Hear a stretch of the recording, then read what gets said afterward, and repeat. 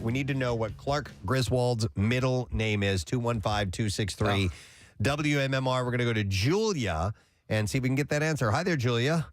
Hi, good morning. Good morning. All right, Julia, so what is Clark's middle name, please? It's Wilhelm. Wilhelm, yes. Hang on, Julia. Got it right. And we are going to give you a $100 Visa gift card. You can witness the beginning of the legacy on Walker Independence, the CW's all-new series, Thursdays at 9 p.m., and that is on the CW Philly. All right, let's get into the entertainment stories. Sydney Sweeney. Yes. Is from Euphoria. Yeah, setting the record straight about the comment she made in July about not being able to take a 6-month break from work. She had told The Hollywood Reporter at the time, if I wanted to take a 6-month break, I don't have income to cover that. She recently clarified her comments in Elle, saying, I was asked if I wanted to have a family, and I said yes. And then I was asked why I didn't have one yet, and I was like, I don't have time to even take a 6-month break. I don't have time to be able to start this family. I'm working so much, and I'm focusing on that right now. Isn't that kind of a weird question? Why don't you have a family? Yeah, right? Okay, and she's playing a high schooler, right? Believe so. How old is she? She's 24. Huh. The White Lotus actress added... Why aren't you a grandma yet? And so it was kind of skewed with the public and taken out of context, which was insane to watch and kind of disappointing, too, because I think that being a mother and a working mother is really important. I want to achieve that one day. She is currently engaged to 37-year-old restaurateur Jonathan Davino. She's probably eating good. Probably working on a family eventually. We'll see. Brad Pitt turned to 2 friends in particular during his split from Angelina Jolie. He recently told the Financial Times that singer Nick Cave and artist Thomas Hausiago were there for him as they were experiencing similar issues. I know Nick Cave. I'm not familiar with the other one. It's interesting because he and Nick Cave had this, and I meant to mention it a week or two ago. I saw it, but we had other celebrity stories. But they are, they're doing sculpting. They make caves. No, they had an art show in Europe. Yeah, I know he's been painting Pitt as well. So he's an architect. Hausiago described the trio as just 3 dudes, and we're just making stuff. And all of the stuff is part of a collective art exhibition at the Sarah Hilden Art Museum entitled We. That's Guess what I get to do? W-E, not O-U-I. I'm currently working in Paris at the We Guess What I Get to Do exhibit. Pitt said, our mutual misery became comic, and out of this misery came a flame of joy in my life. I always wanted to be Guess what I get to do? A sculptor, and I'd always wanted to try it, so he did. There's the flame of love. This is pretty interesting. Bill Murray allegedly hated Chris Farley and Adam Sandler. Yeah. Rob Schneider was doing an interview, and he said that while Murray is nice to fans, he was not nice to the cast of SNL when he hosted in 1993. He said he hated Chris Farley with a passion, like he was just seething looking at him. He added that he really hated Sandler, too, because Sandler was just committed to it, and just like as soon as he would go on, you would see the audience eat him up. I think Bill's one of those guys who probably...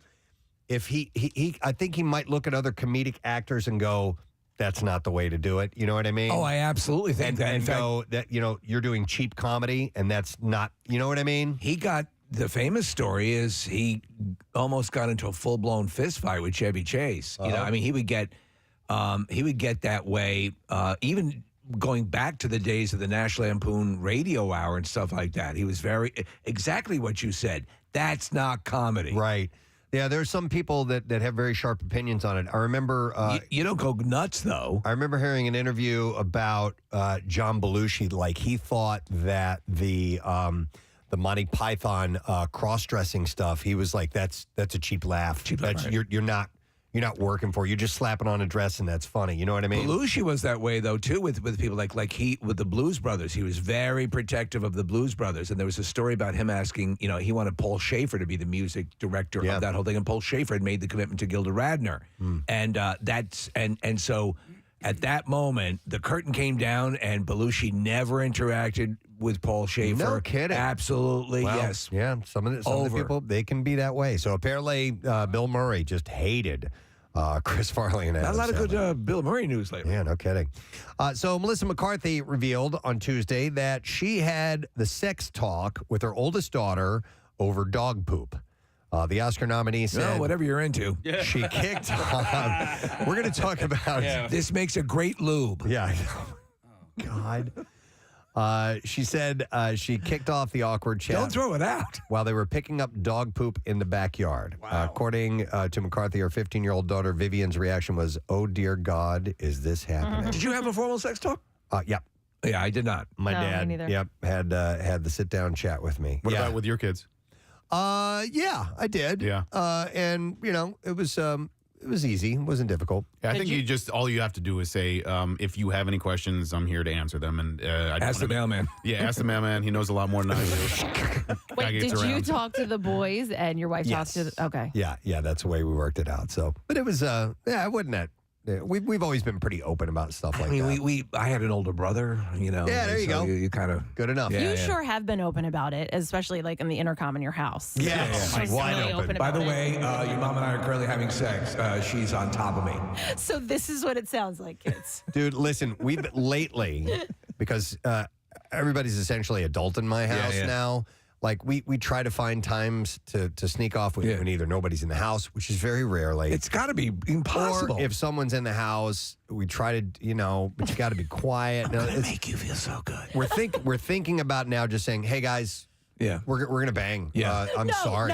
No, you can't traumatize your kids like that. They don't They're want not kids anymore. Yeah, but listen, we had actually, I think we replayed it when you guys were off last week, the conversation about hearing your parents or walking in on your parents and how devastating it was for people. I can vouch for that. For them, don't announce it. I like they to know see what it- you're doing. Just But isn't it important for kids to know that their parents still love each yes, other? and they do. They know that. They Let don't the need to boy know. watch. Let the boy watch. But no, what we're thinking about saying is, look, why don't you guys leave Yeah. for a little while? Or stay. Or stay. But hey, do it if you want to be because- traumatized, Then stick stay. around. You might learn some things. Yeah. You're gonna not hear this careful. sound. You're not careful. You might learn a new position. Oh, God. Find a girl you love, then find some Over the counter drugs. God. All right, let's see. Minka Kelly is working on a book about her life, according to the Hollywood Reporter. That's got to be riveting. The Friday Night Lights alum is penning a memoir of family forgiveness and the importance of finding inner strength for her publisher Henry Holt and Company. Minka was most recently with Trevor Noah. Wasn't she? Who She was with Jeter for a long time. Jeter for a long time. Yeah. In between. That's not all who she is, guys. That's absolutely all she is. Well, we're going to find out all she is because Yeah. the thing is called the book is called "Tell Me Everything." I just wanted to see what's in the Jeter exit kit. Yes, Yeah, exactly. when you are no longer. What kind of toothbrush did you get on the way out? Yeah, so he Here's a would. complimentary bag. Yep, he would have one-nighter bags to give to people. So. Oh, she dated Chris Evans as well. Oh, really? Captain America, yeah. Wow. Okay. Let's see. Speaking of Chris's, Kris Jenner is feeling nervous about her upcoming operation. In Thursday's episode of The Kardashians, a 66-year-old. Told you I could take you to Saturn. They can perform it with their minds.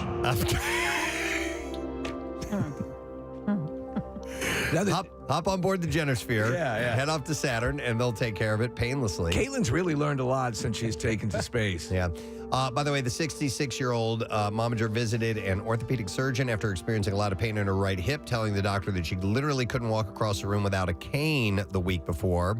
And the pain, she said, I've been feeling seems to be getting in the way of my life, and it's not something I can really tolerate or have the patience for. I have this beautiful, fabulous life, and I have so many kids and grandkids, and I want to share it with them. All I want to do is fix the problem. So she was told she needs a hip replacement. There you Wow. go. Like soon, That's going to be too. a little devastating. Actually, It's so freaking her out because she's yeah. realized she's I of the know, age yeah. where she needs you know a what? hip replacement. More and more these days, the old sort of protocol would be, well, let's wait till you're older, Right. so it's Yeah, not an right. issue.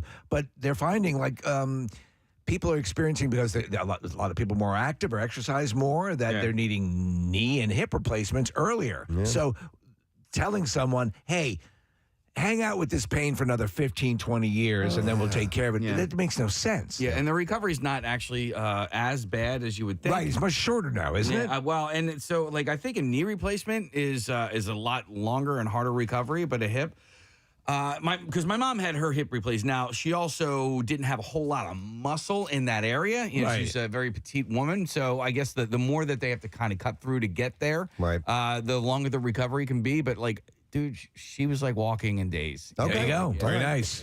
So Chris had said, hearing the doctor say that I needed a hip replacement is very scary to me. It reminds me of somebody older than I feel on the inside and somebody who is going to have challenges the rest of her life. I knew a This dude who is was 41 who had a hip replacement. serious. Yeah. So Oh, I have a friend who had both. Now he has a disease that he had to Okay. have them, but he had both of them done. First one went very well. Second one, they screwed a screw in there too tight, and I guess it was hitting a nerve, and they had to go back in and replace the screw and like loosen it. Yeah. When he got a boner, he farted. oh wow, That's kind of cool. that's embarrassing. You would know when he's That's not what happened. when he's excited, though. You know, That's not what happened. guess he's got a boner. Something's too tight. Yeah. Loosen it.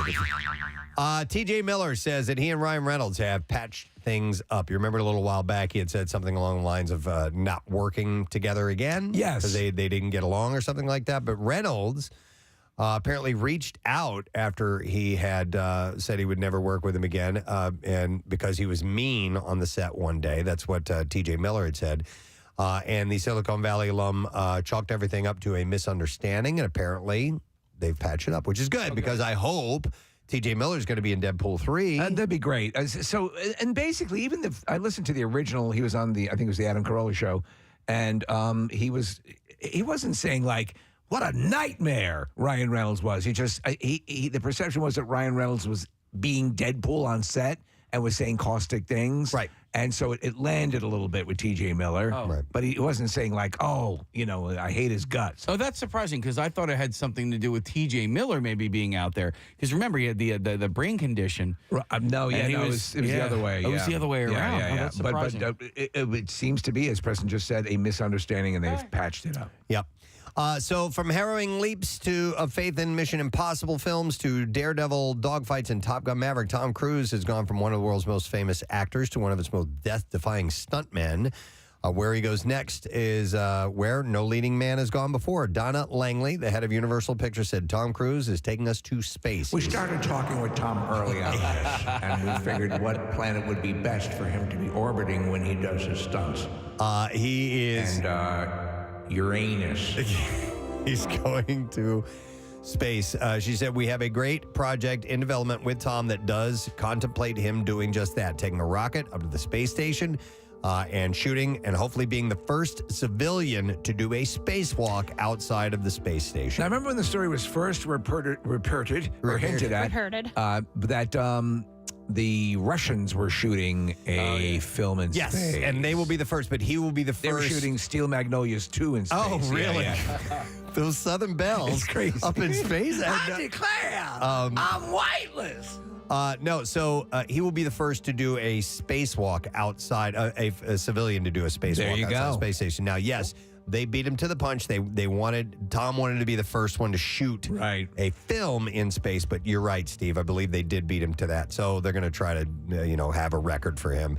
The project reportedly has a budget of $200 million and would reunite Cruise with Doug Liman, who directed him in Edge of Tomorrow, and also American Made. So Langley told the BBC that the script actually takes place on Earth, and then the character needs to go up to space to save the day, and described the protagonist as a down-on-his-luck guy who finds himself in the position of being the only person who can save Earth. So I'm going to ask you, you mentioned they want to shoot in space, and so this my mind goes to this place. If you were to say in space, if all things considered, if you were naked and had you completed a sexual act, Oh my God. would there be enough inertia, or even just perhaps peeing hard, to move you? Oh, every action has an equal and opposite reaction. So I would think that in some small way, Right. possibly. I'm not talking going up to 30 miles an hour, but I'm saying you would imagine that there would be a reaction to that would move you. Yeah, Correct? I would think so. Okay. If you were totally, completely still, I Kathy, would can think you that look maybe into it that would. for us? No, I don't I'm know. not. I'm not. There's a scene in that book that you and Casey and I have read, Preston, Project Hail Mary, and Yes. the protagonist leaves one spaceship to go to another, and he pushes off the Does first he use that spaceship. method? No, he does not. Well, at least in the book that I read, he doesn't. Maybe in the movie version he will. But he pushes off the one spacecraft to Right. get to the other, and he doesn't realize that when he pushes off the first spacecraft, he did a little too hard, and he goes hurtling into the other Wow. one too fast. He's afraid when his spacesuit hits that it's going to damage his spaceship, and he ends up being fine or whatever. But that, when things, and there's a lot of scientific-based writing in that book. So, Steve, I'm sure that your theory has some merit. Probably. Oh, yeah. All right. By the way, that guy would He'd be on a warp factor 6. All right. There are movies opening this weekend, and I'm going to run through a list of them so you know what to watch.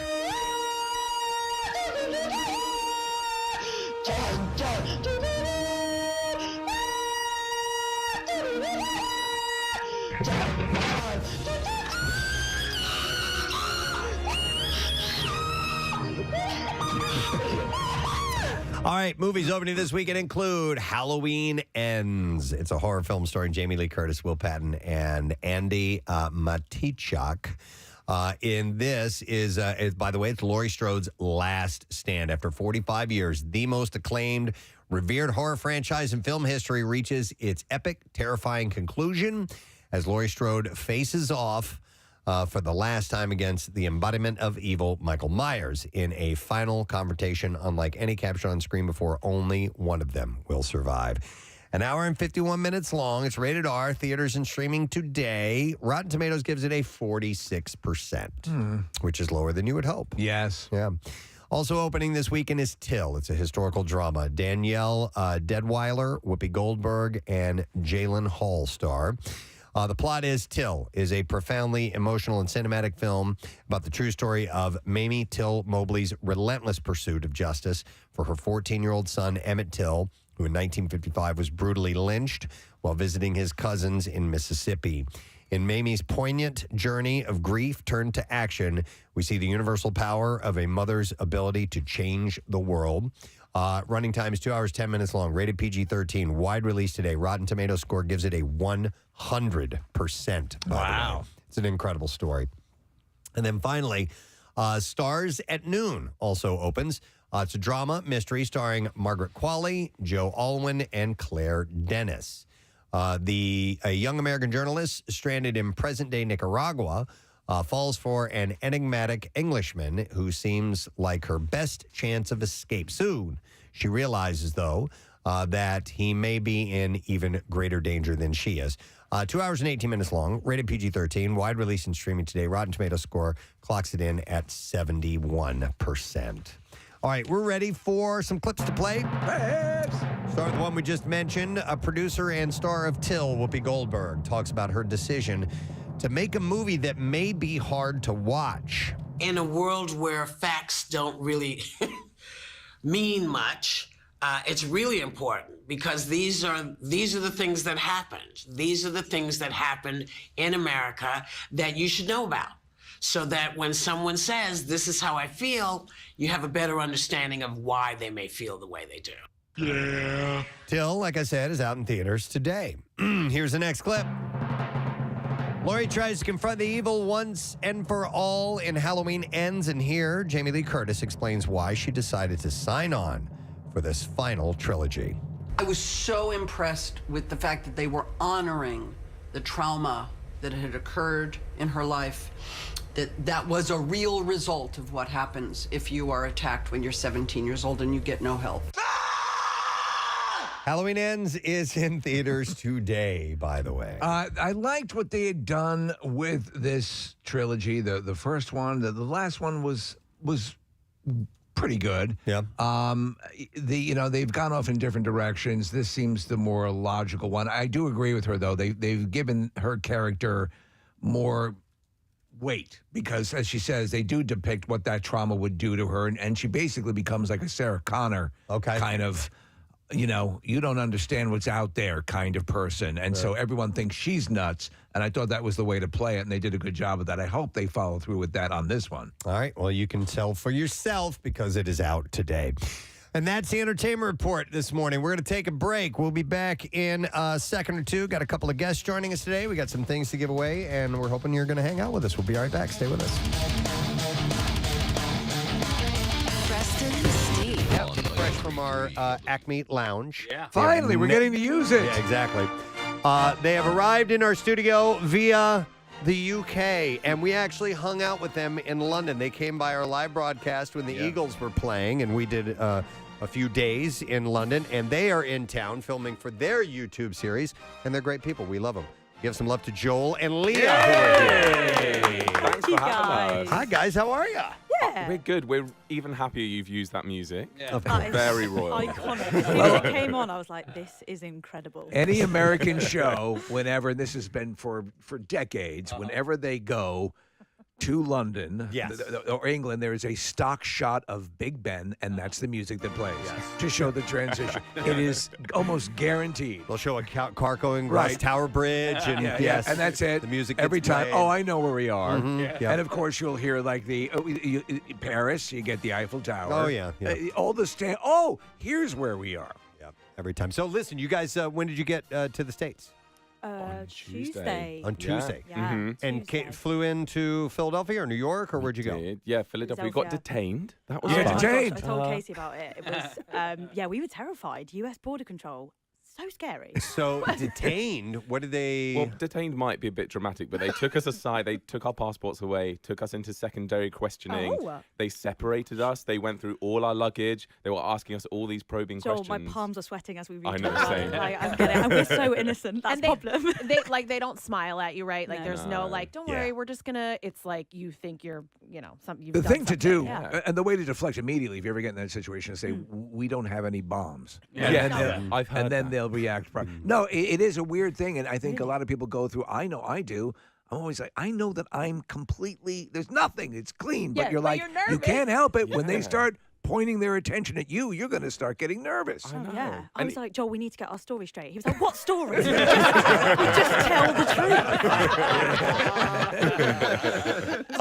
If you're not familiar with Joel and Leah, they have this YouTube series, and they do a lot of comparisons to American culture and British culture, and that's where they jumped on our radar because they'll do fun things like sampling food. I watched a video this morning of you, Joel, driving in the United States for the first time. Yeah. And that was in Orlando, I it's think. playing. Yeah, Oh it my was. Yeah. Listen, when we went to London, after spending a couple days, or in advance, I'm like, I'm wondering if I could be able to drive here or not. And after spending a couple days, actually 5 minutes, I'm like, no. No. Way would I be able to. And London is a major metropolitan area.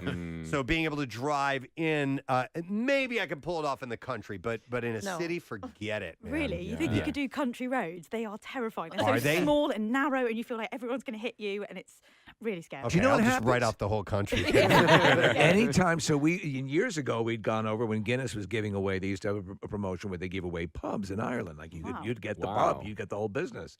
And so we went over, and I don't think we even drove then, Preston. I think Marilyn's friend drove around. Yeah. Like, I'm always thinking of that story years ago when, remember, Matthew Broderick was over, and he was driving with, I think, Aaron, who was Yeah. from Jennifer Jennifer Grey. Grey, yeah. And they were on the wrong side of the road, and they collided with the family, and it was a horrible story. I'm like, nah, because it's such a you've been driving so long here. Yeah. You've trained your whole life. My fear life. is I would just lapse back into the wrong How side. did you like driving on the right side of the road? It was scary, and I did start driving with one foot on each pedal because I drive a manual, so an automatic. And Leah was like, "Why is it so jerky?" And she was like, "Have you got a foot on each pedal?" I was like, "Yeah."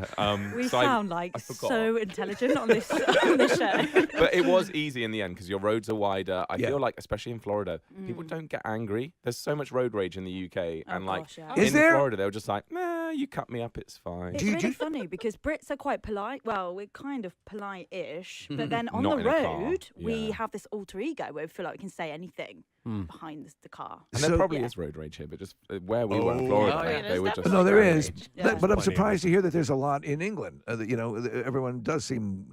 I mean, obviously, you always make these sweeping generalities. Everyone's so pleasant, but you're saying that that's out on the road behind the wheel. It's a different story. Totally different story. But you know what? It's probably not scary to you guys because you're just like, oh, you idiot. Right. Yeah. So while you're in the area, how much time are you spending in Philadelphia and filming here? So yeah, we have 6 days in total. Yeah. Oh, wow. Which is kind of short, but we're hoping to just do all the touristy stuff, and obviously Okay. we're going to try Philly cheesesteak as well. So we haven't First done that yet. time. First time, yeah. So A excited. Philly cheesesteak, you got to try several of them. Yeah, Several. all of them. It's you can't. I mean, they're all over the place. And so, Oh, wow. But we can point you guys in the right direction if you need some places to go to. Yeah. When you travel, because when we came over to London, you sort of feel compelled to do the touristy Yeah, stuff. yeah. But you don't necessarily get a taste of the city or the country when you do that. When you guys travel, do you bang out the touristy stuff and then dive a little deeper, or what's your approach? It's really funny. Tell them about the love thing. Well, yeah, so everyone was banging on about the love sculpture here, and like, you need to see it. And then we got there, and it was just like this It's tiny just little tiny. love Yeah, sculpture. right. we looked at it and we went, no, surely not. Surely not. Surely But we not. do try to hit all of the touristy stuff. Wait, so you didn't like the love statue? We just I went, thought it'd no, be we've not huge." come halfway across the world for that. No, come on. Like, Make it's all it make very sense. cute. Like, oh, it's nice. Love's great. We love love. lovely. Oh, we But love love. It's just a very small sculpture. You're right. It's not. It's unimpressive. Yeah, it's not like an art masterpiece. As in, wow, how did they make? It's the that, word you love. know? Yeah. Yeah. Yeah. Yeah. It's But like it's a nice positive message. It's, Yeah. We thought, no wonder they detained us at the airport. They don't believe we're tourists. There's nothing to see. Right. They're just bored.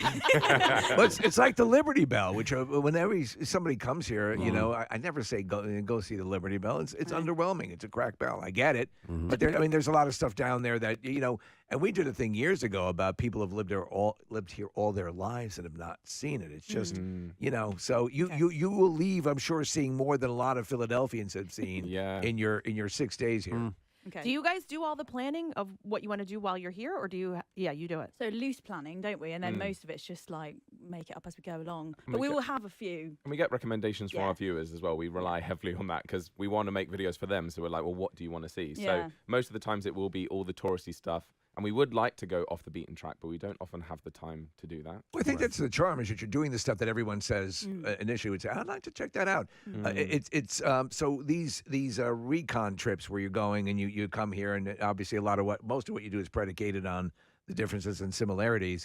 How many times a year, outside of a COVID scenario, would you make the trip to the States? Yeah, we used to do quite a few, didn't we? Yeah. And then COVID just sort of meant that couldn't happen. So, Maybe what we're 3 aiming trips a for. year? At least 3? 3 or 4. Yeah, 3 or 4. That's cool. Yeah. I feel like 6 days, you can get like everything done and Yeah. then some in 6 days here. Yeah. Like, no Yep. doubt. I don't even know what you've done so far and what you have planned for today.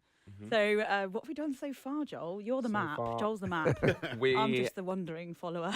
we went to Reading Terminal Market Okay. for breakfast. Good cause. Loved it. That was nice. Well, and did then you have did you go to Nick's? Because there's a one of the shops in there has what has been labeled the greatest sandwich in the United States is Wow. at Reading Terminal Market. Really? Did they just write that on the poster, Yeah, or did they I actually? They been no, they made? didn't write it. It was I can't remember which foodie or which but it was like Yeah. it wasn't a Philadelphian who said it. It was Okay. somebody who has toured the whole country and said this is That the is the greatest. best sandwich. You will bet. There's a lot of great food here. That's one thing. I mean, Philly, over the course of the time that we've been doing the show, has become a real foodie city. Yeah. So there's a lot of great stuff to check out. And as Preston was right, you can't do one cheesesteak. You're going to have to do a Okay. couple. Okay. Yeah, well, That's fine with That's us. interesting. Yeah, I can see the title now of that video. We tried the best sandwich in America. Yes, That'd yeah, be right. quite good. That'd be Yeah. good. We also talking about soft pretzels. Apparently that's a Apparently Philly that's a thing. Someone is. said tomato pie. And then I Yes. told that to someone, and they were like, "What is Yes. that?" That's Is what we that- call what it is too. that? Tomato Oh, pie. tomato. Tomato pie. Tomato pie. Yeah. So yes, it's kind of like pizza. Okay.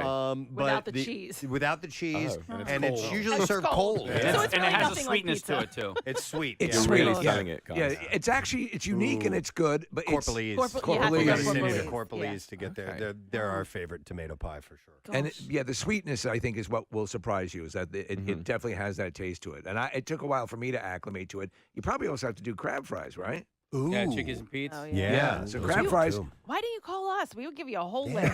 I There's listen, so much food I choice, put her. yeah. I put Leah in touch with Marissa. I said she is Philadelphia, like Right. and anything and everything that you need to know. And actually, because you're Greek as well. Yeah.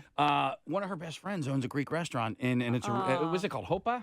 Oppa. Yeah. Oppa. Oppa. Yeah, I love and that. so she owns a nice restaurant in the city of Philadelphia. But like, That's if you awesome. really needed to consult anybody about anything you needed to see and do in the city, Marissa's your person. Is there a Sixers game while they're here? There's a Sixers, yeah, and LeBron James Yeah. is in town. Is LeBron that, James. wow, you're joking. Yeah. Wow, I thought I pretended to be a fangirl then, but that's quite impressive. Isn't Yeah, it? Is that at the Wells Fargo? Yeah. Look at you. Yeah. Well, I did do a little bit of research. So, yeah. Where are you guys staying in the city, downtown? Yeah. Okay, cool. So we won't say where. No, No, not no, exactly. no. Yeah. Last time we said where we were in a Oh my hotel, gosh. we just got so much food sent to the hotel, so maybe we my should gosh. say it. Honestly, We they got kept Cuban calling sandwiches, us. we got cheese, deliveries of just cheese, because we said on a live stream how we We wanted said we were hungry. cheese. They and started then- sending food. Yeah, Oh it my was God. amazing. Bruno Brothers. That's very cool that your viewers are that Yeah. nice and that look Amazing. out Oh, for they you. are, yeah. We And- got to send them to Italian Market. Take a look Yes. at that down that way because you mentioned cheese. De Bruno Brothers is down there, right? Yeah, De Bruno's actually all over the place. Are you Yeah. guys You know- museum people? Nah. We've got a cool one. We've There's got one a called super cool The one. Muter Museum. It's Yeah. written like mutter, but it's pronounced Muter Museum, and it's oddities and it's weird like medical Medical. anomalies and stuff like that. And it's a really cool building on top of it. So if you want to go see some weird, gross stuff, Yeah. Philly's your place. They have We a, like like a that. gigantic colon. Yeah. I mean, As a literally, matter of I mean, fact- like I mean, the Okay, wow. weird. They have the skeleton of what was the one time the tallest man in the world? Yes, right. Yeah, I was at the Casey Musgraves concert last night at Oh, the wow. Wells Yeah, at I the saw Wells she was Fargo on. Center, and she has been in town for the last couple of days. She went to the Muter Museum. Oh, and that's awesome. If Yeah. it's good enough for Casey, it's good Good enough enough for for us. us, yeah. Yes. We It's were all reading right. all about her in Nashville at that country music museum, weren't we? Yeah, we did. So I say we don't like museums, we actually do. Yeah, it depends. Just not modern art. I don't like modern art know. museums. All right, we will. We'll steer you that way. Well, I see that our callers are getting on the line, and I think I want to take this out for a spin because one of the things that always surprises us here is when we'll be watching a show, a movie, something like that, and you get to know a character, even sometimes over a few seasons. And then we'll hear an interview with them, and it turns out this person who we thought was from America is a Brit, and they have mastered the accent. And in fact, Kate Winslet, Yeah. a show called Mayor of Easttown, which took place in this area, had to master not only just the American accent, but specifically, she took it from where Casey is from, Delaware County. We call it Delco. Yeah. So it's got a very specific accent, and she said it was the Yes. They do? Yeah. I thought they might. You know what I get more though is thanks a lot. You didn't tell me about the accident on the turnpike or like whatever it is. I'm like, oh, sorry, I forgot That's what that's friends where are you for, travel. right? Yeah, to complain. I mean, we can all, you can grab an app and get an idea. Right. But I still, like, if I was leaving the show and I was going to to the airport or something like that Absolutely, important, yes. I'd be like, Kathy, guide me. Yeah. Give me the right way to go. I feel like I've done that before, or at least asked like a weather person. Yeah. Hey, real quick. I have. What's the traffic like? What's the traffic like? Hey, Cecily, what's the traffic like? Oh, I used to text Belarus and say, what's Yeah. the shore like this week? Because he and I used to have shore houses down there near each other, so we would often see each other. So I'm like, is it worth going? Like, are we going this weekend? What's happening? It's cool. Yeah, it helps. Hey, and you know what? And I know we're going somewhere real quick. I've been getting a lot of texts about Camp Out for Hunger and people wanting to volunteer. If you go to WMMR.com, you can click on Camp Out for Hunger. There is a portal that you can click on that takes you to Phil Abundance volunteer page, and you can volunteer for Camp Out for Hunger. I mean, so you have to go there. It's all through Phil Abundance, and you can click on like exactly which time frame, window you want to volunteer. Right. By the way, it's all there. Try and make it as easy to navigate as possible. Speaking of Camp Out, this is our 25th Yes. Camp Out for Hunger, so it's a big one. And so therefore, I'd like to put the call out if you've never been throughout all these years, for whatever reason it may be, or if you've never donated, I'd like to ask maybe this be the year that you make yourself available. That'd be great. And if you're around and you were at the very first one, drop on. We want to hear stories for 25 years. Most definitely. Remember that guy Tom that hung out all week long that one year? Yes, very, very early on. Yeah. I want to see what Tom's up to these days. Yeah. So anyhow, it's coming up November 7th. Details at WMMR.com. I think we need to go to the Just Saying Institute today because there have been some medical studies and clinical studies and things that we need to pass along information about. The Just Saying Institute, home of the newly opened National Aeronautics and Seamen Administration. Oh, my God. Wow. Well, the first we've learned things. Yeah, we did learn things that actually, yes, if there's something excreted from your body, it may cause an opposite force and actually move you. If you're in space. In the vacuum of space. Yes, we actually got corroborated by a high school physics teacher had texted in about that, right, Nick? Yes, sir. Okay. And you both had valid points. Okay. Let's just leave it at that. Well, listen, we're going to start with penis rings at the Just Saying Institute. I didn't even know. So we're kind of in the same ballpark there. Huh. Men should avoid using metal penis rings, according to sexual health doctors. I kind of always knew that. Yeah. I know. Yeah.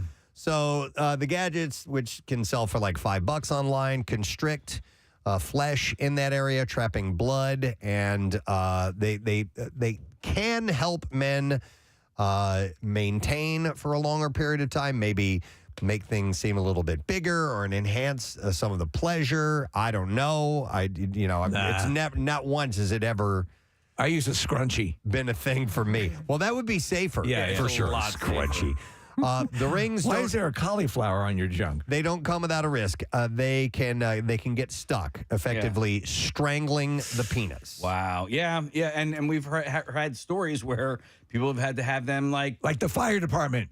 Come in and remove them. Yeah. So it says in this story, apart from an embarrassing trip to the ER, this can also cause parts to die from lack of oxygen if they are not treated quickly enough. In rare cases, men can need to have their member amputated. Anytime you prolong, or there are people who will leave them on. Yeah. And anytime you bind something like that on your body, you like foot binding. I was reading about the history of foot binding, which was a common thing. Yeah. I don't know if they still do it. Yeah. But, you'd have these nice petite feet. But what would happen quite often is that, Preston, you're saying circulation would die off. Yeah. Toes would have to be removed. Yeah. So I don't go to these websites, but I have a friend that does go to these websites that have these videos I on understand about your friend. Yeah. And so when my friend will browse before, landing on a video that he likes, you don't always see that, that is going to be part of the entertainment. Your friend doesn't like it. My friend does not like it. And when my friend sees it in the video, he's like, nah, wrong one. And then he goes back to the browsing what a time waster. center. Yeah, it is. Your friend and I would get along. Metal rings have less elasticity, which is why they are more likely to get stuck. In comparison, there are rings that are made of less robust material, like rubber, and those can easily be cut off in an emergency. So doctors are recommending you use something like that. Could you imagine any situation that would find you in the emergency room because of something you electively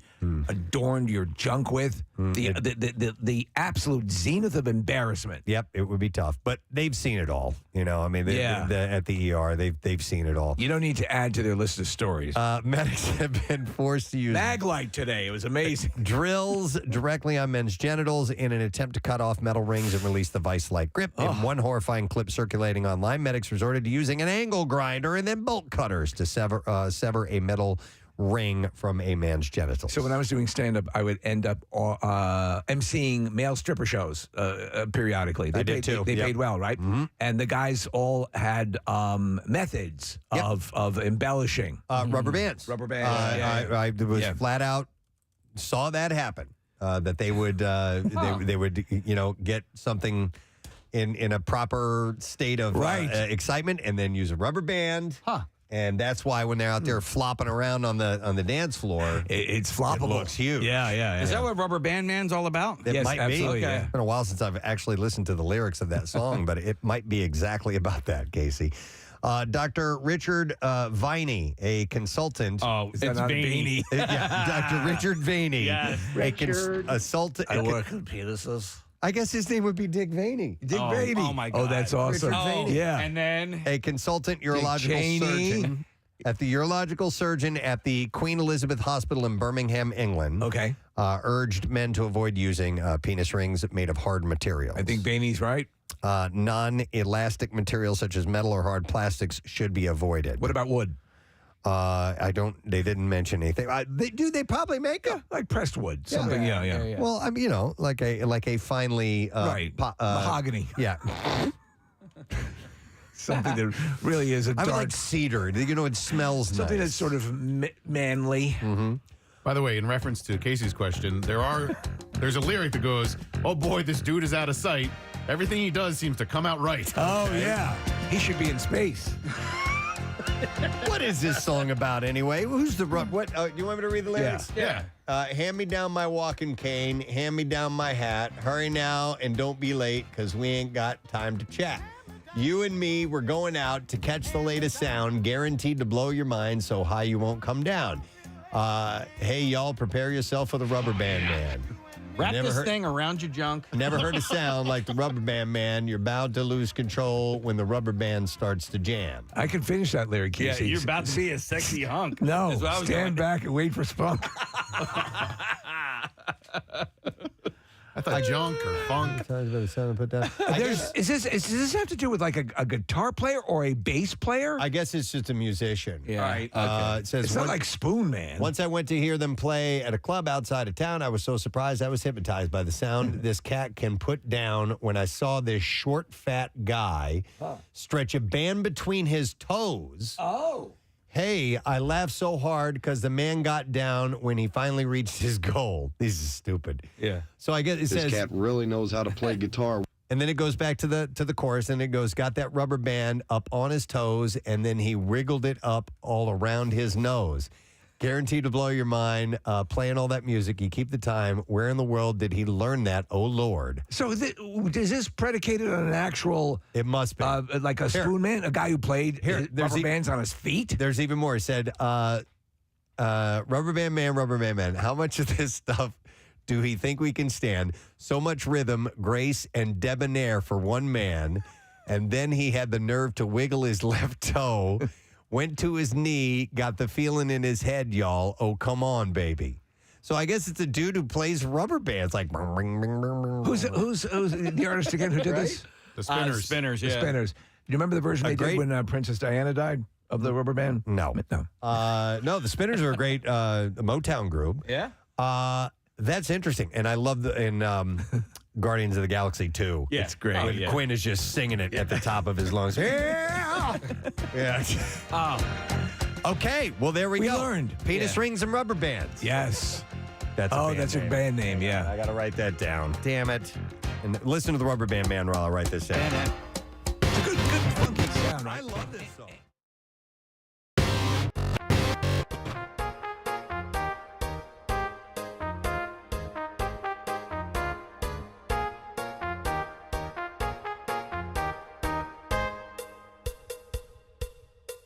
Find something else here for you. Back to the hallowed halls Yes. of learning. A genetically engineered cold sore virus Yes. is the new hope to beat cancer after scientists found that it could eradicate or shrink tumors in terminally ill patients. This blew my mind. Yeah, patients were injected with the weakened form of the herpes simplex virus that has been modified to kill cancer cells in an early trial at the Institute of Cancer Research in London. So, Kathy, it actually attacks the cancer cells. But does it cause herpes? I don't know about that. Yeah, I would take Kathy's like, herpes over cancer. Herpes, cancer? Yeah. I don't know. I don't know. What looks better? The injection is given directly into the tumor, attacking it in two ways, by invading the cells and making them burst, and by boosting the immune system, because your immune system kicks in to try and attack the herpes. Yeah, no. I love this using your body, all of this stuff, using your own body's resources to battle these things. So RP2 is what it's called. It was tested on 39 patients with cancers, including people suffering from skin, esophageal, and head and neck tumors. That's amazing. A patient from West London has hailed the drug as a true miracle after he was able to go back to work as a builder. Overall, 3 out of 9 patients treated with RP2 saw their tumors shrink. 7 out of 30 patients who received the drug and immunotherapy also got better. So it's not like having sweeping success, but it is showing It's mitigating. some. Yes, and that's something to be very excited about. Yeah, and it says while larger studies are needed, the drug could offer a lifeline for those with late-stage cancer. So it seems to be, you know, not like an early treatment. It's as it's already in place and underway that this might be something that can get in there and attack those cancers. It's quite conceivable that at some point your doctor will recommend you make out with a hooker. Maybe. Yeah. Maybe. You know, maybe there's a natural way to go about it instead of an injection. Kathy doesn't like needles. She doesn't like that other stuff either. No, so nothing. This is a bad idea. She's an apple girl. Kathy's wearing a shirt with a variety of apples. It's got like 30 apples on the front here. And she was pointing at the ones right by her nipples earlier. It was pretty classic. Oh, wait. Which apples or nipples? I said, I was like, Preston's like, let me see the apples on there. So I go, these are my favorites. She goes, these are my favorites. And she does like a circling motion around her nipples, which was awesome. But listen, I love hearing stories like this, obviously, but then you have to keep in mind, especially because, it gives hope to people who are actually dealing with cancer. Yes. Yet, a lot of times it's going to be a decade before things like this, even if they work, can be ready for people. And it's horrible that it happens that way, but it has to happen that way. Realize, though, there were things that were started 8 or 9 years ago that are coming to fruition now. Exactly. And that's something that Hope Springs Eternal. Now they're saying there is a way to fight herpes by getting cancer. Oh, stop it. Now they realize that's not going to be as popular. No, not as popular, but still needed, I think, at some point. All right, so that's good news. Let's see what else we have here from the Just Saying Institute. Memory loss and cognitive impairment may be detectable up to 9 years before an official dementia diagnosis, according to research offering some hope for early intervention. Well, we just found out about treatments that are really slowing the progression of dementia and Alzheimer's. Yeah, and you had said that there's a study done that Viagra... Viagra's having an incredible effect. Is supposedly showing signs of maybe being able to treat that. But Alzheimer's and dementia are hard to treat, as diagnosis usually comes after symptoms appear, at which point it may be too late to alter the course of the disease. So if you could get a big jump on it, you could. The goal would be you live a full, healthy life with, maybe you're slightly forgetful, but you're not in the throes of a life-destroying situation. Mm-hmm. Cambridge University doctor Noel Swading-Whippywong. Are you serious? Stop it. That is the most English name ever. Is your name actually Swatting Whipping Wong? It's Swatty. Swatty. Woody Heaping. Woody Heaping. Oh. Here, look. Wait. That's the name, Case. That's not even English. That's you spell the last name SWADDIWUDIHIPONG. Oh, my God. Swappy doopy doopy doo. Whippoorwill. No, Swatted Whipping Boom. Tell you, he said, however, when we looked back at patients' histories, it became clear that they were showing some cognitive impairment several years before their symptoms became obvious enough to prompt a diagnosis. Cool. The impairments were often subtle, but across a number of aspects of cognition. So researchers, they went back into this database and they collected health histories for participants, which included tests on problem-solving, memory, and reaction times, and data on the number of falls they had suffered. The team found that those who went on to develop Alzheimer's and a rare form of dementia, which is called frontotemporal dementia 5, they did it 5 to 9 years later. They had poorer results in reaction times and in problem-solving and memory tasks, including number recall, than those individuals who remained healthy. So they look back and they saw the stuff from 10 years ago. and they could see the predictive. And they could see that they had these things in common once they were diagnosed with We have audio Alzheimer's. of one of their patients, Preston. Is there some Shut of the just improv that you have been known to, become to known So as? they followed this gentleman over the course of years, and everything actually corrected itself. Those later diagnosed with Alzheimer's were also more likely to have suffered a fall in the previous year. I've heard that. The findings could help doctors identify high-risk individuals well before a diagnosis is made. When you go to the doctor for not necessarily Dr. Mike, but when I've gone for tests and things like that from other doctors, a lot of times they'll ask me, "Have you fallen in the past?" Every time, couple of months. Even the dentist. Yeah. Wait, even the dentist. I get mad when they ask me. I'm like, I'm not that old. No, I didn't fall. Well, you know what? Stop yes, asking me these dumb questions. it is. Dr. Mike. But stop and think about to ask this old woman with the apples on her chest. What's your favorite? Yeah. But I'm wondering if that might be. If they ask that because it might lead to other issues you're having. I also think it's probably something they want to ask because as you're, whatever they're doing to you, getting up, to be aware that you're maybe not the most stable. But I'm sure that's also part of it as well. But like Kathy, I mean, usually it doesn't pertain to what I'm. Yeah. Right. When I'm there to get checked. Can you know what I mean? dance the Watusi? Wait, this. I think so. I think so. How does it go? Yeah. This I can do the mashed potato, but I was just gonna say I have a question, switching gears, but I don't care. Nah, you go two ahead. are like, I don't even know We're where having you fun are. I over don't even know where Trying you to are right now. perform science here. Wait, do you get the question every time I go to the doctor? I get the question: do you feel you're in any harm at home? Yes. Has anybody hurt you? You guys get that too? absolutely. Okay. Yeah, But they they'll ask ask us that to- of everyone. Yes. They have and- to. Yeah, they have to. I think it's they're required.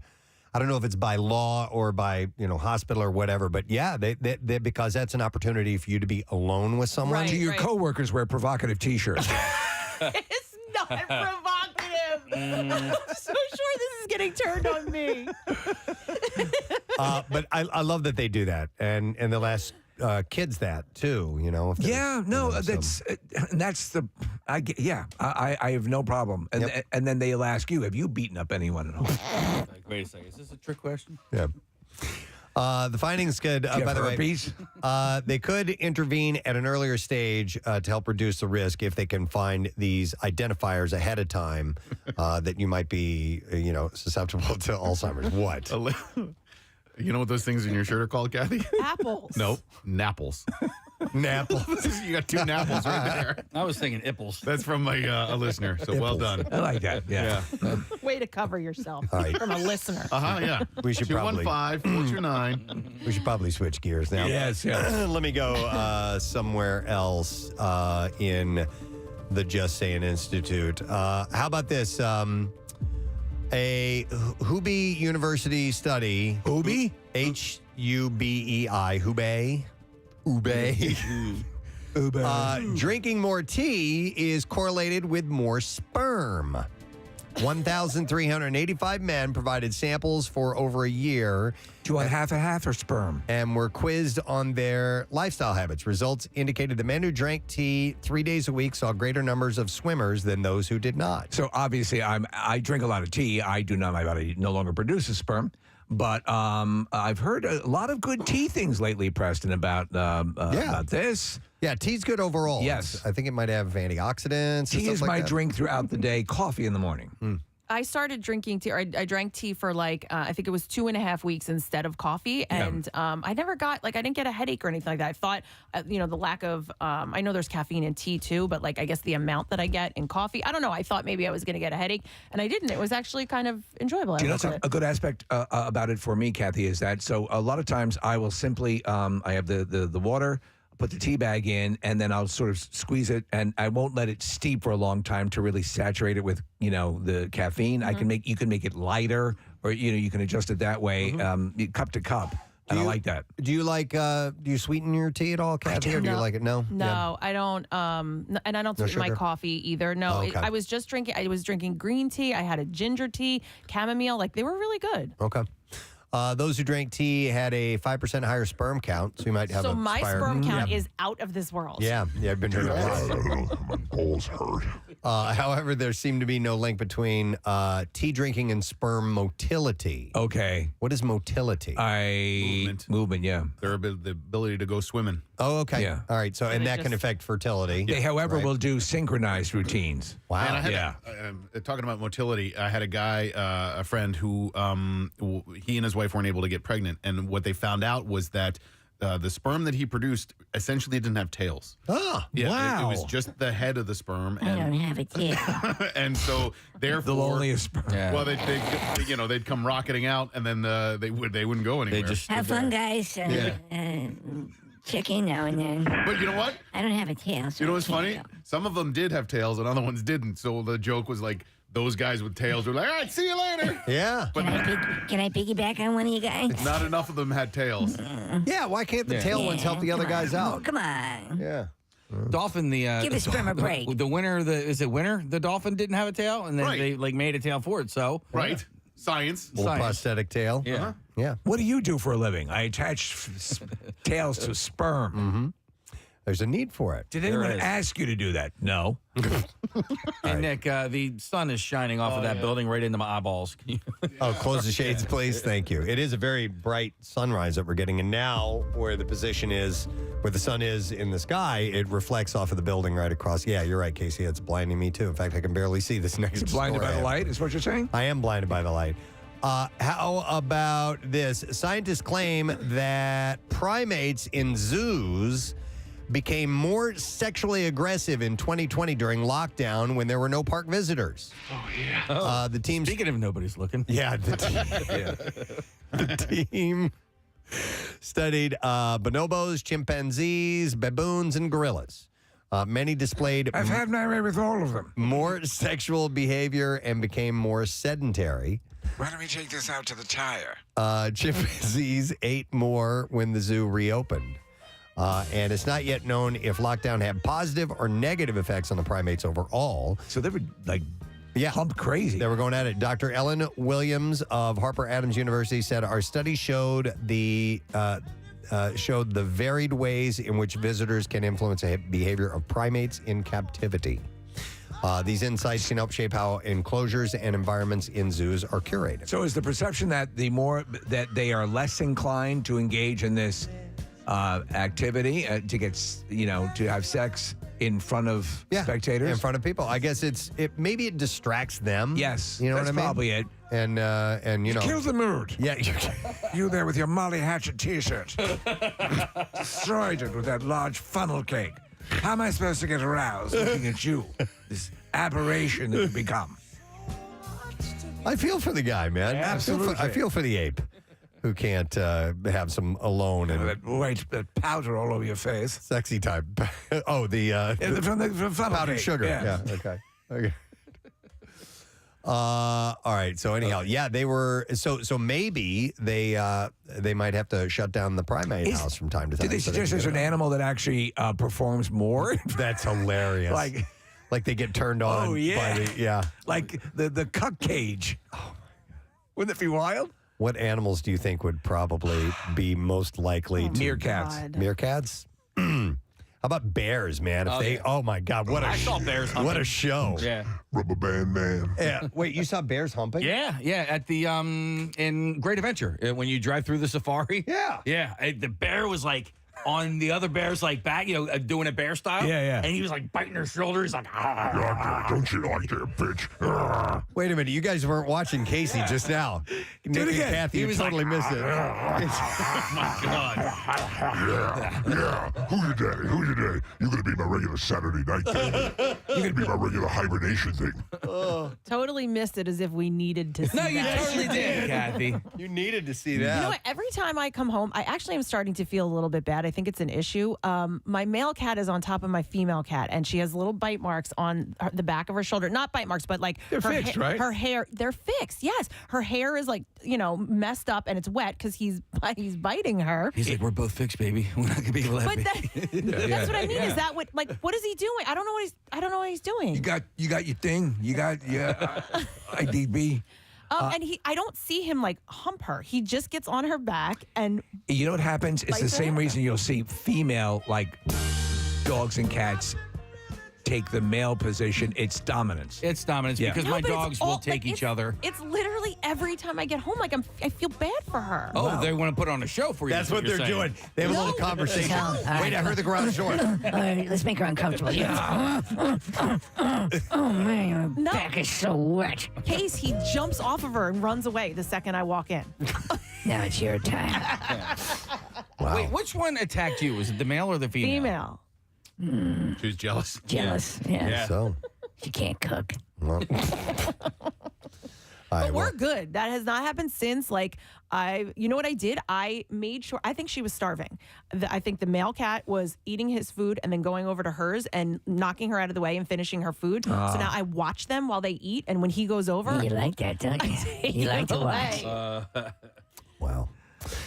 All right, well, anyhow, I think we got to close up shop, gang. We learned a lot. Yeah, thank you for coming by the campus today and being part of the Just Saying Institute.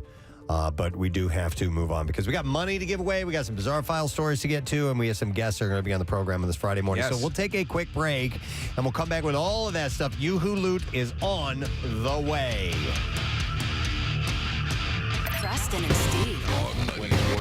For it, yeah. That's incredible. So we wanted to do a game with you guys called Brit or Not a Brit. Ooh, fun. Gosh, okay. We have a series of callers Okay. that are going to speak. We've given them something to say. Oh, gosh. Some of them are British and some of them are American, but they're all going to be attempting a British accent. Okay. Or just You talking. have to determine whether they are legitimately British or not. 100% Joel's going to be really good at this. Oh, yeah? I'll think, try. yeah. I did a degree in Particularly- linguistics, Yeah. so Well, there you go. That's I love good. accents. But I say that I probably, I'll be terrible. Okay. Well, the funny we'll thing find is out. that, as you know, because as you know, you're obviously spent a lot of time in the States.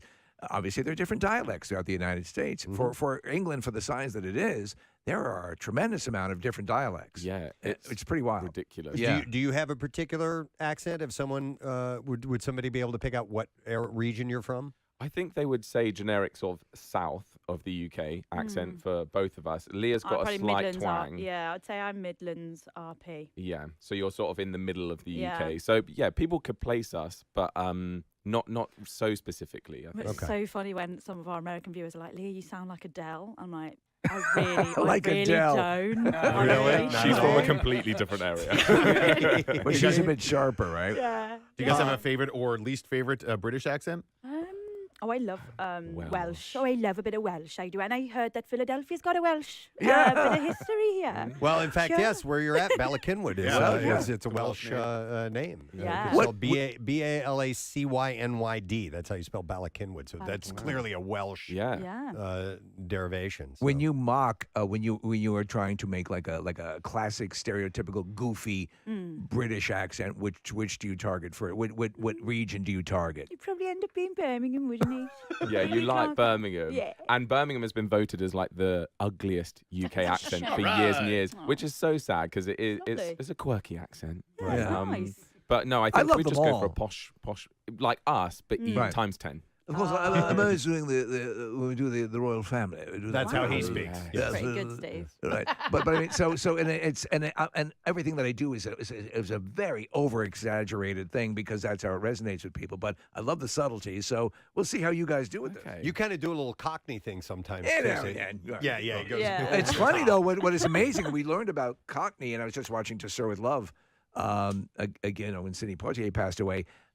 That Cockney speak, that jumbled That word, ryming? Yeah. Oh, Cockney rhyming's Can you fun. follow it, or do you need to be from the neighborhood to know what some of that stuff is? It's almost like speaking in metaphors. Yeah. Like, Yeah. Yeah.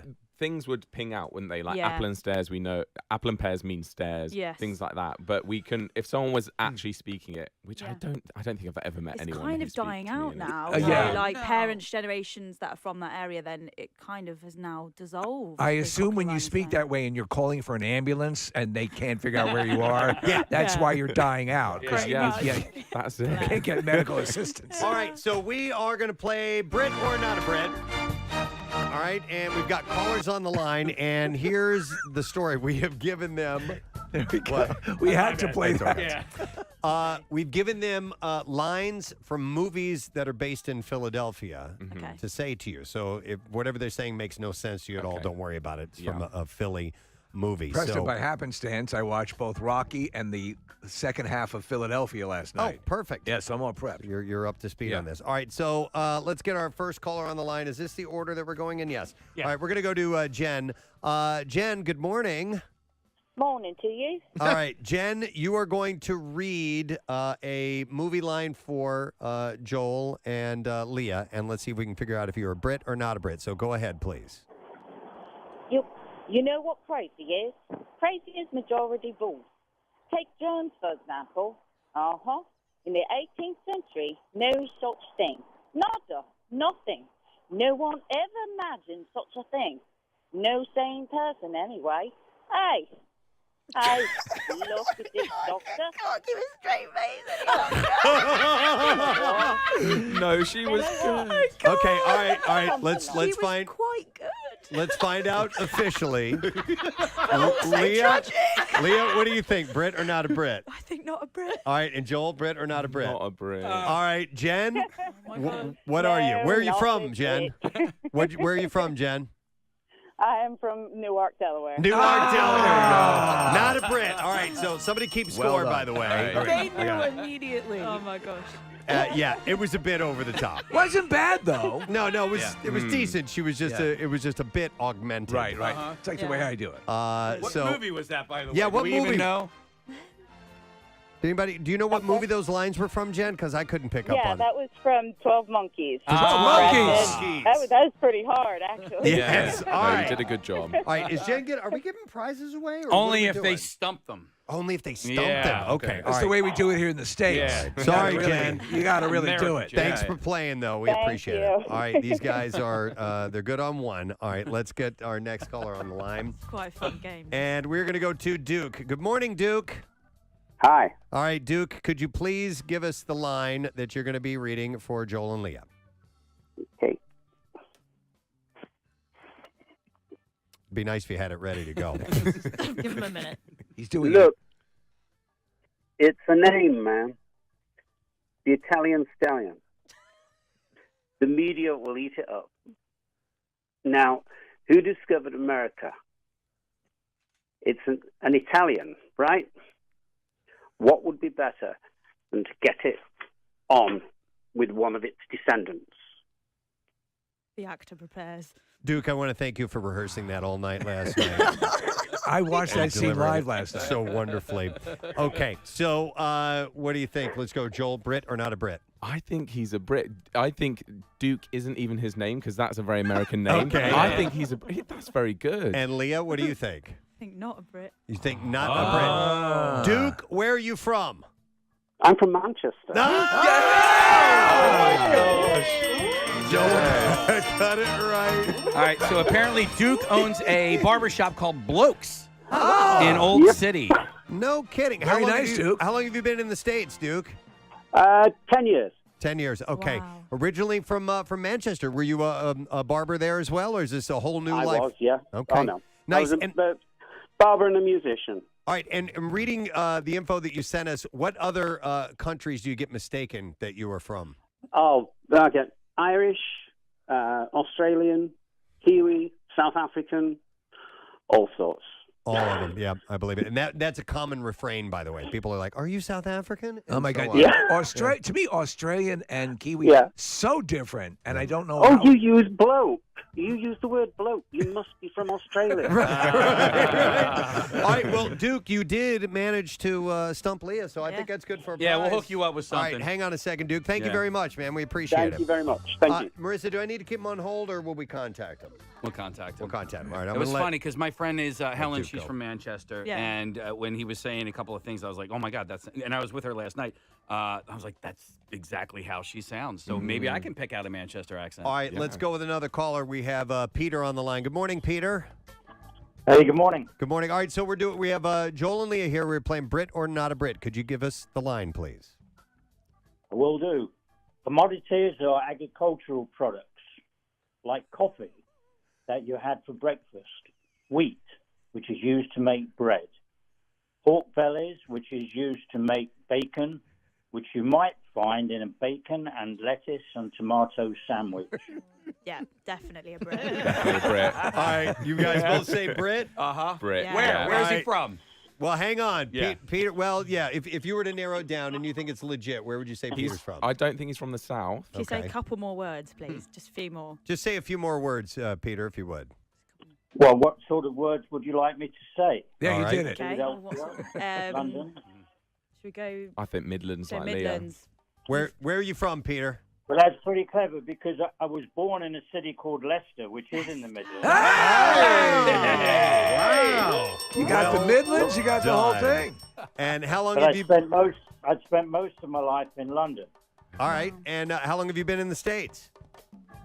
40 years. 40 years. Damn. Good for you, man. You still sound like that? Yeah, that is not faded whatsoever. No. All right. Well, thank you for playing, Peter. Unfortunately, you didn't stump these guys, but we appreciate you calling in and thank you for listening to the show. It's like Thank you. It was All all right. fun. Take care, Peter. normally an accent would go away. That's why the hilarity of having Scotty on Star Trek had that complete. Yeah, I had when I was a kid, I had a very thick Southern accent. Right. I lived in the South growing up, and my parents speak with a Southern accent, but I shook it along the line. By the way, that was Ralph Bellamy as Randolph Duke in Trading Places. Yes, Thank thank you you for very the much. lines, yes. Yeah. All right, let's get another caller. We have William on. Hi, William. Good morning. Morning. All right, William, we are playing Brit or Not a Brit, and Joel and Leah want to hear your accent, so give us the line, please. What? Are you kidding? Sundays? I love Sundays. I live for Sundays. The whole family's together. Mum makes brioche. Dad puts the jersey on. We're all watching the game. Yes, it drives me crazy. And yes, I was negative. You didn't even know that I loved it, Nikki, but I did. I just didn't appreciate it or you before. Okay. The thing is, he could be a Brit. He could be a performer. He could be performing right now. Mm-hmm. Okay, but what do you think if you had to? My initial instinct was pretend, I not think, a Brit. yes, I don't think he's a Brit, but that was a very good attempt. When he said brioche, I died. Yeah. All right. William, where are you from? Yeah, that's not even fair. That was spot on. Oh, he's from Delco. He's from All right, William, they found you out, but thanks, man. We appreciate it, buddy. All right, let's see. It's pretty. Yeah. You know, it's funny because all you have to do in many cases is convince people here. And so, you know, the hard part, that's why when you do pass muster, when a Kate Winslet pulls off something as mechanically difficult as a sub-accent, sub-dialect here, it's an amazing thing. So the way he said yo, he said yo. That's how you say it in Delaware County. In Delco, yo. But you can so far, you can hear them trying. Yeah. You know what I mean? Hard. Like the Brits are just natural in That's speaking. why like when Meryl Streep pulled off the Polish accent in Sophie's Choice, you'll have dialogue and dialect coaches on set. Right, to right. keep- yeah. That's how hard it is. And by the way, you should visit some of the places that are named for English cities. Like you should definitely go to Chester and Camden and Kensington. No? No, You won't make Those it are like home. the high crime really? areas. Yeah. That was that was a movie set in Delco. That was Silver Linings Playbook and Bradley Cooper's character. Ah, thank Well you, done. Nick, for the clarification. All right, we have another caller on the line. It is Susan. Good morning, Susan. Good morning. Okay, Susan, we have Joel and Leah here determining Brit or not a Brit. Could you please read what we sent to you?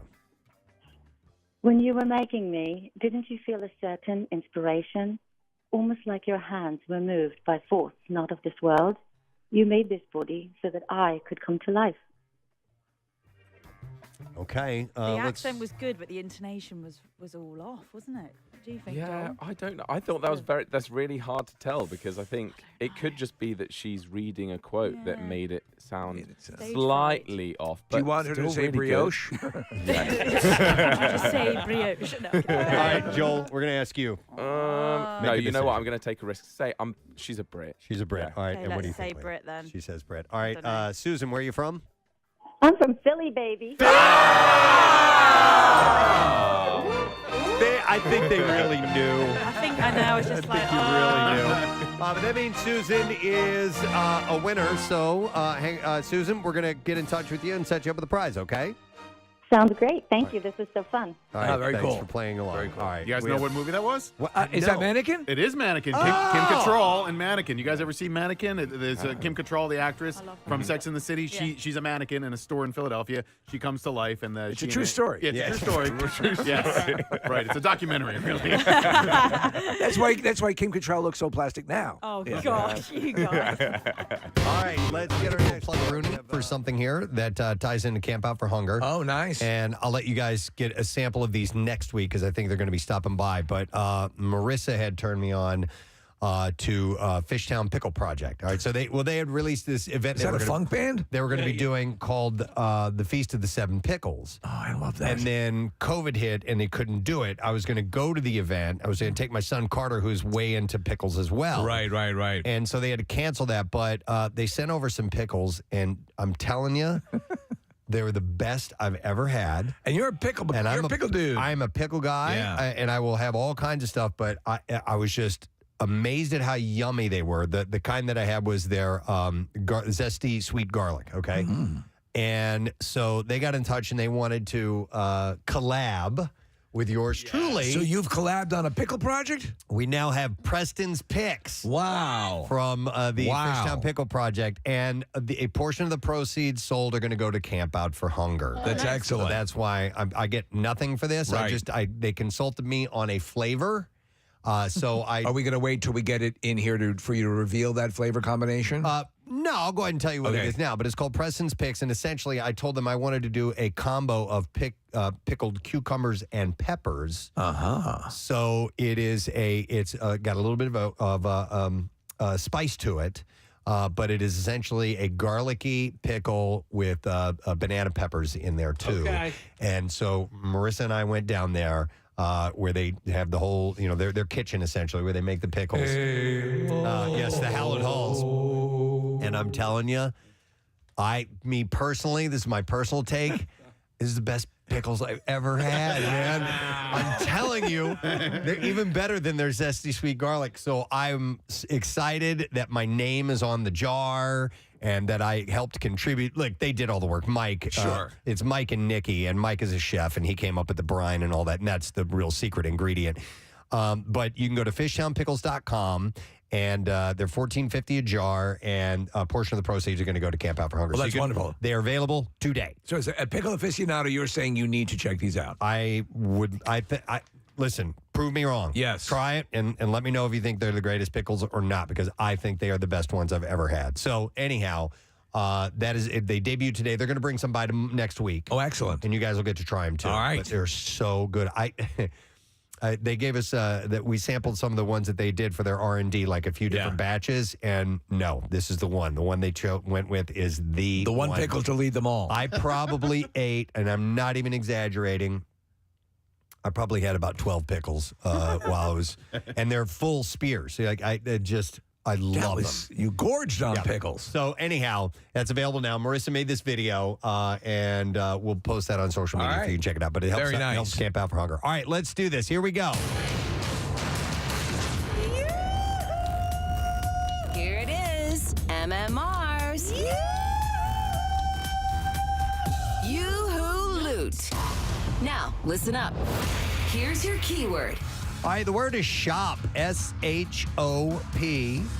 And you'll have until 15 minutes after the hour to enter that. 3 ways for you to do it. You can text to the special contest short code number, which is 45911, or enter it via the MMR app or at WMMR.com. Again, the word is shop. And one random entry wins $1,000 in our company-wide contest.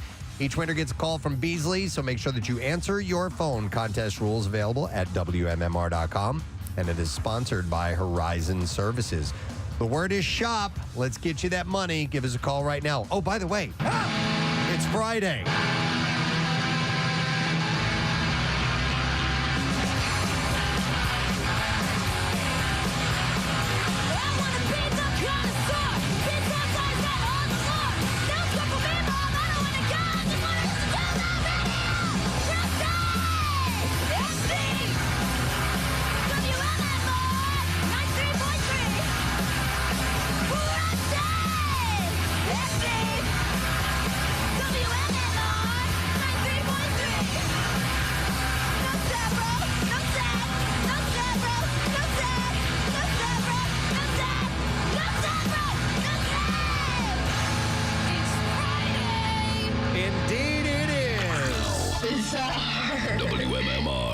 presents Preston and Steve's Bizarre File.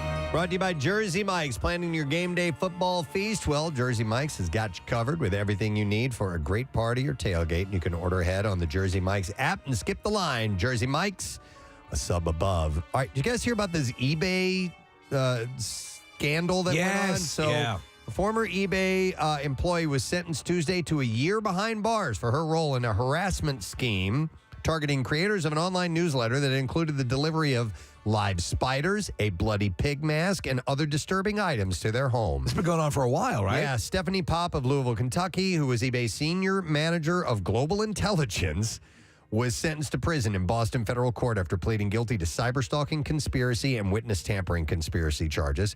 Stephanie Stockwell, former manager of eBay's Global Intelligence Center, was also sentenced. These are higher-ups that are getting busted here. Yeah. Sentenced Tuesday for her role in the scheme, but avoided prison time. She was ordered to serve 2 years probation with the first year in home confinement.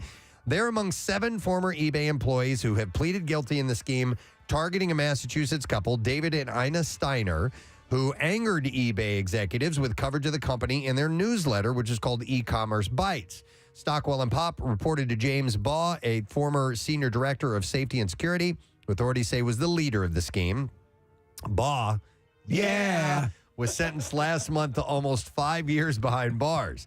Another eBay executive who pleaded guilty in the case, David Harville, was sentenced to 2 years in prison. These people are all going to jail. But and you're right. This isn't low level working in a warehouse. This is upper tier. Yeah. So apparently, the authorities say eBay employees, at Baugh's direction, sent anonymous, harassing, and sometimes threatening Twitter messages criticizing the newsletter's coverage of eBay. A couple then started getting disturbing deliveries at their home, including live insects and a funeral wreath. At one point, Baugh recruited Harville to go with him to Massachusetts to spy on the couple. They went to the couple's home in the hopes of installing a GPS tracker on their car. Yeah. But the garage was locked, so Harville brought tools with a plan to break into it. Prosecutors called Popp one of the most culpable participants in the scheme. She was involved in all aspects of a harassment campaign and knew both its full extent of the effects that it was having on rattled victims. That's nuts. But they've been busted. So, speaking of busted, a home inspector was accused of pleasuring himself with a Tickle Me Elmo doll in a client's prospective home. He's been found guilty of one crime and acquitted of another. Is it one of those motorized ones that giggle I don't vibrates? know. Maybe. Yeah, that's the one I'd use. Kevin Wayne Van Leuven was convicted of aggravated indecent exposure. The jury learned that a not guilty verdict of misdemeanor charge of malicious destruction of property. They returned that.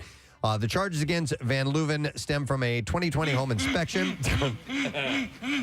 when a nanny cam recorded him in a child's bedroom where he appeared to be pleasuring himself with the toy. The homeowners who were off-site were notified by an app. The recording provided by the homeowners to law enforcement showed Van Leuven holding the Elmo doll below his waist Jesus. As he faced an open closet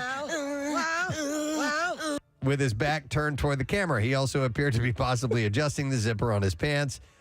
He faces up to 2 years in prison and a $2,000 fine. I really would be curious to know if it's one of those motorized ones because I could see that does have that vibrating action. I think it's the Tickle Me Elmo. So, I think that would be that one, Steve. Listen to this. A California ophthalmologist recently shocked the internet by posting a video of herself extracting 23 forgotten contact lenses from a patient's eye. 23 They just kept putting them on forgotten top? contact lenses. Did this person think they had glaucoma? No. Katerina. Or could they see 8 miles away? Katerina Kurtiva, an eye doctor out of Newport Beach, California, posted the Instagram video of herself carefully removing a few contact lenses from a patient's eye. Have you ever put 2 in, Kathy? No, I don't even understand how this is possible. I mean, listen, my prescription is so strong, so without them, I can't see. Once they go in, I can see. Sometimes I'll lay down in bed and I open my eyes. I'm like, why can I still see the clock? You know what I mean? And I've forgotten to take them out, and then I take them out right away. It seems like something very hard to do. And I would imagine a second one on top of it is then going to make it blurry.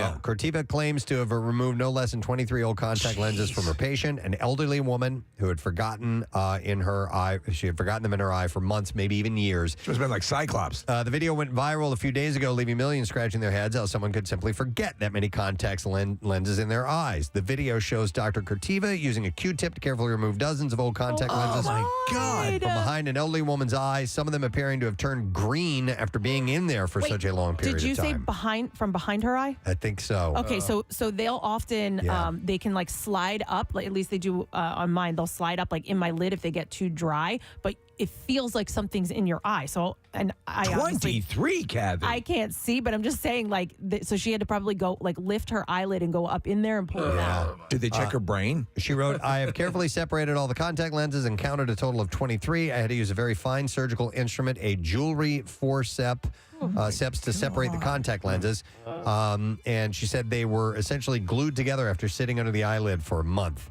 Cortiva explained that her patient always forgot that she had contact lenses on when she went to bed and kept adding new ones. I'm going sleepy, bye. Believe it or not, 23 contact lenses is in one eye is not even a record. A few years ago, a 67-year-old woman from the UK had forgotten a whopping 27 contact lenses in her eye. 27? Over 35 years. What about that woman who found 38 menstrual cups, Preston? Well, that's, well, they all stack into one another. Yeah, it's like one of those Russian dolls. Yeah. All right, and we'll have to finish it up right there. That's all we have in the bizarre file. All right, we have a Zoom guest. Yes, sir. All right, so we're going to welcome our guest who is here to talk about a charity event that's coming up. Is this on Sunday? A week from Sunday. The 23rd. I'm sorry, a week from Sunday. It is the Run for the Blue, and it's with the Philadelphia Police Foundation. Please welcome Mr. Eric Cushing to our show this morning. Hey, Eric, how you doing? Good morning, everybody. Thank you so much for having me. Thanks so much for always supporting us and promoting the event. Absolutely. So you're at it once again. Where are you guys having the event? So it'll be the Market Street Run for Blue. We'll start at Front and Dock Street, but about 90% of the run will be along Market, where we tout it as a bit of a mini version of the Broad Street Run. Okay. Instead of 10 miles, it's 5 miles. Instead of Broad Street, you're on Market. So Market Street Run for Blue a week from Sunday. It's a very doable distance. And that's a good step up from a 5K. So somebody who's been running 5Ks wants to go competitively or just for the charity event, but some people kind of ease their way into these competitive events, And the big secret is a lot of times it's you walk, you run, whatever you're comfortable with. Yeah. Sure, absolutely. And we do tout that you can walk this. So we actually have permission from a timing standpoint. The road will be closed. You can walk it. You just have to keep a 20-minute per mile walk pace, which is not even a brisk walk. Yeah, that's glacial. Yeah. What is what's the cost and all that, the particulars about that, Eric? Sure. So go to marketstreetrun.org. Everything you need to know about the event, marketstreetrun.org. It's $50. Beautiful shirt comes with that, and it is a fundraiser for the Philly Police Foundation. Basically, where the city's budget ends, our work begins. It's astounding the things that don't make it into the city budget, the things that are needed. We're trying to do our part with this surge in crime in the city, with everything the police department's going through. We want to be there for them, be there for the citizens to help make a difference, make an impact. It's more dangerous than ever, but there's obviously been some very sad stories, but that you guys stepping in to fill that void makes a huge difference in the long run. So kudos to you and what you've been able to put together. Steve, exactly. We want to fill the gaps. We want to make an impact. I'll give you a quick example. One of the canine dogs suddenly passed away over the summer. The department reached out to us and said, we need a new bomb-sniffing dog, canine. Bane was the name of the dog who passed away suddenly. So we're able to step in. There's no delays that you would go through with city procurement and whatnot. We're able to go in and get the department equipped immediately through our approval process. So there's a new dog in training as we speak. That's excellent. So mainly, you guys help out with equipment and needed stuff like that. Equipment, training, technology, whatever the department needs, we will step in and fill the gap. Nice. Are you going to run this, Eric, or are you just going to be running the event? So just because it's such a busy day for me work-wise, I would love to run it. I won't be able to just from a working standpoint, but we are offering it virtually. So I guess I have no excuse. I could do it virtually. Yes. If folks do not want to be in person, anybody that's not comfortable, when you go to register at marketstreetrun.org, you can go and sign up virtually. We'll mail the shirt right to you, and you can be a part of it that way. And sorry, I was going to say, running through the city with the streets closed. Yeah, it's a pretty cool thing, man. We did that years ago. There were some 5Ks in the city. It's pretty cool running down the street. It's an awesome experience. It's a beautiful route. We tweaked the route a little bit this year. It's actually going to end under the Market Street sign on that Aqueduct Road right off of 2nd and Market. Nice. So it's a beautiful route, and we're excited. We want it to be a mini Broad Street run. You've conquered Broad, now conquer Market. Excellent. All right, well, we have the information at PrestonandSteve.com, but you can go to marketstreetrun.org for those who want to sign up right now. Absolutely. It'll be open through event day on October 23rd. You can sign up that morning if the weather's nice and you're feeling up to it. But yes, marketstreetrun.org, everything's right there. All right, it's Run for Blue, and it's Sunday, October 23rd. You guys do great work, Eric. Thanks for checking in, and good luck with the event. Thank you for everything you guys do. Again, as someone who's in nonprofit, the Camp Out for Hunger, I think, is the biggest, best, most incredible fundraiser I've ever seen. So you guys are such a force for good. Thank you for everything that you do. And again, thanks Appreciate that. Appreciate it, Eric. Have a great weekend. Eric Cushing, guys. Philly Police Foundation. So we have one more quick thing before we take a break. Real quick, I'm going to remind you, we have 1 minute, less than a minute. You got like 30 seconds to enter the word shop for you who loot. But Steve, we're going to do something for you. Oh, really? Yes, right now. Is this a surprise? Really? Come on in. Come on in. Come into the studio, I Steve. bet you know what it is. What? Is it? Waffles. Waffles! We got you some waffles! Oh, my God. What a day. Yeah. You get first pick, and then I get second pick. Actually, yeah, we have waffles for everybody. This is Casey's idea. Where did we get the waffles? We bought them. Right? Yeah. From Nudies in Ardmore. Nice. Oh, is that, are they known as a waffle stop? Oh, they're a great breakfast joint. That's really cool. Yeah, so we've got Look regular at these. plain.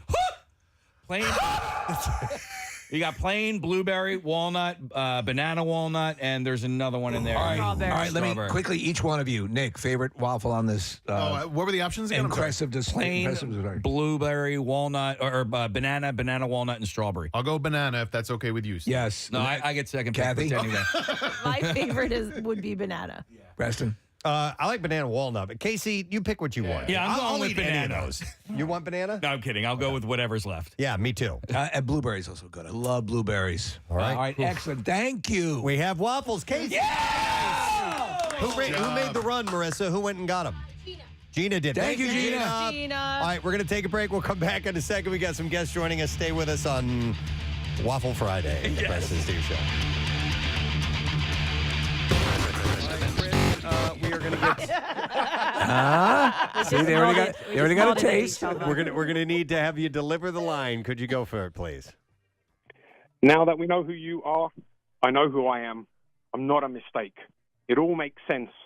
In a comic, you know who you can tell who the arch villain's going to be? He's the exact opposite of the hero. Most of the times, they're friends, like you and me. I should have known way back when. You know why, David? Because of the kids. They called me Mr. Glass. Mr. Glass. All right.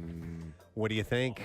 Leah, let's go with you. I was going to say Brit from maybe like the south, maybe somewhere near Essex.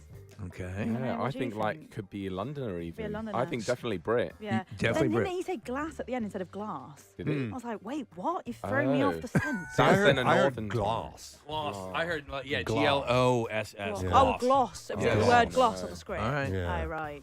Yeah. No. It was the word glass, it's glass. but Oh, right. to our ears, we heard him say gloss. Yeah. Might be, I yeah. think I heard Glass. I think he's definitely a Brit. I think me too. Yeah. All right, both of them say a Brit. And Chris, where are you from? I am a Brit from Hatfield, Hertfordshire. Yeah, North London. Did you get it right? Yeah. Well, no, I was wrong, but yeah, London, kind of Londonish. And where do you call home now, Chris? Chester County, down in town. All right, how long have you been in the States? 18 years. 18 years. Wow. And the nice, fact man. that they still retain a substantial part of that, it's pretty amazing. Except for when saying glass. Yeah. So that's because he's lived here then. Yeah. So that bit's come out. Yeah. So we had and we had this guy as a guest on the show a couple times. Louis Knight. Yes. He was a contestant on American Idol. Right. Yeah. I don't know if you know, but he is like the only English person that I have ever heard sing with an English accent. Oh, it's adorable. Yeah. All right, Can you do an Chris. impression of it? Chris, Oh, thanks got a for, lovely bunch of coconuts. Chris, thanks for playing, man. We appreciate it. Hey, thanks. All right, take care. All right, so you guys are doing pretty good. You're Yeah. doing pretty I think good. they're You've doing only damn missed a good, couple yeah. of them. All right. Let's get another caller on the line. Oh, what movie was that? Oh, from? Unbreakable. Samuel L. Unbreakable. Jackson. Yes, Yes, thank Glass. you. I knew Mr. it was- Glass. I don't know why I couldn't remember the name of the movie, but it's an M. Night Shyamalan classic. All right. We have Steven. Hi, Steven. Morning. Morning. All right, Steven, we have a... They're like immediately making their decisions when people say good morning. All right, Steven, do us a favor and read the line we sent you. Let me tell you something you already know. The world ain't all sunshine and rainbows. It's a very mean and nasty place. It'll beat you to your knees and keep you there permanently if you let it. You, me, or nobody's going to hit as hard as life, but it ain't how hard you hit. It's about how hard you can get hit and keep moving forward. How much you can take and keep moving forward.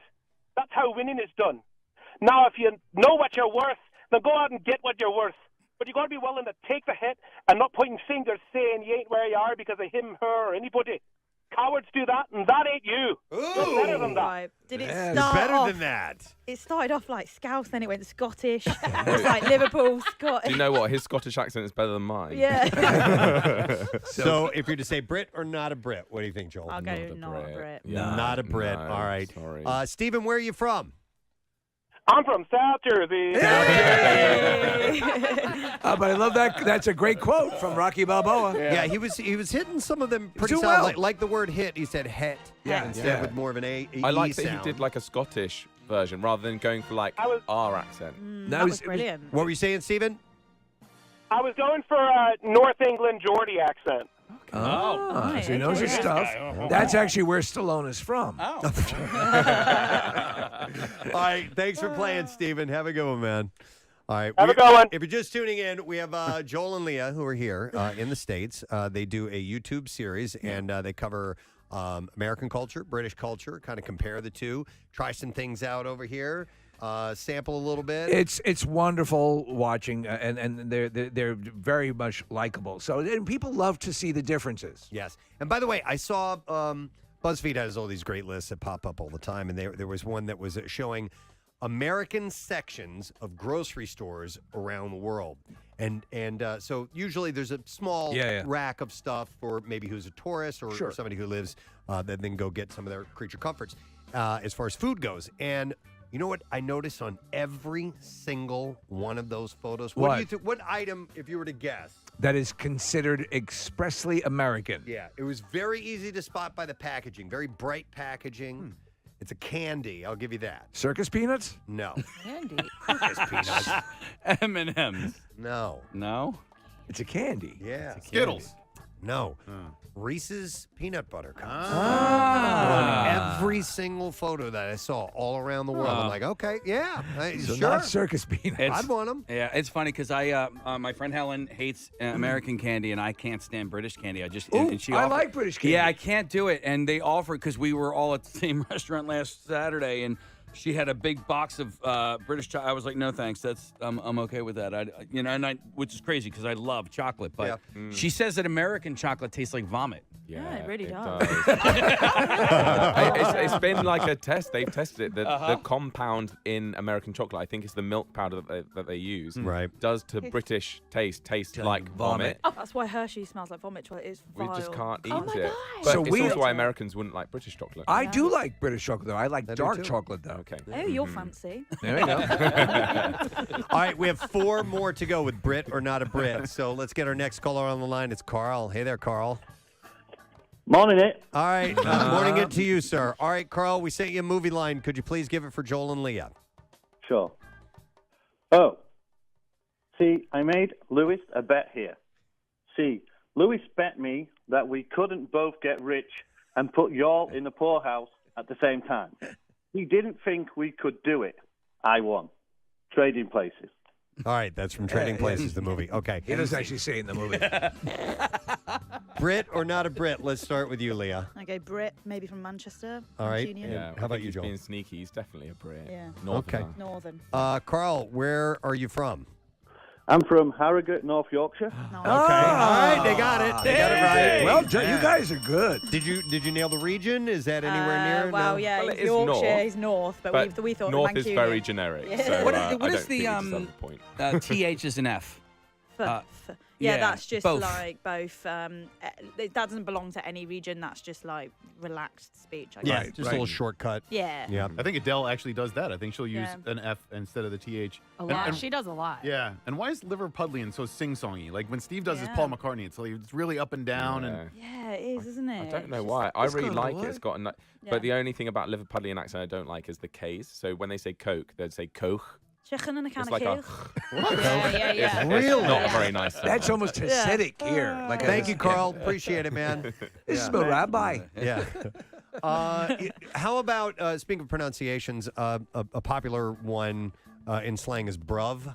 Oh, bruv. With a V on the end. Ted which is short Lasso? for brother, right? Yeah, I yeah. suppose so. Or you Brother, can say bruv. it to anyone. Yeah, bruv. Yeah. Yeah, bruv. It's Or like a bro here, like we say, Yeah. "What's up, bro?" You know. So, Yeah. but we don't do the V. But that's one I've found that's very, very common. This is my brother. Yeah. Has anybody made you aware of John yet? No. Yes. Oh, John. okay. In Urban Outfitters, that man would taught us John. Oh, sorry. I thought you were asking about John, a person. I'm like, where is this John person? JAWN. We learned that. We learned that. Yeah. Doesn't it just mean anything? Like Yes. this water To bottle, now. like, oh, this John of water. Yeah, Yeah. exactly. You could literally say this John of John. This John of John. Yeah, because the Wow. John is the bottle and the John is the water as well. So. Were you just at an Wow. Urban Outfitters store? Were you shopping?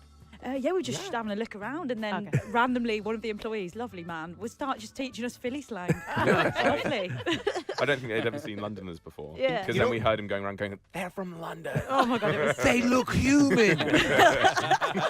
You know what? I'm going to tell you about this city that you may find surprising because Philadelphia has a reputation for being a bit cold and well, not cold, but rude Rough, yes. and tough. But No. when I have brought people in from out of town and I'll show them around the city, I kid you not, they can tell. You know, like I remember pointing up at City Hall and mentioning Billy Penn's hat and so on. A person came along wearing I think they were wearing a Rocky shirt.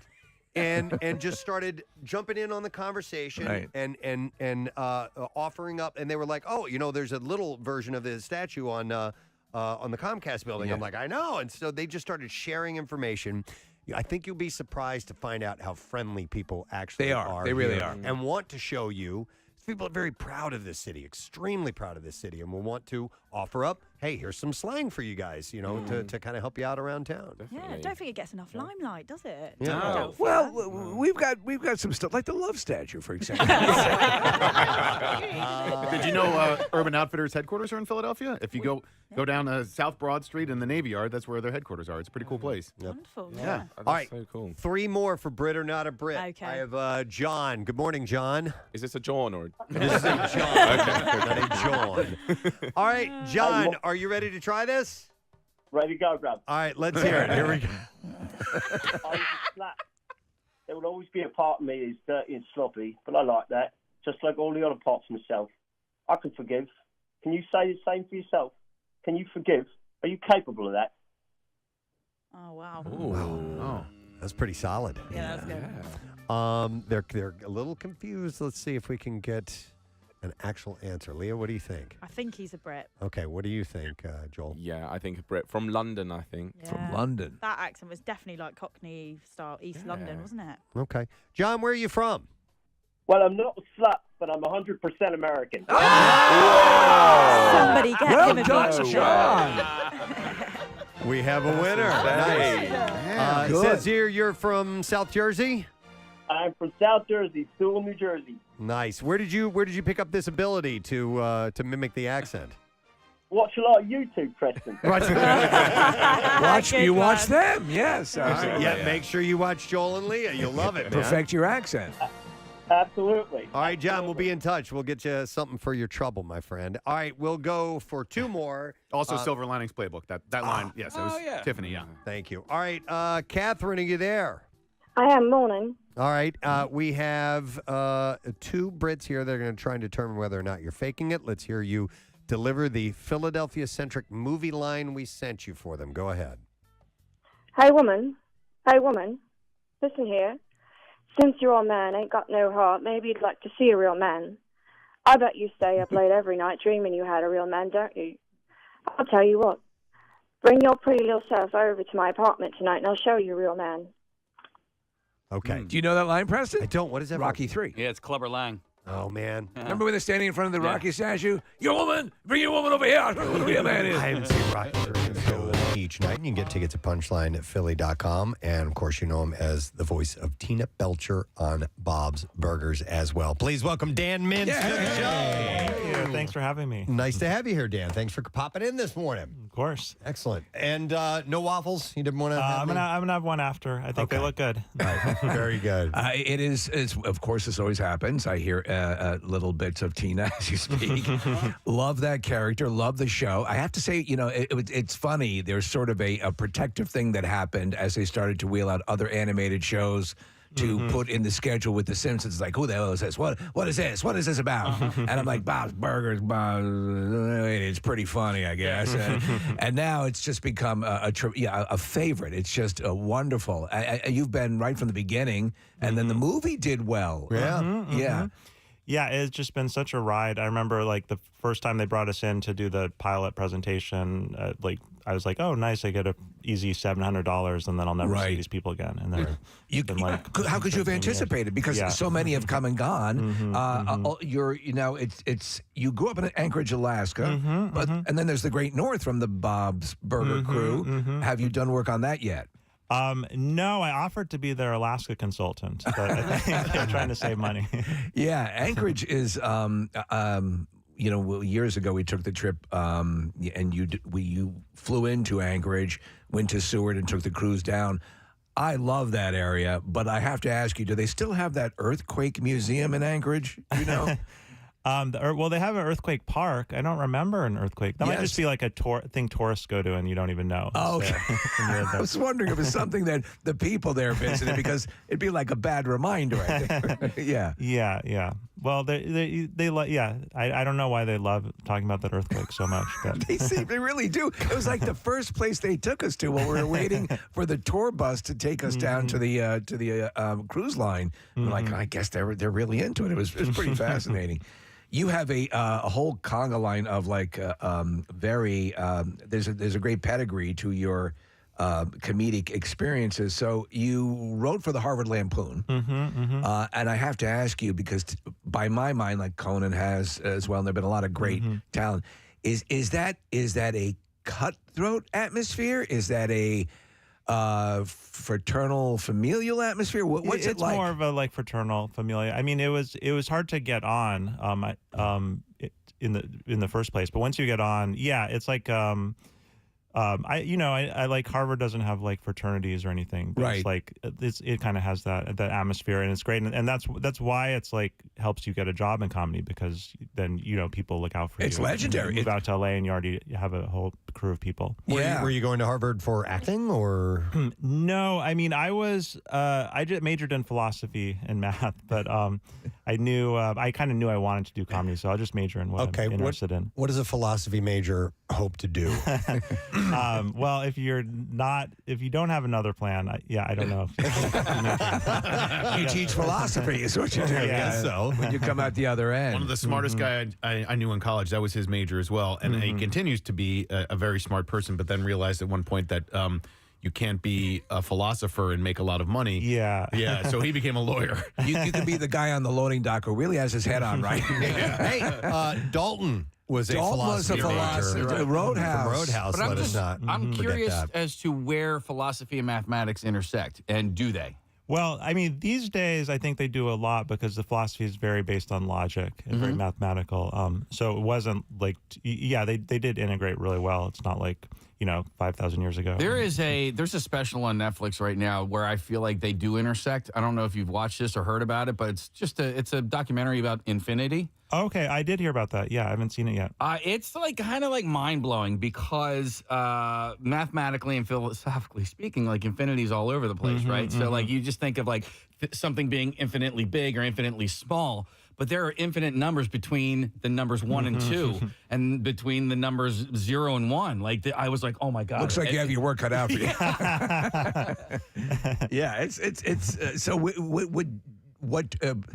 Because to me, it was, and to Casey's point, it would seem to be a comedian's mind has to be more off the rails periodically, Yeah, and you're dealing with two very. Yeah, I think but the comedy's more related than you think. They both kind of deal with absurdity. It's just one is trying to celebrate the absurdity, and one is trying to kind of solve the absurdity. Yeah. They're both kind of on the same track, I think. So when you wrote for Harvard Lampoon, you also wrote, and I wanted to ask you about this, the Andy Milonakis show. We love that guy. Andy. Yeah, that's right. What happened to him? I don't know. I haven't kept in touch with him. But, Yeah. He was kind of a buzz But thing he's for a awesome, while. Yeah, he was before viral videos were viral videos, Yeah. he was starting to kind of take off. Yeah, that was a super fun show to work for. And then a Human Giant as well with Aziz Ansari. And how much writing did you do on that show? I would come in. I think other than those three main guys, the writers would come in once or twice a week and just pitch your ideas, and then I think they used a few of my ideas on the show, but That I show wasn't like writing every script. Okay, because that show I think yielded some of the funniest, and people have forgotten about it.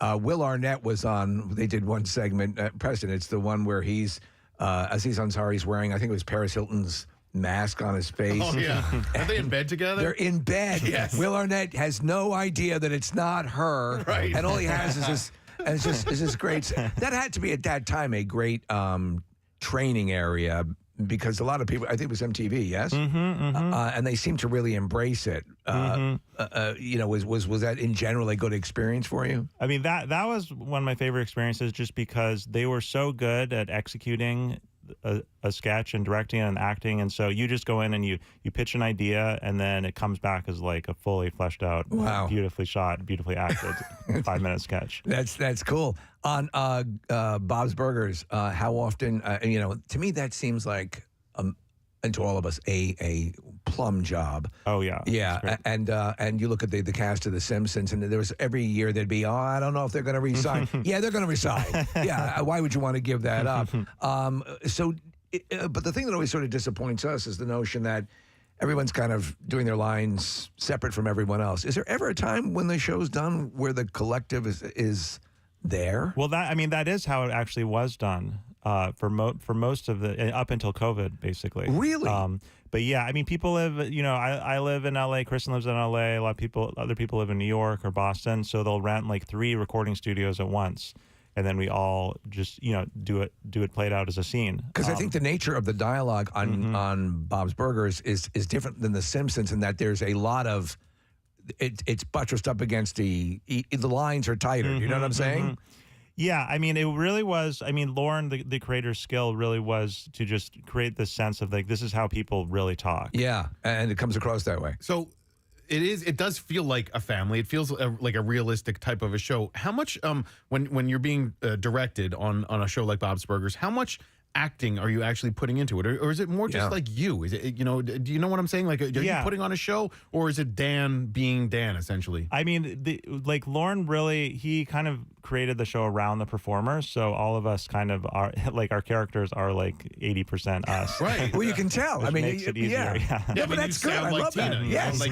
When I hear you speaking, and it's a cool thing. Did you attempt at first to try to do an affected voice, or did you just go with your straight delivery? I couldn't even do another voice. Really? I'm not a man of 100 voices. I'm a man of one voice. I would like to see that movie made. Yeah. So we celebrate Lon Chaney, who is man of 1,000 faces, man of one voice. Yeah. But that's cool. To me, that makes it easier. Like when they'll take someone who's new to acting, and the first character they play has that character's and the actor's first name, so it makes it easier. But at this point, and I was reading an article that said you all sort of, when you are together, sort of adopt, and I don't know if this is just fluff or clickbait, but that you sort of adopt your positions, and there is a very familial sense to the whole thing. Yeah, it is like I just love the other actors so much, and they're all. I mean, I'm kind of the more quieter one. I probably shouldn't say that when I'm promoting a stand-up show. No, but that's that's your stage persona. Yeah, but they're all just like so funny and the best improvisers, and just like. It just is like being around them, like having dinner with them. It's just like being like watching like the funniest like 2-hour podcast. Oh, that's great. That's great. Well, I haven't seen any of your stand up. So what's the flavor if you were to describe that? The flavor would be like one-liners. I mean, like Stephen Wright and Mitch Hedberg are like big influences for me. And I mean, obviously, you could probably guess it's monotone. You're not Carrot Top. We had Stephen Wright on not that long ago, and it's still Stephen Wright. It's still Stephen Wright. Yeah, he's and great. That's what you want. It's like when you go to see your favorite band and you don't get, you're hilarious, and your stuff is very funny. What I always think though with a comedian such as yourself is that. Because there is a precision to what you're doing, and these days, it must make it more arduous for you to, keep turning your sets around. Because in Stephen Wright's era, where he took off big, it was not as likely that you could get saturated with his stuff. Do you know what I'm saying? Yeah, no, absolutely. Because one joke is 20 seconds, and right? So it takes a long time to write an hour. And then, I wasn't doing stand for a while, and then I kind of finished writing an hour during COVID, and that's why I'm going out and trying to work on a special now. You know what I wanted to ask you? Another great stand-up is John Mulaney. Yeah, and he's amazing. You wrote on his show, The Mulaney Show, which was the sitcom. He officiated my wedding. Oh, wow. So, very good officiant. Yeah, I would imagine. Yeah. That's pretty awesome. Before he was as famous. I don't know if you do now. But we had Dana Carvey on, and we asked him about that documentary, which is Too Funny to Fail, which is... all the elements were there. You had Martin Short, you had John Mulaney. Why do you think that show didn't take? It's interesting because I've worked on plenty of shows where the whole time you're there like this is not going to work. But that's not what this was. We all like fully believed in it. We all thought it was going to be as close to a big guaranteed be a big thing as it could be. So it was kind of just shocking that it did not work out. Yeah, but like conversely, Bob's Burger that allowed to it simmered for a long time, right? And now it's become a standard. And but I agree with Steve. Like when it first came on, I wasn't that into it, and now I'm a fan. But it was allowed to grow as a show, and that helps. An incubation period where it became a hit. Yeah, I mean, Bob's Burgers was kind of lucky because it premiered on a night where. The NFL is on Fox and football went late, so it got very high ratings its first night. Which if that hadn't happened, I don't know if it would have had the chance to grow to where it is. But I mean, if you even stop, so the most direct correlation between the Mulaney sitcom would be Seinfeld. I mean, it was this similar setup. Seinfeld didn't really hit until season 3, right? I mean, it was always teetering. Is that less a situation now, you think, because there's so many ways to get shows out where you're not dealing with major networks? I think that was on Fox, wasn't? Yeah. I mean, I don't know if it's a better situation because for some reason, you think that if a show doesn't work on Fox, then it could get picked up on Netflix, then it could get picked up on wherever, which occasionally happens. But for some reason, they don't usually do that. So even there's more places. It might be more places to get your show on. But I still think it's the same. Like it's got to hit or it's hard to say because sometimes Dan will be sitting here and I'll read. We do this thing called the clips at the end of our entertainment report, and we're going to play a clip from somebody, and I'll say, and that was Joe Blow Johnson, and it's the season finale of the 5th season on this show we've never heard of before. Yeah, it's true, and it happens all the time. So there's a lot of stuff out there. What do you on a personal level, what do you like to watch? What's because we just think there's just too much to get track of. I mean, I love watching TV, so I never would complain there's too much. I don't really watch comedies though. It kind of feels like I'm at work. Every joke is either like if it's the best case scenario that you love it, you're jealous that you didn't. Son of a bitch, right? Fully enjoy it. But I love like dramas. I mean, all the kind of dramas that everyone watches, like, you know, Breaking Bad, House of Dragon. Now, I don't have like any, I'm not going to tell you any new thing to. What would be the most decadent, or what are you most embarrassed? Are you a Real Housewives fan? Oh wow, I never really got into reality TV. I think because I was like mad that it was taking away writing jobs back when it started doing it. But for some reason, it's like you know, I say I don't watch comedies, but if a comedy's like different enough, I will watch it. So I watched Glee. For a few seasons, and that's maybe my most like. So there was that. Guilty pleasure. It was kind of like comedy musical. It was musical. Yeah.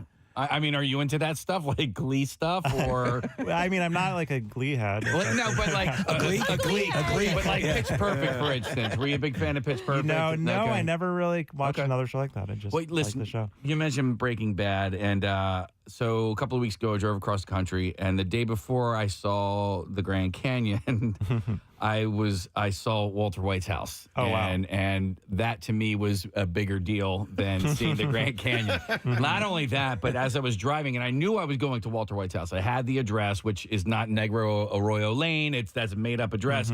But as I'm driving through Albuquerque, I kind of like glanced to my left, and I saw the car wash that he owned in Breaking Bad. A real place. And it's a real place, and it's really in Albuquerque, and I really got my car washed there. And I was so like excited about that. And to me, that is, I think it might be my favorite show of all time, and I think it's perfect. Like, it was a perfect show. And like, because not one character on that show is perfect, not even Hank or, you know, or anybody. But and I think it wrapped up like, it was just chef's kiss, amazing, you know? Yeah. I don't know if that's how you feel. Yeah, no, 100%. Have you been there? Have you seen any? I've never been to Albuquerque, no. Okay. Well, you're missing out. Well, it's funny because the house where he lives, people were throwing like pizzas on the roof and everything. They put a protective fence around? So now they have a fence around the entire property, and in front of the fence they have like construction cones, and a lot of times the people will sit on their front lawn and like yell at people that are coming by. That's no way to live. No, that's you should buy the full house, right? Yeah, right. So you've never been to Albuquerque. Have you spent time in Philly before? I've only been here once years ago. Yeah. Oh. Working? I don't know why. Yeah, I was doing a show at Helium Lake, but that was like 10 years ago. Oh, 10 years ago. But because, like I was saying, it takes me a long time to write a new hour. It took about 10 years. Yeah. Are you out of California? LA. Okay. Yeah. All right. Yeah, we do get a lot of New York comedians that come down here quite a bit. So yeah, it's a bit of a travel for you. Well, yeah, you came on a good weekend. There's a lot of excitement in the city. Our sports teams are on fire right now, so everybody's in a good mood. Oh, nice. Which is great, and the weather's going to be great this weekend. So yeah, you're set. Great. Excellent. I think there's a big correlation between the successful sports teams and Bob's Burgers, right? Yeah, I think there might be. Yep. Well, Dan's show is at Punchline. It is tonight. There are two shows each night, tonight and tomorrow night, 7:30 and 9:45. You can go to punchlinephilly.com and get your tickets. And I'm sure you're going to do. We've been getting some texts of people who saw you yesterday. Oh, great. And said you were great, funny, awesome. and nice. And nice. And nice on top of that. That's the most important thing when you go to a comedy show. Yeah. Be nice. Be nice. Like another philosopher. Like That's Dalton. Dalton. That was a Dalton philosophy as well. Be nice. Until it's time to not be nice. Thank you very much. Dan, it's great to meet you. Thanks for coming in. Thank you so much. Great Enjoy to your meet you time guys in as Philly. well. Dan Mintz, guys. We'll take a break. Well, yeah, have a waffle, please. We'll take a break, and we will be right back. Stay with us. Preston and Steve. I thought it was a very, lovely, eloquent delivery, but I think not a Brit, so I'd be very surprised. Catherine, where are you from?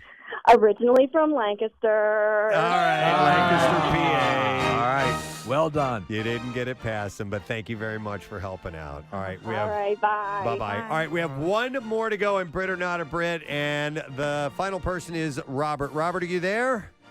Top of the morning it. All right, top of the morning it to you. All right, Robert, we sent you a movie line from Philadelphia. Go ahead and give it to us, please. You know where Southpaw comes from, I'll tell you. A long time ago, there was this guy, maybe a couple of 100 years ago. He was fighting around, I think it was around Philadelphia, and his arm, he was left-handed, and his arm was facing toward New Jersey, you see, and that's south. So then naturally they call him Southpaw, you see, Southpaw. South Jersey, South Camden, Southpaw. You know what I mean? That's from Rocky Balboa. Yes, yeah. When they were on the ice skating rink. What's that? Number Rocky. Oh, Not Rocky Balboa. Yeah, he's skating around with Adrian. That's in the South Philadelphia, South America, South, North, a direction, as in directions you might go, one of them being south. And that's where we got it. Yeah. Joel, what do you think? Yeah, I think Brit. I think he's from Ireland. Oh, poor man. He probably doesn't want to identify as British, does he? Yeah. And he's Irish, yeah. You think he's Irish? Yeah, I don't want to offend any because Irish people don't like to be called British. But for the sake of the game, British. follow you. Okay. But All right. I think Irish. Robert, where were you born? Glasgow, Scotland. How did we get that so we wrong? got it so wrong. That's I'm sorry, but that was so Irish. Is that offensive to him? You know what? I think Scottish and Irish get annoyed at English people for mixing up the accent. You're right. That.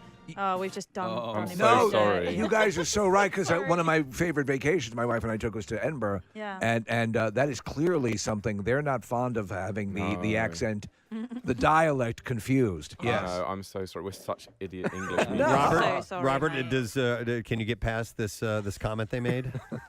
I identify as Scottish, so I'm okay with it. You identify as Where do you live now, by the way? I live in Wilmington, Delaware, but I work in Delco. Okay, Delco. How long have you been in the States? 15 years. 15 years. All right, man. Well, thank you for playing along. We appreciate that. Cheers. All right, All right, take take care. care, All right, there you go. Brit or Well not a Brit. All right, done. so By the way, you guys killed it. You did a great job. yeah, how did they? Did anybody keep score? Yes. Somehow Joel ended up winning. 7-6. That's what we said would happen.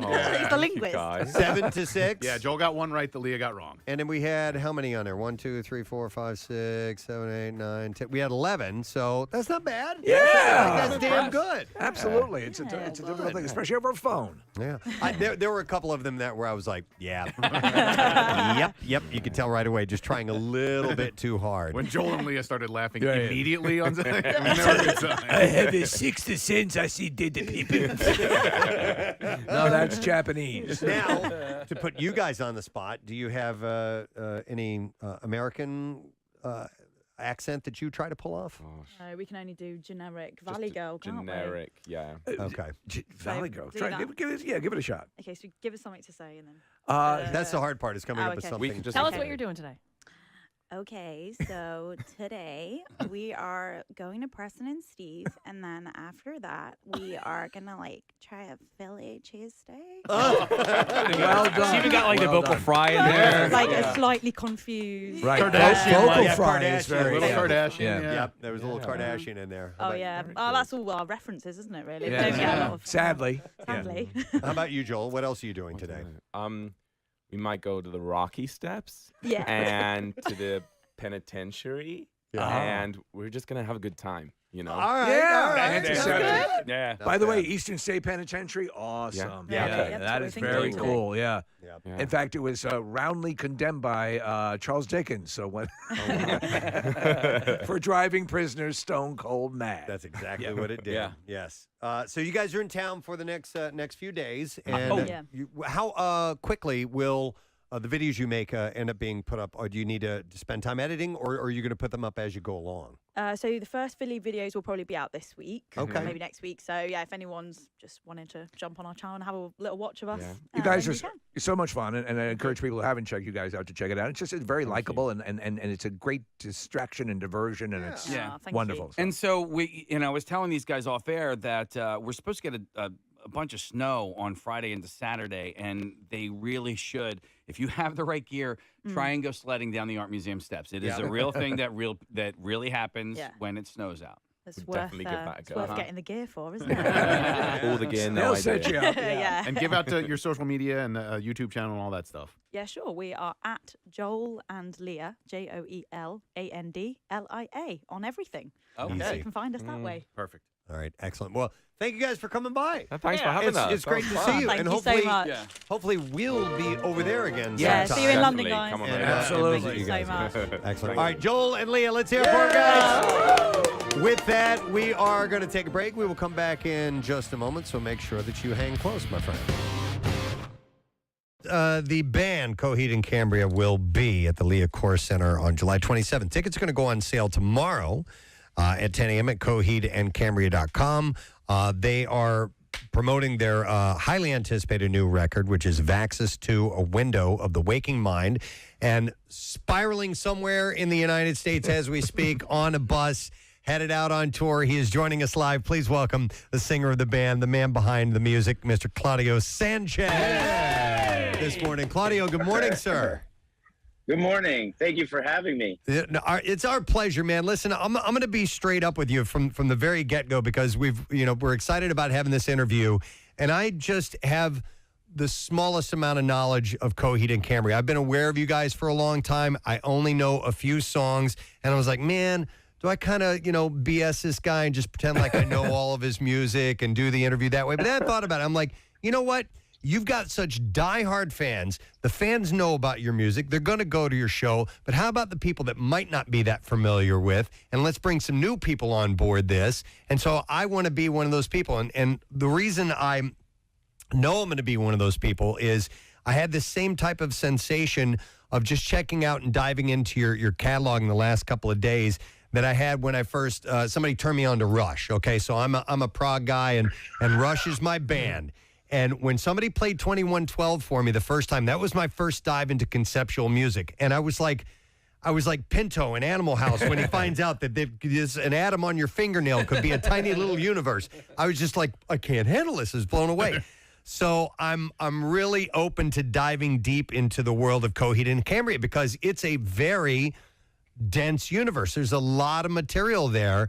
And I bet you love hearing about people coming on board and really experiencing the music, Yeah, well, that's actually a big conversation we had when making Baxis 2 with our A&R Johnny Minardi. It's just like, Coheed and Cambria has been a band now like 20 years.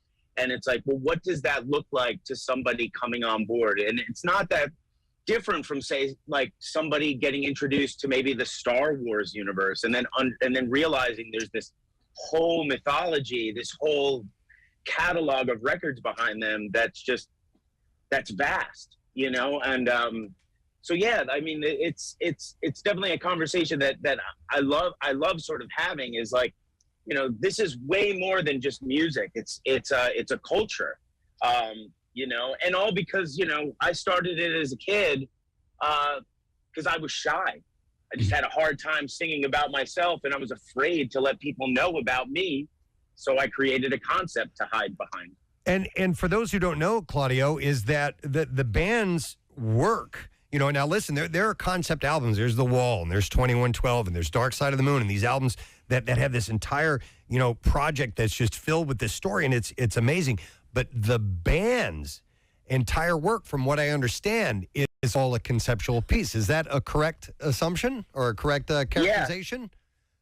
Yep, with the exception of one record, which was called The Color Before the Sun, but everything else is part of a mythology I constructed, a science fiction epic called The Amory Wars, where Coheed and Cambria... Yeah, where Coheed and Cambria are essentially, in the first 5 stories, act as kind of the Adam and Eves. They sort of set the whole mythology off, and then everything else is really about their sons coming into manhood, like an adolescent growing into a man and understanding like his place within this universe that he essentially has control over. And then after that, we kind of fall into this new story arc that we're working on called Baxis. And that, when I look at the Baxis story arc and I think about myself in there, whereas like those original Coheed records, I see myself as the adolescent and I'm growing up. Mm-hmm. Whereas in the Baxis story arc, I see myself as the father, and that's really kind of the trajectory there. Those are the themes there, is how a father deals with, a man kind of coming into his own as a dad, basically. I love this notion. I would have been, and I am now going to, because I just as Preston said, we're both fans of this kind of approach to music. It's few and far between these days. And it used to be the norm. And you would just get there and you would immerse and you would look at album art and you would be, what's the message? And you talk about album art. You've got the comic series. I mean, you've got all of this stuff that's dovetailing. Preston, at 16 or 17, if you found this band, you'd be outside the tour bus. Oh, yeah. Bugging the crowd. I mean, because honestly, I heard so many people that I respected and respect, Claudio, the band's name would always come up. And I'm like, well, I love this stuff.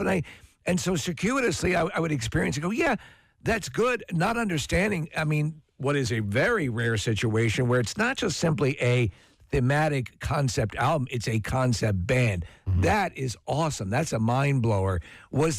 Did you start to fall into it just through the growth of the band, or was that the modus operandi from day one? So when I started writing material, I think I was about, I was a teenager. Right. And I became the singer of this band. And when I was writing the material for it, before it was Coheed and Cambria, I started to realize, like, I just had a hard time. I had a hard time singing songs about myself, putting my heart on my sleeve. But though they were, so I just didn't want anybody to go, oh, I know that person now because of the music, So I started to construct this concept. So I took a trip to Paris, France in 1998. And there's when I started to construct the ideas of Coheed and Cambria, the characters, some of the first songs on the first record. Just because I hadn't been anywhere. I'm a New York kid. The furthest I had been was New Jersey. And now I'm in Paris, and it was so wonderful. And I was like, you know what? Maybe I should just really adopt this as a songwriter. Of course, I'm a teenager. I'm not thinking that strategically, but that's just what I thought. I was like, you know what? I'm shy. Let's just put this out there with a curtain, and that's what I did. And then, when the band got signed in 2001 to Equal Vision, an indie up in New York, they didn't like the name of the band we had at the time. And so Coheed and Cambria happened to be this project I was working on the side, and the band really liked it.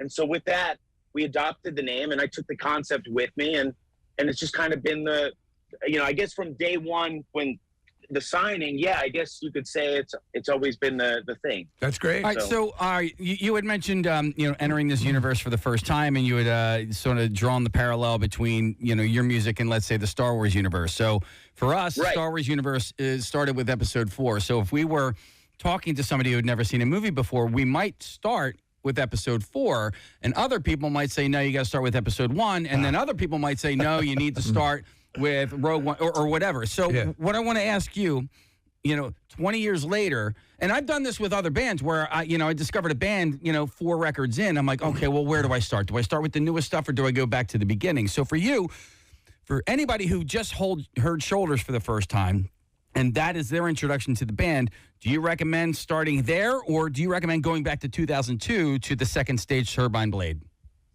I think it's totally subjective. I mean, this answer changes all the time. It all depends on timing, right? Like, if we were to finish, say, the Bax's story, which is 3 more records, my answer to this question would be different. I would say, I'm really proud of Bax's 2. I think Bax's 2 really kind of stands off on its own. I also really love the idea and tomorrow, their shows at 7:30 and 10 p.m. And, of course, you can get tickets at heliumcomedy.com. We're very happy to welcome Kurt Braunohler to the show. Hello. This morning.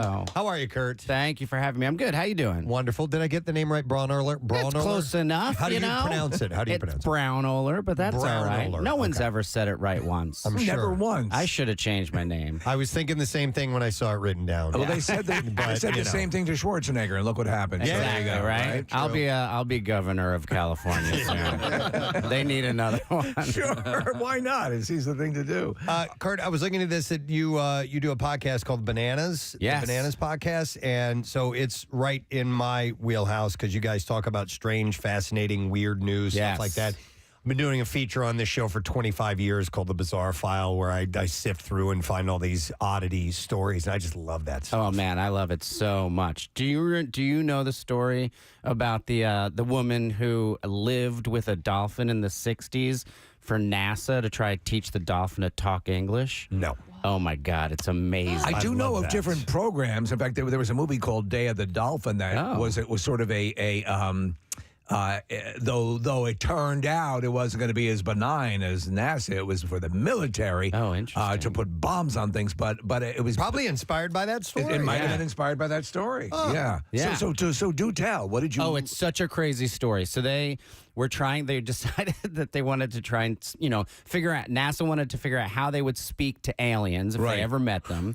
So they're like, a great way would be to teach a dolphin to speak English.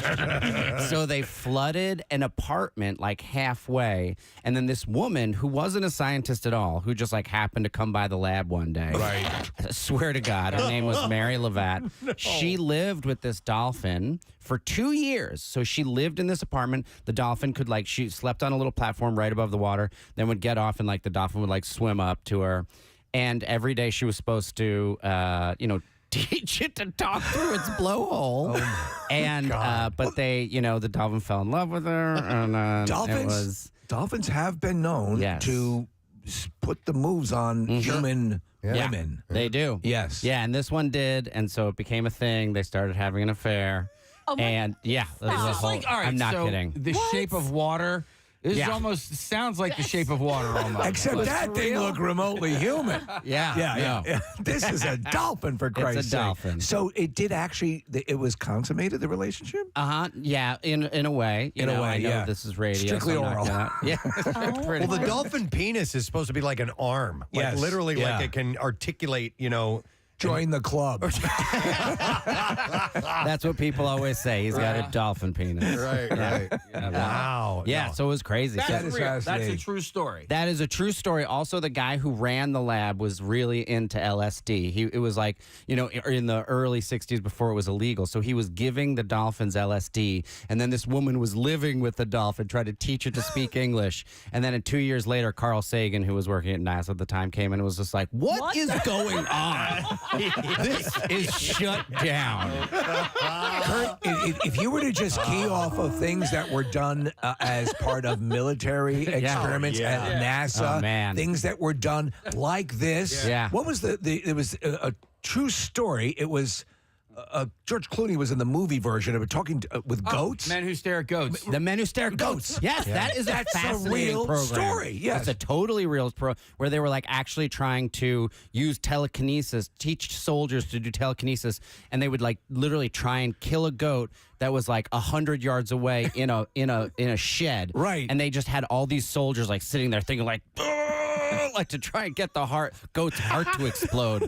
I mean, it was crazy. Wikipedia is loaded with some. If you can find an aggregator of bizarre stories on Wikipedia, you can spend days going down that rabbit hole of bizarre stuff. And a lot of it, you're right, Steve, is military based. What was very funny, though, and it's just recently come to light that during the days of Soviet Russia, they were actually putting out false, go figure that there's propaganda in the world, but they put out these false films of them supposedly having this successful telekinetic program. Whoa. Yes, where they showed, with the pencil rolling and the whole sort of thing. Sure. And stuff that, that has sort of been accepted. I don't know what they were doing over there, but it just came to one of their former KGB guys. Came out, we were playing you, But it's wild. So what's your favorite go-to source for a lot of this stuff? I assume at this point, the podcast is so successful, you get stuff sent to you, correct? Yeah, we pretty much do not have to do any research. We just have to respond to hundreds of direct messages on Instagram. Right. So our fans just send the stories in, which is great because they have access to a lot of local news markets that we would miss otherwise. You ever break a story that someone finally decided, a fan said, I think this is the place I'm going to give it to? I think maybe there was one story we broke, which was just about a tree, like a shrub in Washington that this woman had carved into a phallic shape, and then someone had murdered the tree. Not as good as humping a dolphin. No, not as good as that. So it was called the Twilliton Shrub, and Twilliton was the town. And you might have reported on that, Preston. Was it in England? No. This was in Washington. DC. Okay. Oh, DC. Yeah. Right, No, Washington. Oh, Washington State. Oh, Washington State. Okay. No, I think I would remember that one. All right. Yeah, it was a pretty small story that we broke. Well, still. I mean, Cronkite didn't start with the big ones. Exactly. Yeah. He started with penis-shaped trees. Right. Tonight in America, a penis-shaped tree grows. Where are you from, by the way? Jersey, from right outside Asbury Park, Neptune, New Jersey. Oh, no kidding. Yeah. Okay, nice. And where do you call home now? Is it still there? Los Angeles. Okay. It's got to be. It's so crazy. I mean, and people, a lot of times we'll have people just reluctantly saying, the industry-wise, you got to be there. Yeah. Has that changed though? to some degree because of the technology? I think it's going to. I think it's starting to change. Okay. Yeah. Because you don't have to be there. Also, there's like, we used to be there because like things were shot in L.A. and things aren't shot in L.A. anymore. It's too expensive. They're shot in Atlanta. They're shot in Canada. Yeah. And so it's like, you just go where we moved there to be there where things were shot, and then we're always having to fly and live somewhere else to shoot things. I want to ask you about Los Angeles because recently you did something that I think is really cool. You walked across L.A. It was like 19 miles or so, right? Yes. And walked to the ocean. Casey just drove across the country. So a similar idea, just different approach to doing something like that. What was sort of like the most interesting thing while walking? Because it takes a long time to walk 19 miles. Yeah, it's a thing that we started for the podcast called Door to Shore. And so you walk out your front door into the nearest body of water, fully clothed for charity. And so for us, it's 19 miles across LA. We had like 25 other people around the country do it, and they would walk out their door, go into their nearest body of water. But yeah, for 19 miles, it's like an 8-hour walk across the city. The weirdest thing was the amount of delivery robots. Like I had never seen a delivery robot. So that's still an anomaly here, but we hear it's fairly prevalent out there now. I had never seen one before. Really? Okay. And it was a delivery robot on like every fifth block. Wow. It was crazy. Mostly Amazon, or what? One was called Coco. And then Coco, another, and then another one was called some other name. Like, Are they on the sidewalk or in the They're on the street? sidewalk. They wait at stoplight. They wait for the crosswalk signal, and then they drive across the street. And I was just like, come on, get hit by a car. I just want to see one get plowed into. If Teslas can crash in autonomous Right. mode, why can't they? Yeah.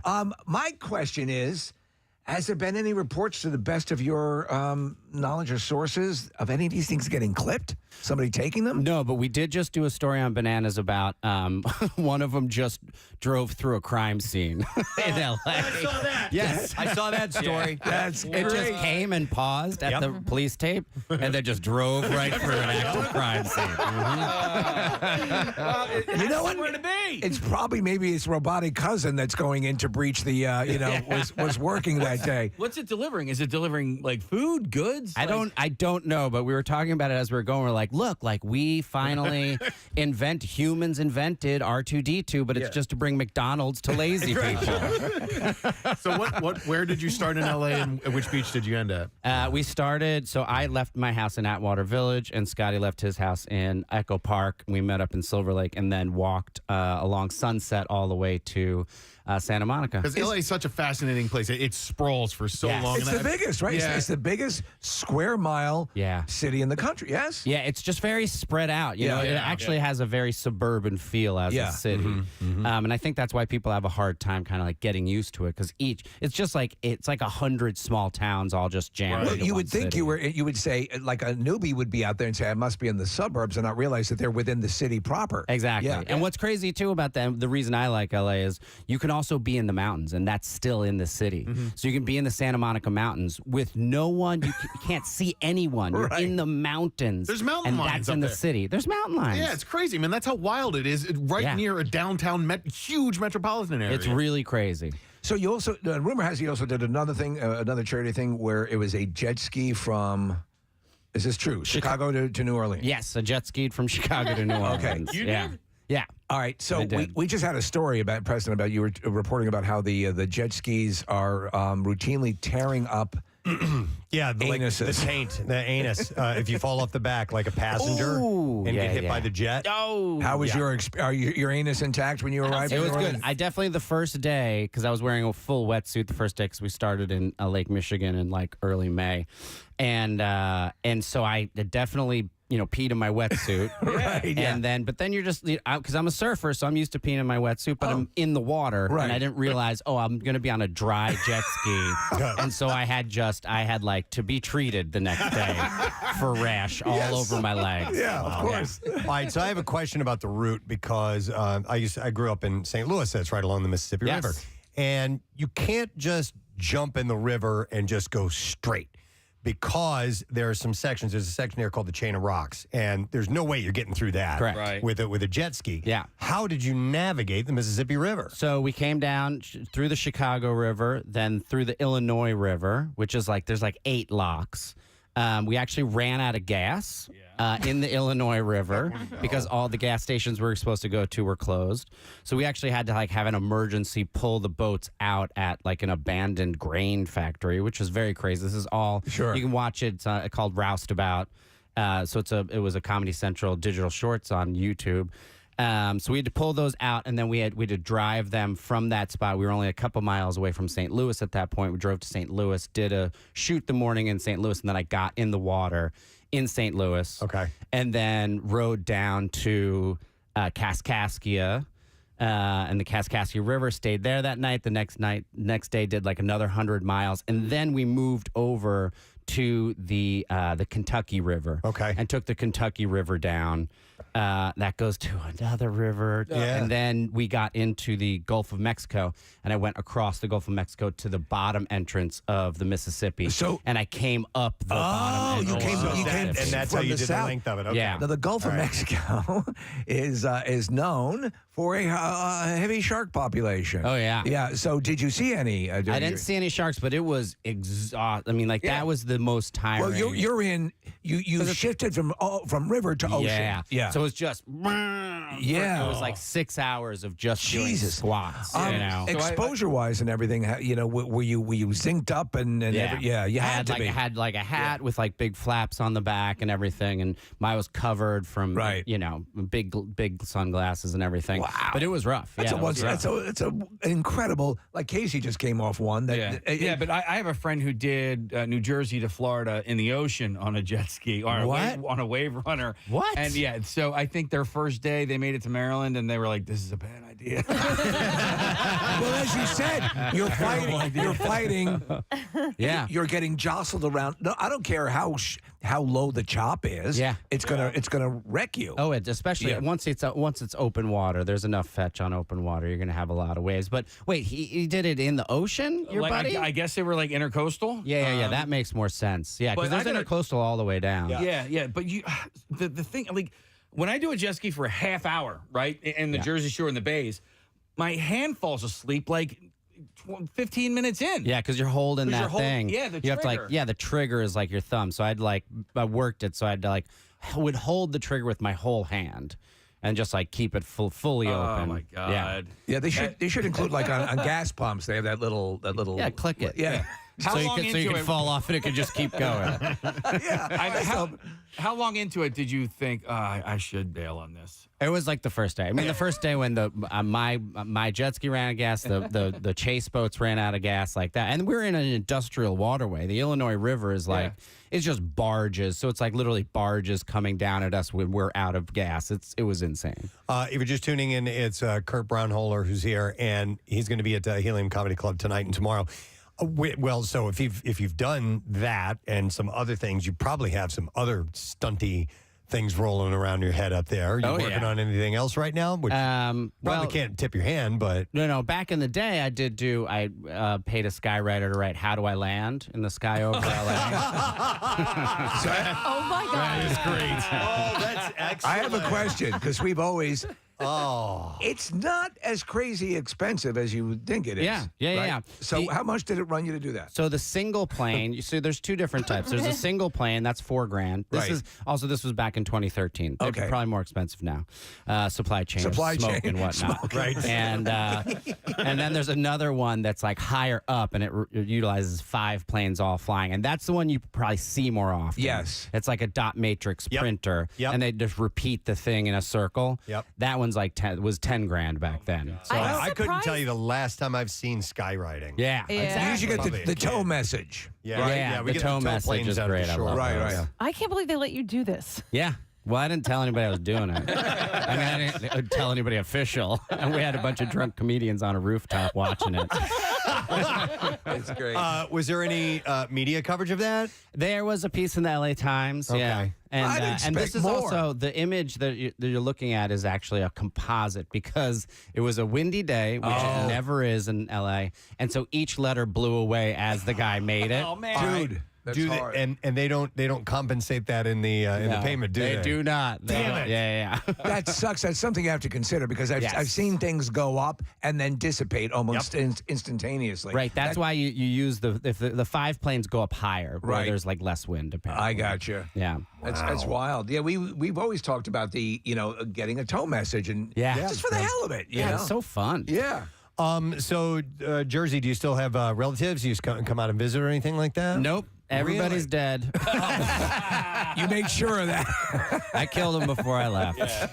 I'm never going back to Jersey again. No, but I go back. I try to go back every summer. Take my kids to the shore. Okay. Yeah. What's your shore town? Asbury Park, baby. Asbury Park. Okay. Yeah. We were just talking about the difference between that area and kind of the South Jersey because a few of us have vacation homes there. Yeah. And it's not really barrier islands up that way. It's just land and then boom, The ocean. Right Boom, to the it's ocean. right there. Here's a suburban town. Ocean. Yeah. And that's what's great. And also what Asbury is great is like it's just like so much music too. Yeah. It's like every day we would just go on the boardwalk.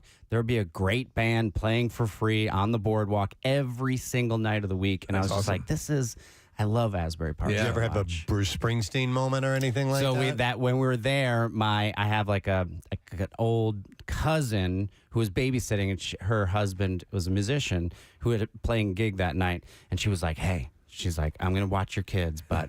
Bruce is gonna be at Langosta Lounge tonight. Wow! Like, go this dude playing, and we like looked him up, and he like plays with Bruce all the time, and every photo of this guy was with Bruce, and we're like, all right, let's go down. And so I got everybody, we're like went down, and then just watched this dude for 2.5 hours, and then at like midway through, he started going like, and you could never understand a word he said, but then he'd be like, Bruce Springsteen. He would very enunciate and tell stories about Bruce.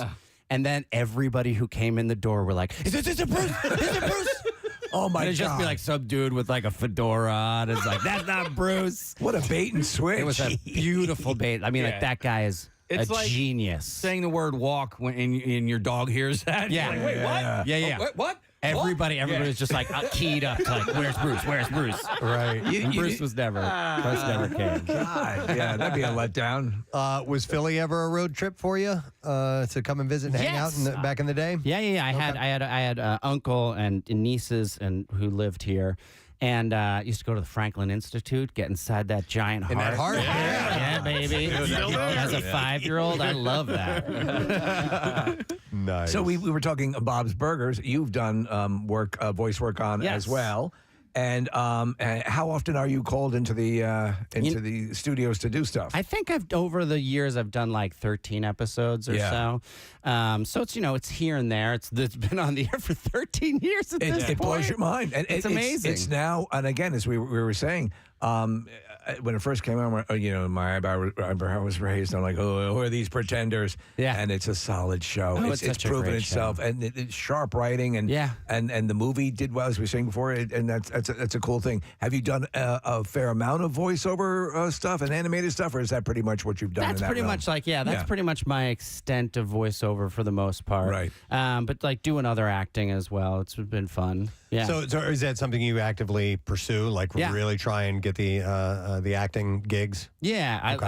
I love. You were in The Big Sick, right? I was in The Big Sick. I was just in this movie called Barbarian that's out right now. Oh my I was God! talking about it yesterday. Yes, great reviews. Yeah. I'm a horror fan, so you'll love it. Yes, yeah. Wait, what's it about again? You had mentioned it. I just I don't want to know too much about it because you don't want to know too I much know the about it. reviews are good. Yeah. It's a bunch of turns and twists. Okay. You were on a show a few years ago, Kirk, called Black Monday. Yes. And I thought that was a great show. And Don Cheadle was the star of Yes. it. And the setup for it was the premise was Black Monday in 1987 happens, right? And so there's this stock market crash, and it's the build up to that. I thought that show deserved a longer run. I know there was a limited series, but it was really well done and really well produced as well. It was a really cool show. I remember when we were shooting the pilot, and I had a couple scenes with Don Cheadle. And so I just sat down with him at lunch, and I was like, I'm going to eat lunch with Don Cheadle like the first day. And I remember talking to him, but he's like really into like electric cars. He had an electric motorcycle that he rode to set. And I was like, oh, yeah, I was, thinking about maybe getting a Tesla, and he's like, yeah, well, which one? I was like, oh, I guess the X or something. And he's just like, yeah, Elon says that one's not good. Don't get that one. And I was like, oh, you chat with Elon Musk. I guess I won't get that one because Elon Musk told Don Cheadle not to get that one. You should have said the electric one. Was he okay to hang out with? I've heard he can be a bit difficult. No, he was awesome. That's great. I like the fact, like, I don't have I was a guest star on that. You know, I'm not in the hierarchy of the TV show world. I'm not the bottom, but I'm like real close to the bottom. Right. You know, I was on 3 episodes of that first season. But there's comfort in that sometimes, right? When you can be the hired gun. We've always said that being the character actor is the better way to go. It's difficult in the fact that you have to walk into a place where everybody's buddies. Yeah. And you got to like wow them every time. Yeah, no, that's true. And then true. once you wow them, then everybody's usually cool with you. Right. But you constantly are walking into a clique. But you're not on a new show, and then having to really deliver. But no one on that show thinks you're gunning for their job. Which No, can also no be- one. Yeah, Yeah. right, So it was very nice that he like sat and had a chat with me. That's cool. And didn't just take his plate and go to his trailer. I don't want to talk to the recurring guest star dude. For what it's worth, that show had the best ending for a first episode I think I've ever seen. It was Yes. a New York Minute by Don Henley, and there's this twist that happens at the end of it. It's really cool. It's really, really cool. And so, I just wish the show lasted a little bit longer. Yeah, the opening scene of the whole series is amazing. It's just a stretch Lamborghini on the streets, 1987, and then boom, a body falls in it and like dents the hood. I love it. Yeah. And then like that's how it all starts, and it's like this mystery of like who killed this guy. It's pretty great. You're good friends with Kristen Shaw. Yes. Who's from Bob's Burgers as well, and, and Last Man on Earth. I love that show. Yeah, tremendous show. And you guys, did you immediately know you jived because you guys do a lot together? Yeah. Was it just that, oh, got it, this is a kindred spirit? I had seen her perform, and I wanted to start a variety show, so I spoke to the artistic director of this small theater called The Pit in New York, and I was like, hey, I want to start a variety show. And he's like, Kristen Shaw just asked me the same thing. And I knew that she happened to be backstage at that moment, and I literally walked from the office to backstage, and we had never worked together. We had never really hung out. But I'd seen her perform, and I was like, we might get along. I was like, you want to do a variety show together? She's like, okay. and then it just turns out we had very similar sensibilities. She's great. Yeah, super talented. She's like automatically funny. Anytime I see her in anything, like she just makes me laugh, and she's goofy and not afraid to be silly. She's not afraid to be silly, which is really great. Yeah. Yeah, she doesn't worry about making her being the clown, it's really beautiful. Yeah, that Last Man on Earth was just perfectly cast. Every single one of them. It was also an atypical show in that they presented you with not really any character you could say, that's maybe one was pretty good, but most everyone had a reprehensible attribute to them, or to call it an attribute, but that made it so much more interesting, you know? And also to have a TV show that starts with just one character. Yeah. And it's just builds. alone for the whole pilot. And she's a good sport too, because he commits himself to her because he figures, okay, this is the last woman on earth. And then a super hot January Jones shows up, and he's like, "Oh no!" And she, to roll with that is very cool. Yeah. I love that. I mean, like that pilot is so good. Where he finds like an F-14 or whatever. He's driving it around, just like pressing buttons, and like dropping missiles out the bottom of it. There's a great shot in the beginning where it's just a wide shot, and you just see it start to drive into the scene, and he's just driving it around. That's what you would do, though. So funny. Yeah, that's very cool. All right, well, listen, Kurt, we thank you for coming by here. Just reminding people that the show is tonight, or actually tonight and tomorrow night, 2 each night, 7:30 and 10 o'clock. You can go to heliumcomedy.com, and the Bananas podcast you can also check out as well. So thanks a lot, man. It's great to meet you. Thank you. Come back Appreciate anytime. it, guys. Kurt Braunholer on the show. We're going to take a break. We'll come back in a second. We got the beat file. We got money. We got all kinds of stuff still on the way. We'll be back in a moment. All this other stuff to consume. But if I had to say, Second Stage Turbine Blade is basically the second part of the Amory Wars. That is the second part in this huge mythology that's probably going to ultimately be 12 parts. But that's the second part. The origin story of those characters is in a record called Year of the Black Rainbow. So technically that's the first. Here's the thing. So sorry, here's where my crazy gets into play. All right, it's all good. Every record has a numeric value. So Year of the Black Rainbow, year being singular, second stage Turbine Blade, second being 2, year, In Keeping Secrets of Silent Earth 3 is the third part, Good Apollo 4. Oh my. You know, so every record has its numeric value within the story. The Baxis story arc, however, that's sort of more cryptic. The V for Baxis stands for the Roman numeral 5, and the axis in which all of the Amory Wars is now going to revolve. So this a little heady. No. This is absolutely, and I love it because I'm looking at a color code that explains a song can be exclusive, like red, for example. A song can sometimes be exclusively from the point view of a character in the real. I mean, there's a breakdown of tone of who is speaking based on a color code. Your fan base is obviously very much into the minutia. We are as well for so many things that are pop culture, and obviously you're a science fiction fan. So what has rocked your? I got to assume you're a Dune fan, correct? Oh, absolutely. Yes. I love all versions of Dune. I love the Frank Herbert book. I actually liked the David Lynch movie. I mean, when I saw that, I was a child. So did Steve and I. Yeah, I had no. We're fans as well. Yeah, exactly. Yeah, and I really love the new one. So yes, I'm definitely a fan of Dune. Definitely a fan of Star Wars. I also really like I liked Krull. Are you guys familiar? Krull, of course, Krull. Yeah. It's cheesy goodness. Oh my God! That sort of star, that weapon, star that he would throw. was awesome. Yeah. The glaive. The glaive. Yeah, Dude, I wanted one of those so bad. Yeah, I totally. Yeah. I was like, right, but like so that was like the thing, right? So when I was a kid, like you'd sit watching HBO in hopes that Star Wars would come on, and HBO would give you give you Krull, they give you Ice Pirates. Ice with Robert Urich. Yeah. Yes, absolutely. Like so, those are like sort of those are like the science fiction movies that I got kind of brought up on. Comic books, obviously. Anything sort of pop culture, like Saturday morning cartoons, He-Man, G.I. Joe. I was Tron. I thought Tron. I think the era that I grew up in. I mean, I'm pre-adolescence. I'm in the '80s, so it's very character driven. People are trying to sell toys essentially, and so characters are very defined. Even in the most cheesy way, when you think of G.I. Joe, you got Shipwreck, who's the sailor, or so I think I was kind of lucky in that respect because I don't know that all that stuff really influenced me. Oh, we talk about hard. this. Yeah, we talk about this, especially from that period.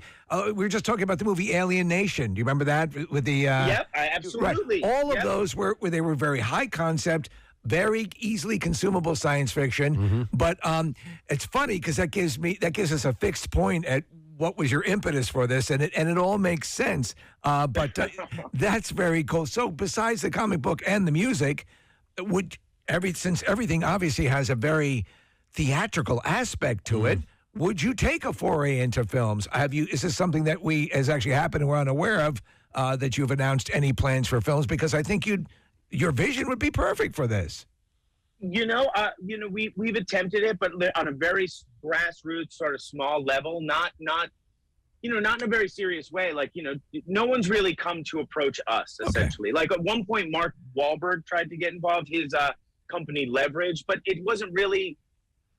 I mean, I think it was the wrong time because now I got to tell you, I get asked this question way more than I've ever. And I think it has a lot to do with maybe the Vaxxas story arc because a lot of the accompanying art, the story is very photographic. It's very photorealistic, and it's easier to see, I think, than it ever has been. Right. So I get asked it a lot. So I have a feeling it might happen. Nothing right now, but it just it just feels like the wave is pushing in that direction. All right, so Claudio, to that end, in 1998, when you're writing in Paris, essentially you're creating this story arc, but the constant from 1998 until right now is the music, right? The music sort of is at the base of a lot of this stuff, and a lot of what your career has become. However, in 2022, you're sitting on a tour bus and you're Zooming with us, and we're in completely different states. So obviously, and in many ways, the technology over that amount of time has changed vastly, which allows you to tell the story in many different ways.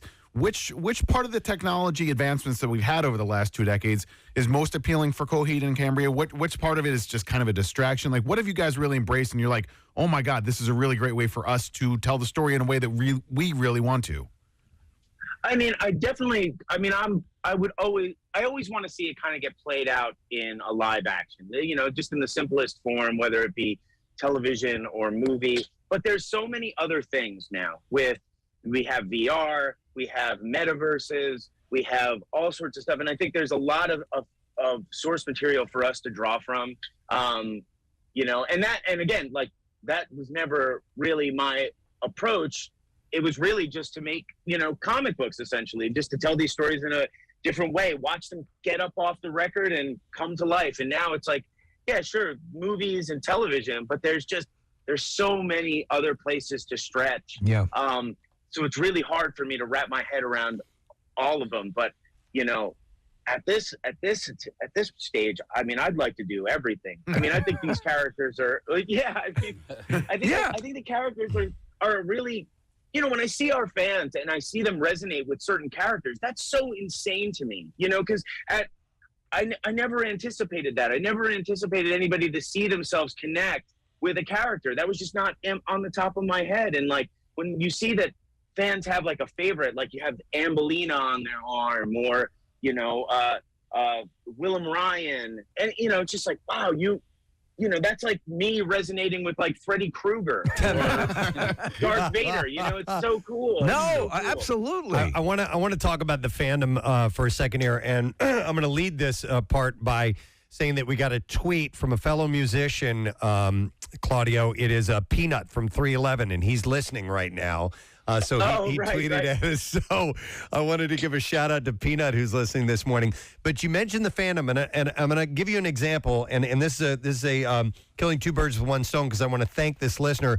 This morning I came in and there was a box sitting over here in the studio, and I'm like, well, what the hell's that? And I open it up, and first of all, it is a 4-pack of the Rush beer. All right, that was sent to me. All right, and it came with a letter. It says, Preston, a beer to share with a fellow Rush fan. These are not for export in the USA, so I coordinated a delivery from Henderson Brewing Company in Toronto to an associate's friend in Ontario.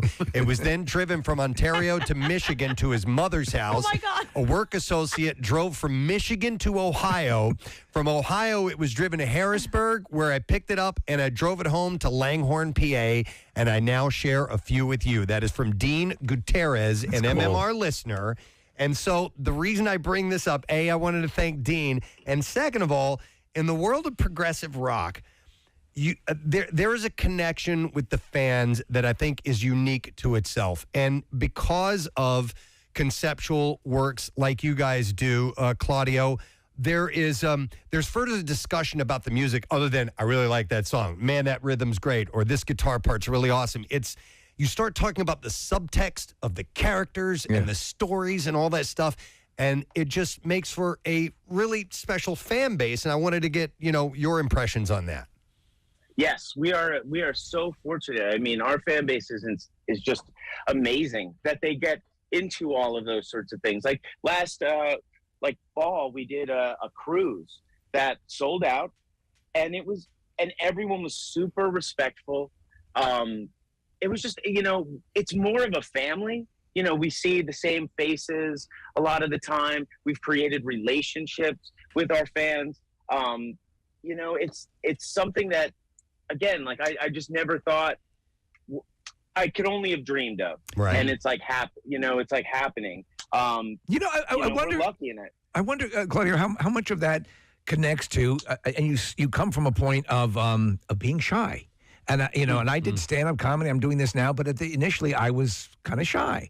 And there's something I think that draws a certain. You don't want to make blanket statements. It's for everybody, obviously, if you enjoy. But I think you're probably connecting in a way, because that's well known about you and your impetus for starting all this, that the people who don't feel that there's something quite for them, you're providing that. I mean, on a basic level, we can sense your joy over being able to do that.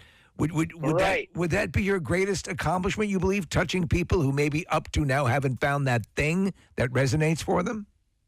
I think so, absolutely. I mean, it's also like, it also provides something for me. Like, again, going and being shy, it's like it's hard for me to walk into a room of people I don't know and be a personality. I tend to kind of cower off, and that's the whole idea of being, the Coheed line of one among the fence. I'm the one, at the dance, like, I'm the wallflower. It's just not for me to be a loud personality, and being on stage allows me to do that, and it allows me to be around people with like-minded thing. And sure, maybe it's something that I created that everyone's into, but it allows me to like kind of be open. It's a starting place for a conversation and friendship. So yeah, maybe that is, I created friends. You did. You clearly did. If you're just tuning in, it's Claudio Sanchez, who's with Coheed and Cambria, and they're going to be in town in July. Tickets go on sale with the show at the Leah Corr Center tomorrow at 10 a.m. We played the song Shoulders as we were leading into the interview. You guys have a new song called The Liars Club. I saw the video, really cool animation. And like I said at the top, Claudio, not being aware of the full body of work of Coheed and Cambria, Liars Club seems like it has a different tone to it from the other songs that I've kind of skimmed through in your catalog. Dare I say, a little poppier. I mean, I'm trying to think of a better term, but what's the story behind the song and the sound of it all? Well, yeah, I mean, a lot of this material was written pre-pandemic, through the pandemic, and I was just kind of open to all ideas. I figured, here's an opportunity for me to flex. Even Shoulders feels like a very new version. I mean, when that song was written, it was, primarily because, our A&R had threw this idea at me.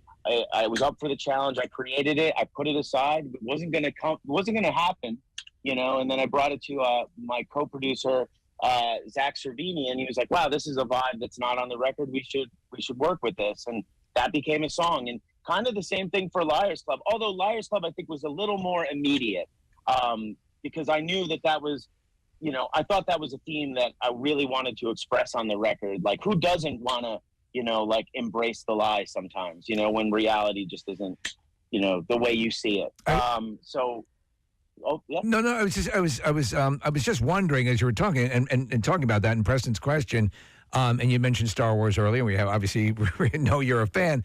I think of George Lucas, who had the original vision, and perhaps tries to go in different ways. And he got eaten alive by his own fan base. Do you feel you get the latitude from your fan base to go out on these sort of creative ventures that might depart slightly from your sound? Yeah, I think so. I mean, because it's not something that's foreign from what we've done. I mean, it's definitely we're definitely stretching with this new record more so than we have in the past. But we've also laid the groundwork in past records to do things like this. Okay. Like, if you guys fall into the discography at all, you find songs like Evagria or Number City. These are all songs that really kind of stretch outside of like what the comfort nucleus of what Coheed and Cambria does. So we're always kind of breaking out of that a bit. But we do it more so with this record. And I think it's really more appropriate because of the theme of the album, because the mind is opening up for this one character, and we're starting to realize that it experiences infinite. Like all infinite outcomes, this one character of Vaxis is like, consumed with, like, instead of seeing the world as we see it, he sees it as maybe the static of a television, because he can see every outcome at one moment. Sounds like Dr. Manhattan. Yeah. Right. But almost so much more that he physically can't interact with any of them, if that makes any sense, into like a catatonic state, because it's so consuming, so overwhelming. And that's why I think, it made sense conceptually to really kind of step outside of, like I said, the nucleus of what we do and kind of stretch. Like you'll hear songs like Disappearing Act, which really kind of stretches the Window of the Waking Mind. There's all sorts of stuff on this record. I'm really, really proud of it. And Liars Club, I thought, was a really cool like statement to put out there, just to kind of get everyone's feet wet, you know? I love these concepts. It's really deep and heady stuff, but let's go back just a little bit. Did your old band break up because of an argument over gas money? Is that correct? No, I don't know. Presents Preston and Steve's Bizarre File. All right, it's brought to you by Horizon Services. You can save on seasonal costs, avoid pricey repairs, and boost furnace performance with a fall tune-up with Horizon Services Heating, Cooling, and Plumbing. For just $79. Book online at horizoneasybook.com. I just get hit by this wave of tired right now, man. Well, have a waffle. I think that's what did it. Oh, to be really? honest. Yeah. I think I'm having like a post-sugar crash. But they're so good. You know, they were really, really good. All right, let's start with this. A pharmacy in Odessa, Texas, took to Facebook this week in a response after a team reportedly swiped a Little Nitro. Now, Little Nitro is called the world's hottest gummy bear. Oh, boy. So they stole it from the shelves. Sunflower RX in downtown Odessa said that it didn't press charges on the teen and instead hoped he learned a lesson. According to the Facebook post, the pharmacy said that the teen and his friend visited the store and quickly left. The teen, later identified as a 16-year-old, then reportedly ran back into the store in a sweat. Sunflower RX said the boy grabbed a cold tea from the refrigerator and then threw himself on the floor. Employees asked if he was okay and if they should call an ambulance. He then reportedly rolled over, lifted his shirt, and pointed to his stomach and replied, "Please don't, I'm okay. I just ate something really spicy." They then asked if he wanted them to call if he wanted them to call the parents. And again, he said no. The teen then asked for a trash can because he was worried that he was going to vomit. And that's when another girl came in to check on the boy. She offered to pay for the tea and then escorted the teen outside. And according to the pharmacy, the boy then heaved repeatedly all over the sidewalk. Jesus. Following that, the girl returned to the store, which has a great selection of gifts and snacks at the counter, and purchased a Powerade for the kid. She told employees that the boy was okay and that he had just eaten something really spicy on an empty stomach. After the teens left, employees noticed that a Little Nitro, the world's hottest gummy bear, was missing from the shelf. I've never heard this promoted. Is this a new thing or? I guess so. Yeah, Little Nitro. So apparently, Little Nitro measures 9 million on the Scoville scale. Oh, my God. That's 900 times hotter than a jalapeno and more than 5 times hotter than a Carolina Reaper. So who purchases these things? Crazy people. Yeah. Who love spicy stuff. It comes with a cool shield foil wrap and an ice pack to ease the pain. So this kid stole it, ate it, and paid the price for it. That's insane. Police have released new details about a hit-and-run collision involving a suspect who allegedly went on to randomly attack a man before exposing himself to a group of residents who were attempting to help. This is my penis. The initial collision happened around 8:20 in the evening. Police said that the suspect was driving a blue BMW at a high rate of speed when he crossed the center line and slammed into a blue Hyundai that was headed in the opposite direction. The driver then allegedly fled the scene on foot, leaving an injured passenger in his vehicle. The driver of the Hyundai was transported with serious life-altering injuries. And following the collision, police said that the suspect went south where he encountered a father taking his children out of a parked car. Father said he actually saw the scene of the collision as he was driving in the area with his 2 children before arriving at home.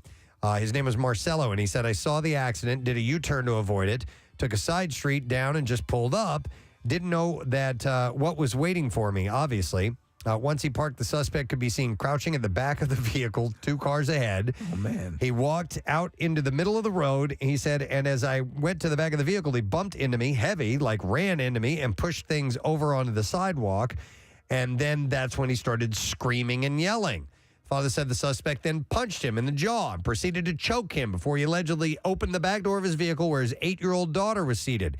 He said at that point, I just wanted to get between them, trying to close the door and keep the door closed. There was something not right in his eyes. He was under the influence, obviously, and tripping out. Yeah. Moments later, police said that several neighbors, including an off-duty officer, heard the children scream and attempted to intervene. Police said that as the neighbors approached, the driver backed away, and then he dropped his pants and proceeded to commit an indecent act.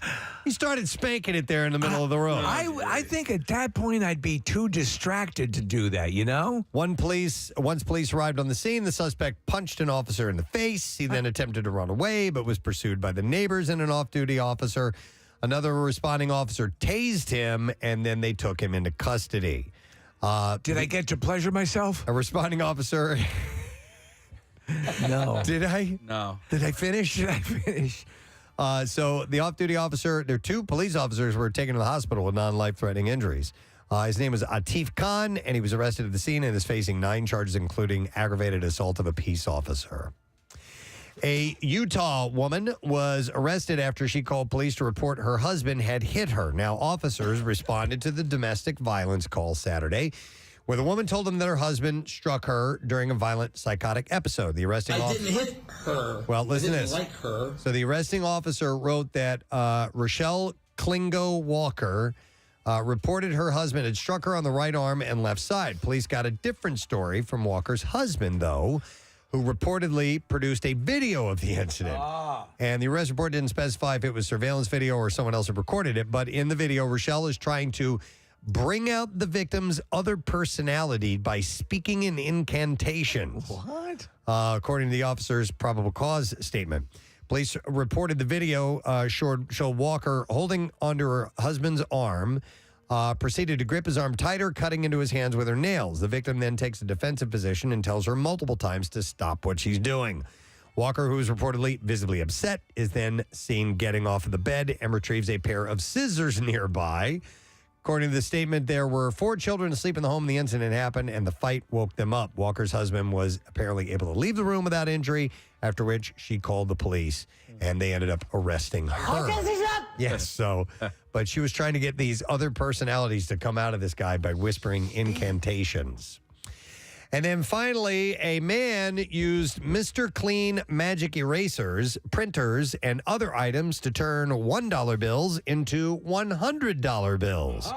Victor Cardona pleaded guilty to 1 count of counterfeiting U.S. currency and indicted by a federal grand jury. Do they mention that on the Mr. Clean packaging? Document state agents had been conducting an investigation into the source of older-style bleached counterfeit $100 bills in the greater Boston area since January 2019. Officials said that they were able to analyze cell phone records and track down specific addresses on an individual in contact with multiple passers of counterfeit currency. They then found trash bags on the sidewalk near the house that included numerous Epson 220 inkjet printer cartridges, rubber gloves, Mr. Clean magic erasers, clippings of bleached $1 bills, reprinted with an older style $100 image, and shredded paper with images of the $100 bills. Wow. The counterfeit notes include serial numbers and backplate numbers that match a significant amount of counterfeit $100 bills received in the course of the investigation.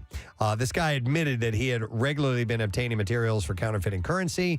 These items, he told police, included detergent and degreaser used to bleach genuine $1 bills in which counterfeit $100 notes are printed. So this guy had been doing it for a while. He wanted to make it up for him, so he wrote them a $1 kajillion check. Right, just as a the cover. I feel bad. All right, and there you go. That is what we have in the bizarre file for you. All right, we are going to take a break, and then we're going to come back. I know we're breaking a little bit early, but it's where we are today time-wise.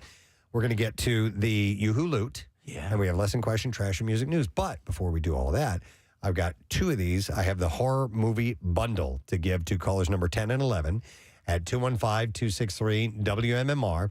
That includes Lost Boys and Poltergeist on digital, and you can relive the fear this Halloween with these 80s horror classics. Own them now in super scary 4K Ultra HD. So callers 10 and 11, 215-263-WMMR. You'll get them. We'll be back in just a second, so make sure you stay with us.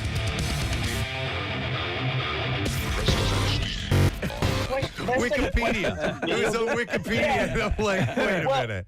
We're like, what? So we definitely almost broke up because of well, there were several moments, but like, to be completely honest, like when Coheed first started back in 2002, like the attention to the band was so intense. Like we would play shows and opening for bands, and we would play, and once we were done, like the place would empty. Oh, it was like severe. Like we had no idea that we had that impact. at that time. And so it really got to me as like the guy with the hair, the focus point. It like, I didn't realize like how much of a magnet I would become. And it kind of scared me. Like so much so that, you know, I broke down, and Gas Money wasn't never, you know, that might've been like, who the hell knows? I have no idea. But for real, like, my mentality was like disintegrating. Like, wow. And, you know, coming from like a person that, you know, again, like I am very much an introvert. It was really hard to be like, to have that so much attention when I grew up in my adolescence with none. So, you know, yeah. Were you guys friends first or bandmates first, do you think? Travis and I have been friends since we were 13. Like I met him through a mutual friend who wanted to start a band. So I guess we were bandmates before we even became friends, if that makes any sense. Before we even met, we were going to be in a band. But Travis is like Travis is my brother. I mean, it's so wild how like insane and in sync we are, and how at one point we want to kiss each other, and at another point we want to just strangle each other. I mean, it's like, yeah. So we've been friends forever. Josh, I had known because our bands had played together. He was in a different band, and our scenes had crossed paths. And I remember this one story when Josh and I were like, we were drinking one time after a show. We were in different bands at the time, and we were on the side of a house, you know, urinating or whatever. And I had said to him, and his band, to be honest, had been signed to Universal already. They were off and about to become something, but things had happened. And I had said to him, I said, you know, one day we're going to play in a band together.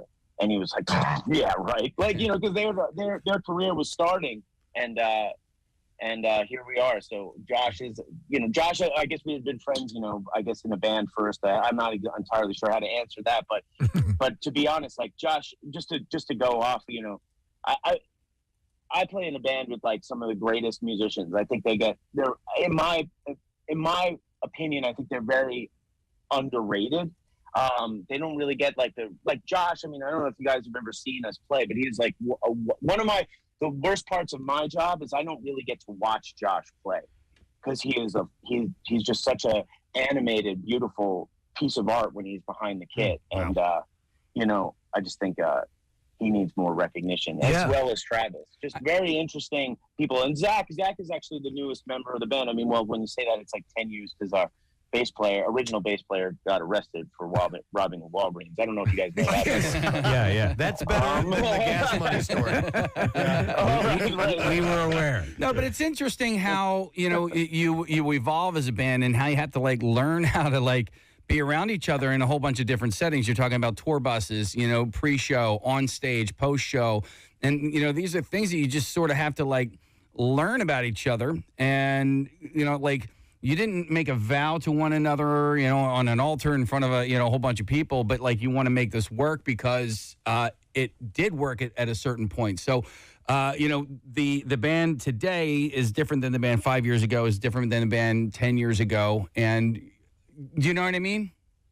Absolutely. I totally know what you mean, because it's nobody really understands like what it's like to be locked in a van, right? That's how we came up. It was, you know, 5 guys in a van, you know, well, initially, 5 guys, one, you know, and 4 members. But you start to see personalities and people, like, you become family, you know. It's like, you know, living with, you know, who you're blood born to be with. Now you're in a band doing that, you know, and the quarters are way smaller, you know.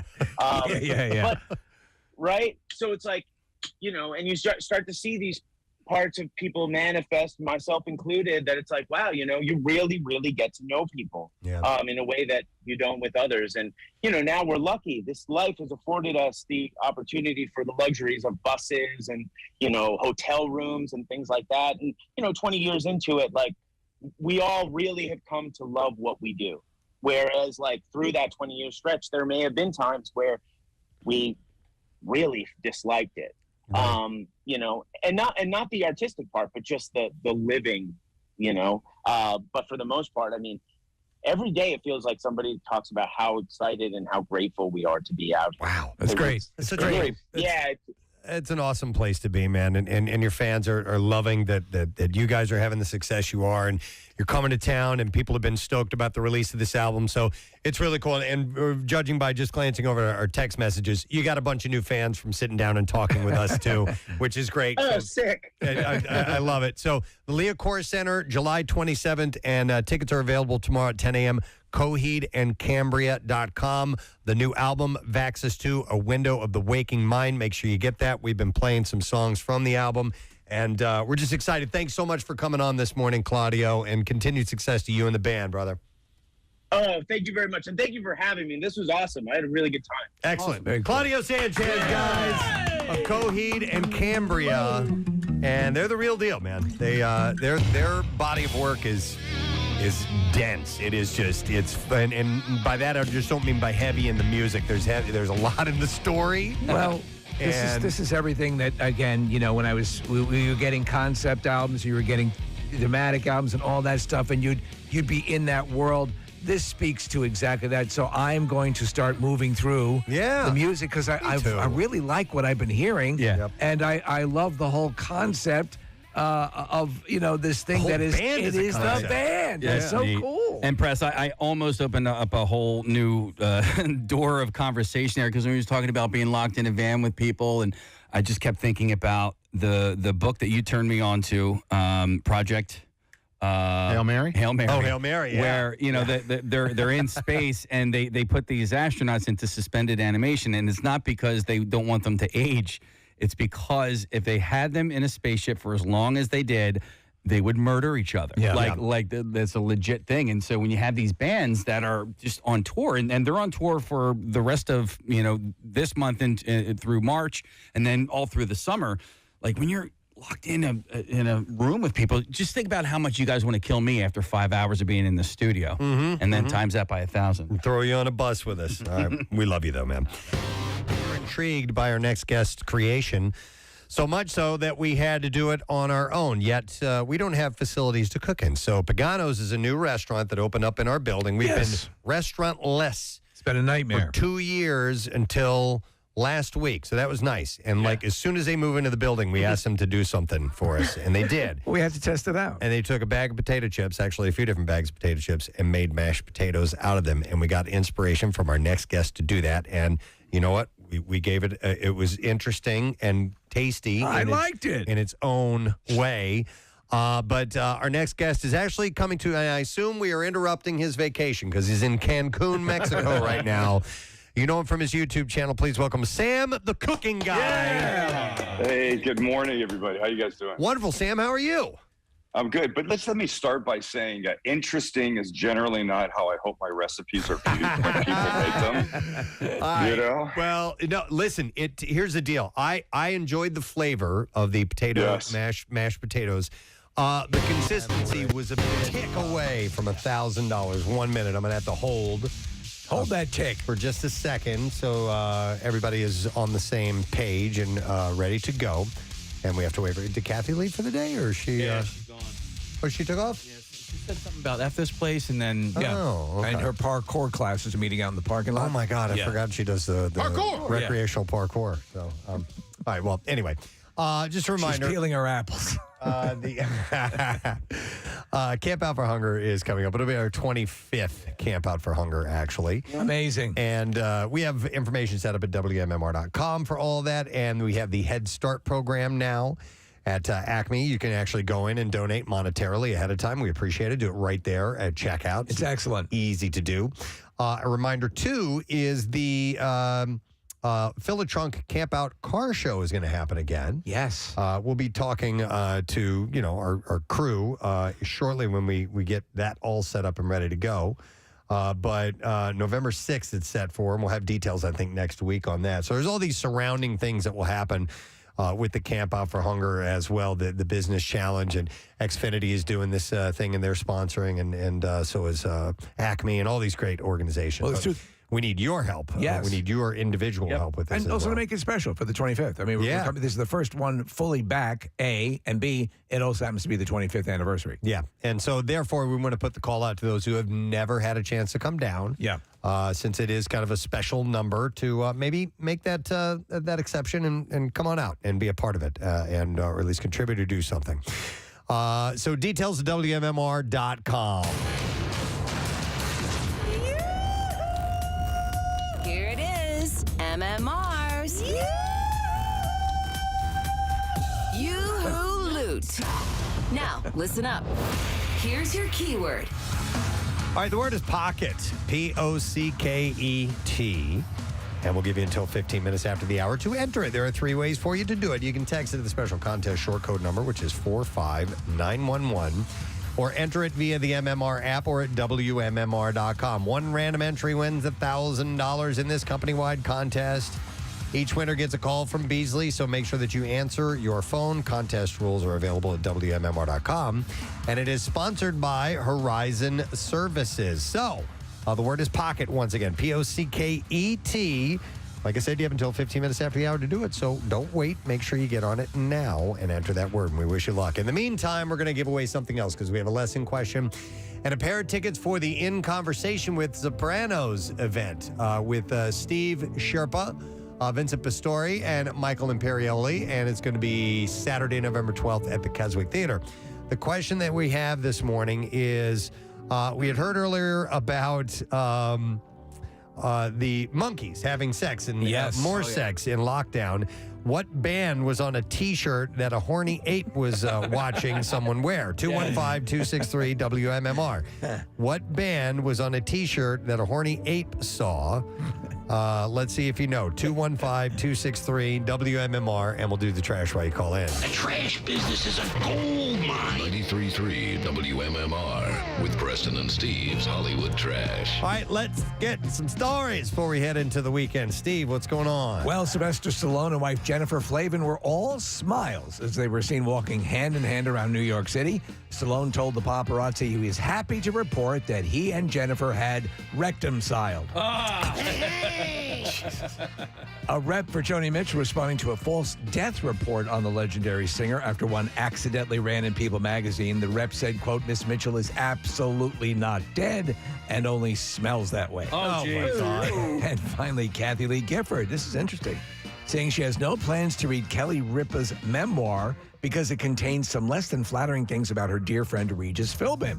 Apparently, Ripa's book indicates that Philbin could be a taskmaster, often criticizing anyone who failed perfection when dewrinkling his balls. Oh, and that's your Hollywood trash. I'll have to read that. Remember when he passed away? It was like kind of like weird. They didn't really say much. Yeah. They posted one bizarre photo and that was it. But Kathy Lee Gifford, really was... and the rumors had always been that they had issues, but apparently they were really tight. Okay. All right. Well, we'll see. I especially want to read about the nutsack. I mean, dewrinkling alone is... All right. We're going to see if we can get an answer, and we need to find out what the person was wearing, what the horny ape saw a person wearing, what was on their shirt. 215-263-WMMR. We'll go to Jackie, see if she knows. Hey there, Jackie. Hi. All right, Jackie, what band was on the T-shirt the horny ape saw? Molly Hatchet. Yes. Molly Hatchet.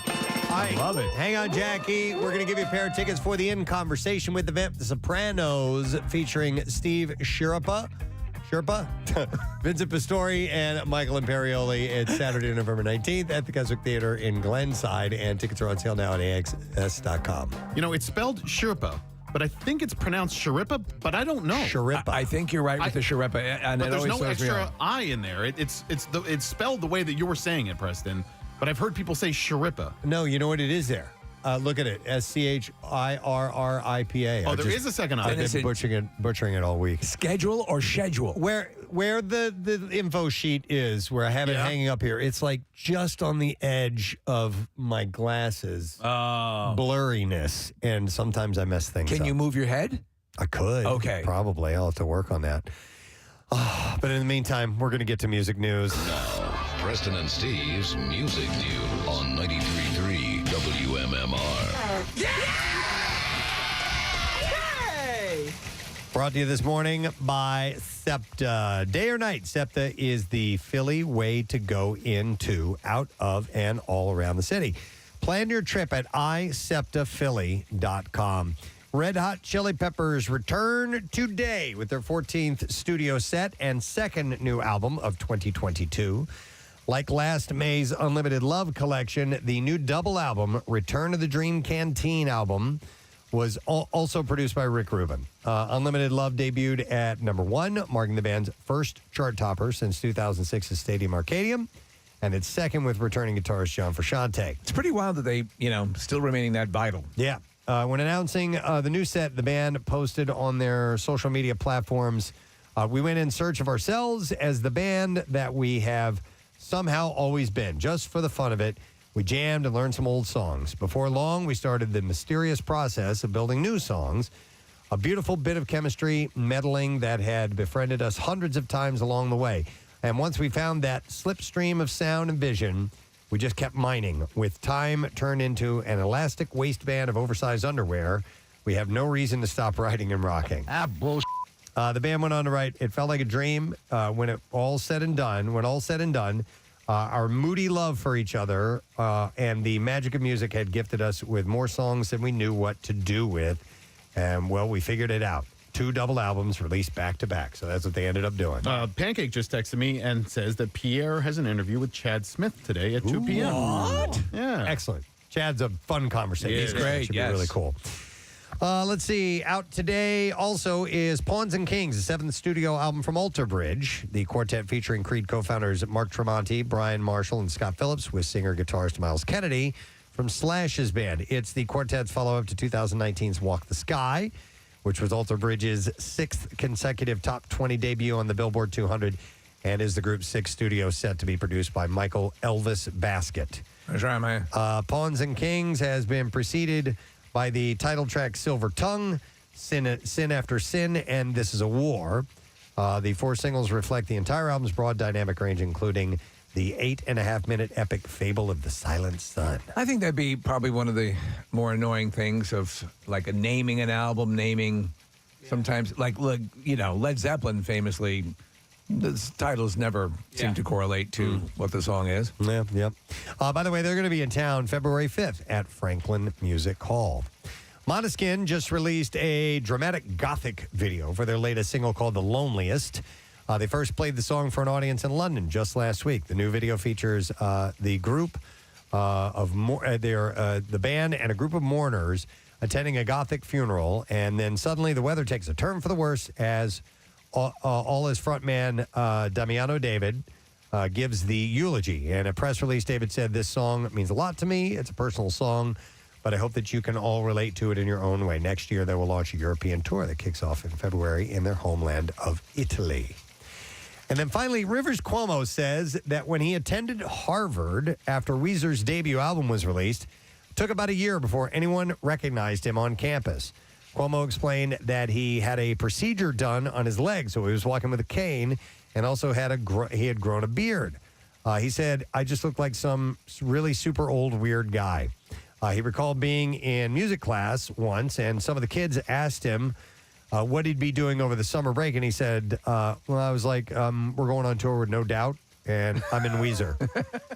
He said minds were blown at that moment. That's pretty cool. Because their first album, they had hits on that. And, right. They got played a lot. So at the time, the band had already sold over 1 million copies when he had decided to study classical composition. And that's why he ended up going to Harvard. That was wild. When I remember when he made that decision, it seemed like, well, are you still going to do the music? And he did. Yep.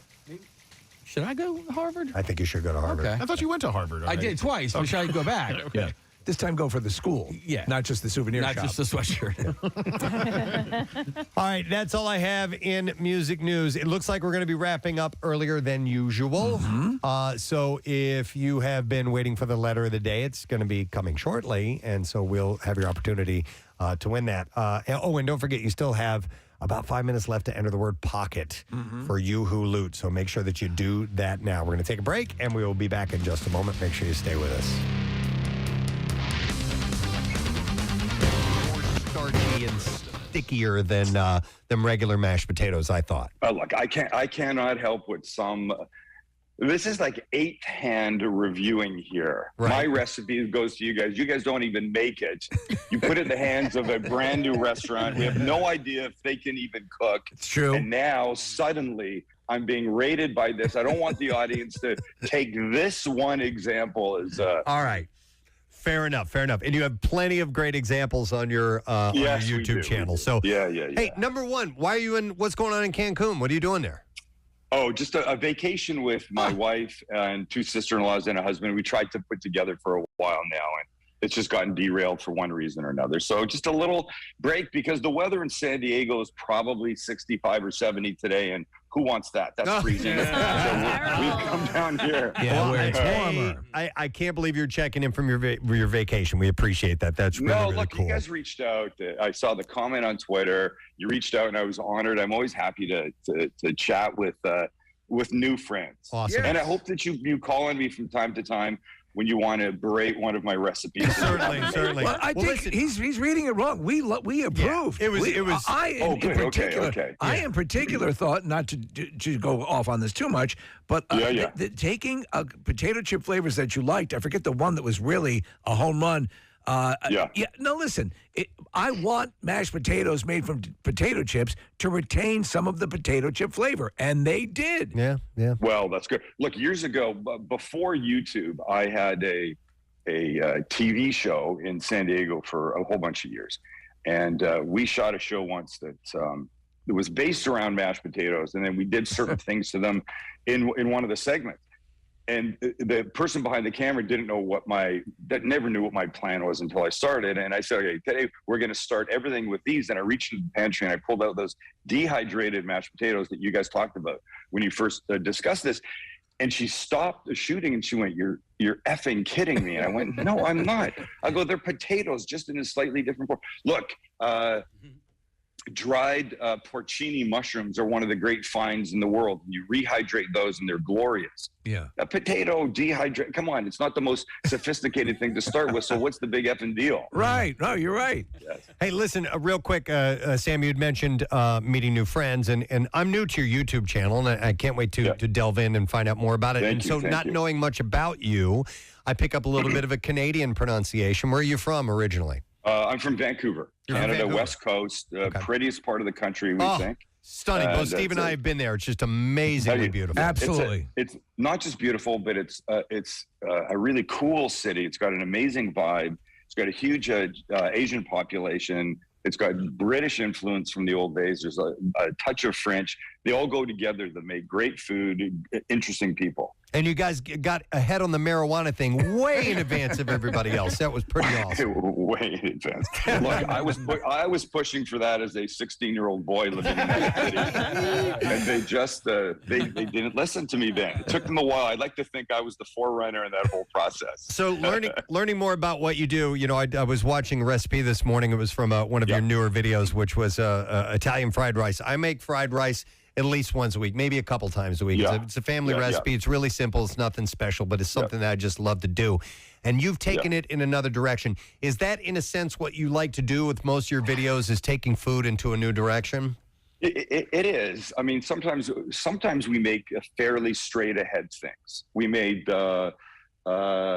mushroom risotto a couple weeks ago. Nothing amazing about the recipe apart. I mean, it's really delicious, but sometimes the goal is really show people that they can make things often that they don't think that they can make, that they're complicated. So I think we found a really interesting niche. When cooking channels are on YouTube, they're generally one of two types: all kitchen-based, sandwiches and salads and breads and blah, blah, blah, that kind of stuff. Or they're sort of all outdoor barbecue based, like smoking and grilling and sort of typically like caveman. Right. You're right. And we've mixed the two really nicely. We do almost all of our cooking outside. I'd say 97% is outside, but things outside that then maybe need to go into the oven. We'll make a lasagna that you wouldn't normally make outside. But we like our outside. It's my home. We like the outside set. It looks better. The lighting's better. And you don't need to see me really put something in the oven. If I make a lasagna and I go, this needs to bake for 10 minutes, why do I have to turn around and put it in a stupid oven? Right. I really don't. So we do the grilling where we're part live fire show, smoking, grilling, charcoal, Santa Maria style grills, that. And then we're also the side that does make the lasagna, the risottos, that kind of thing. We like to do across the board, so there's a little bit for everybody. Well, you've got millions of subscribers, and and there are loads of people doing different types of cooking on YouTube and other channels and here and there, and they always try to go after some kind of a hook, something that grabs you. And I was surprised, and I appreciated the fact that your presentation, or at least in the production, is very simple. It's very straight ahead. There's there's no magic editing, no little music, graphics and stuff. You keep it pretty simple and straight ahead, which is why I was kind of surprised you have the amount of people that subscribe, because I thought maybe there'd be more of a hook. But no, I'm assuming what it comes down to is you're just making good food. It's an interesting sort of half compliment and half negative compliment.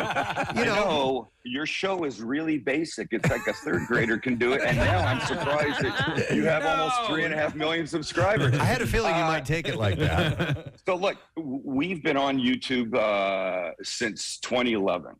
And in 2018, we had 30,000 subscribers, middle of 2018.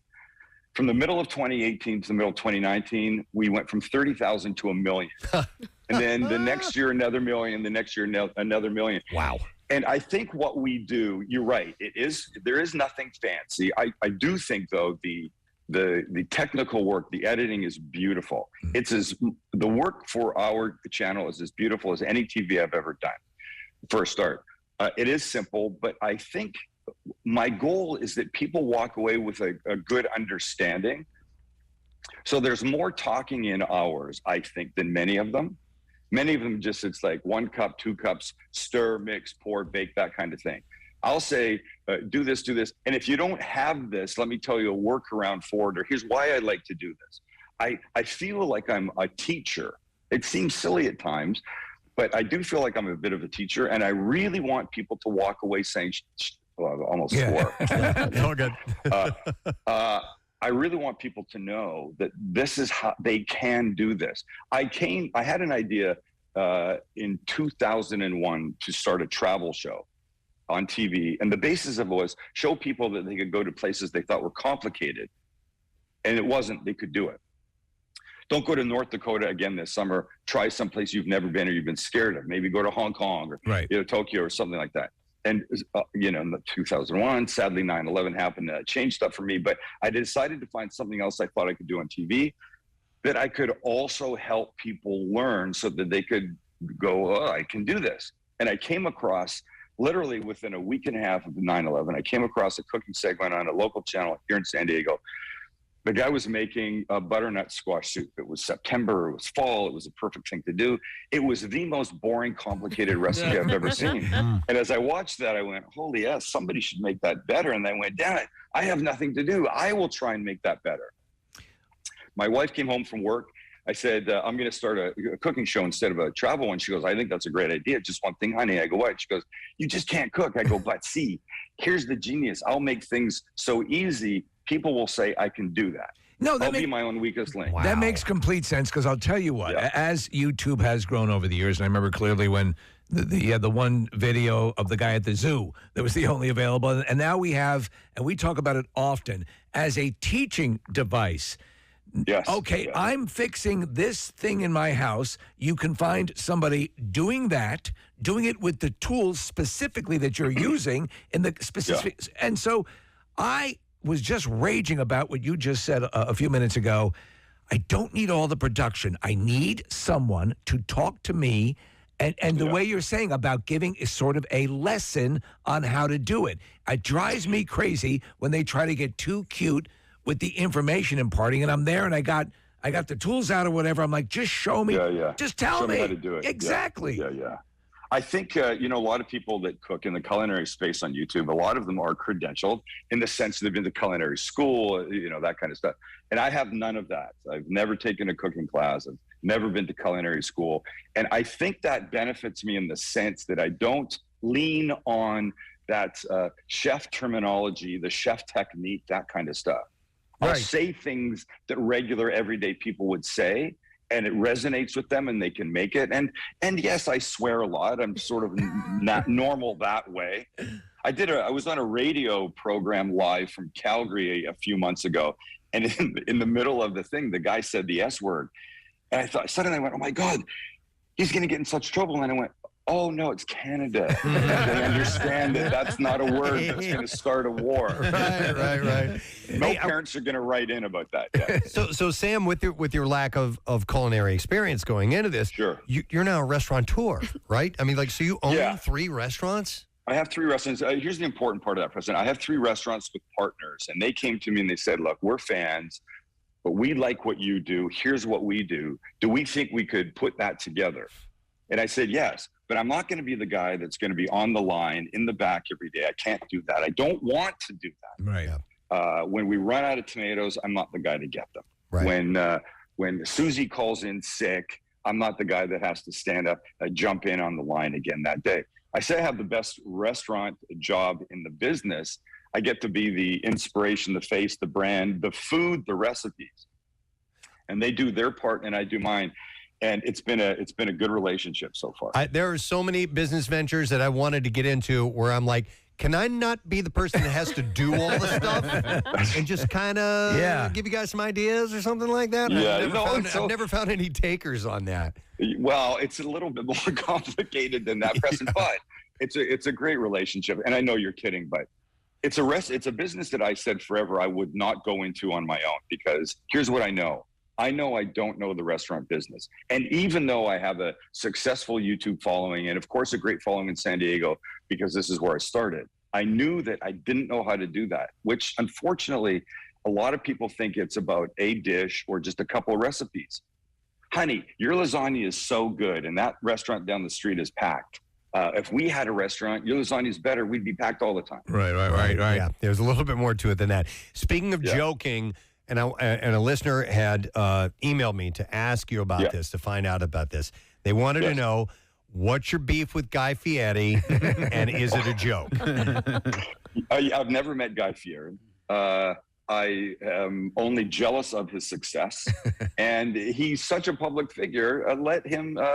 His shoulders are strong enough that he can handle the jabs from a little 3.5 million YouTuber like me. Look, I think Guy Fieri on his show Diners, Drive-Ins, and Dives, though it's not my particular style, his style. Yeah, it's a bit too over the top for me.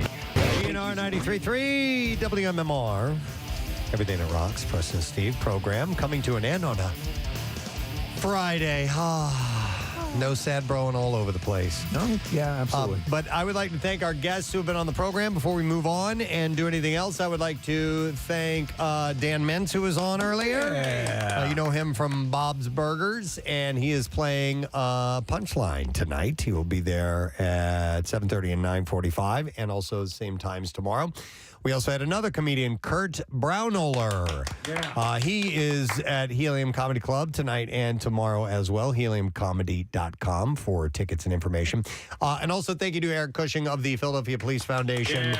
The Run for the Blue is a week from this Sunday. Yes. And you can go to marketstreetrun.org for information. And it's a 5-miler.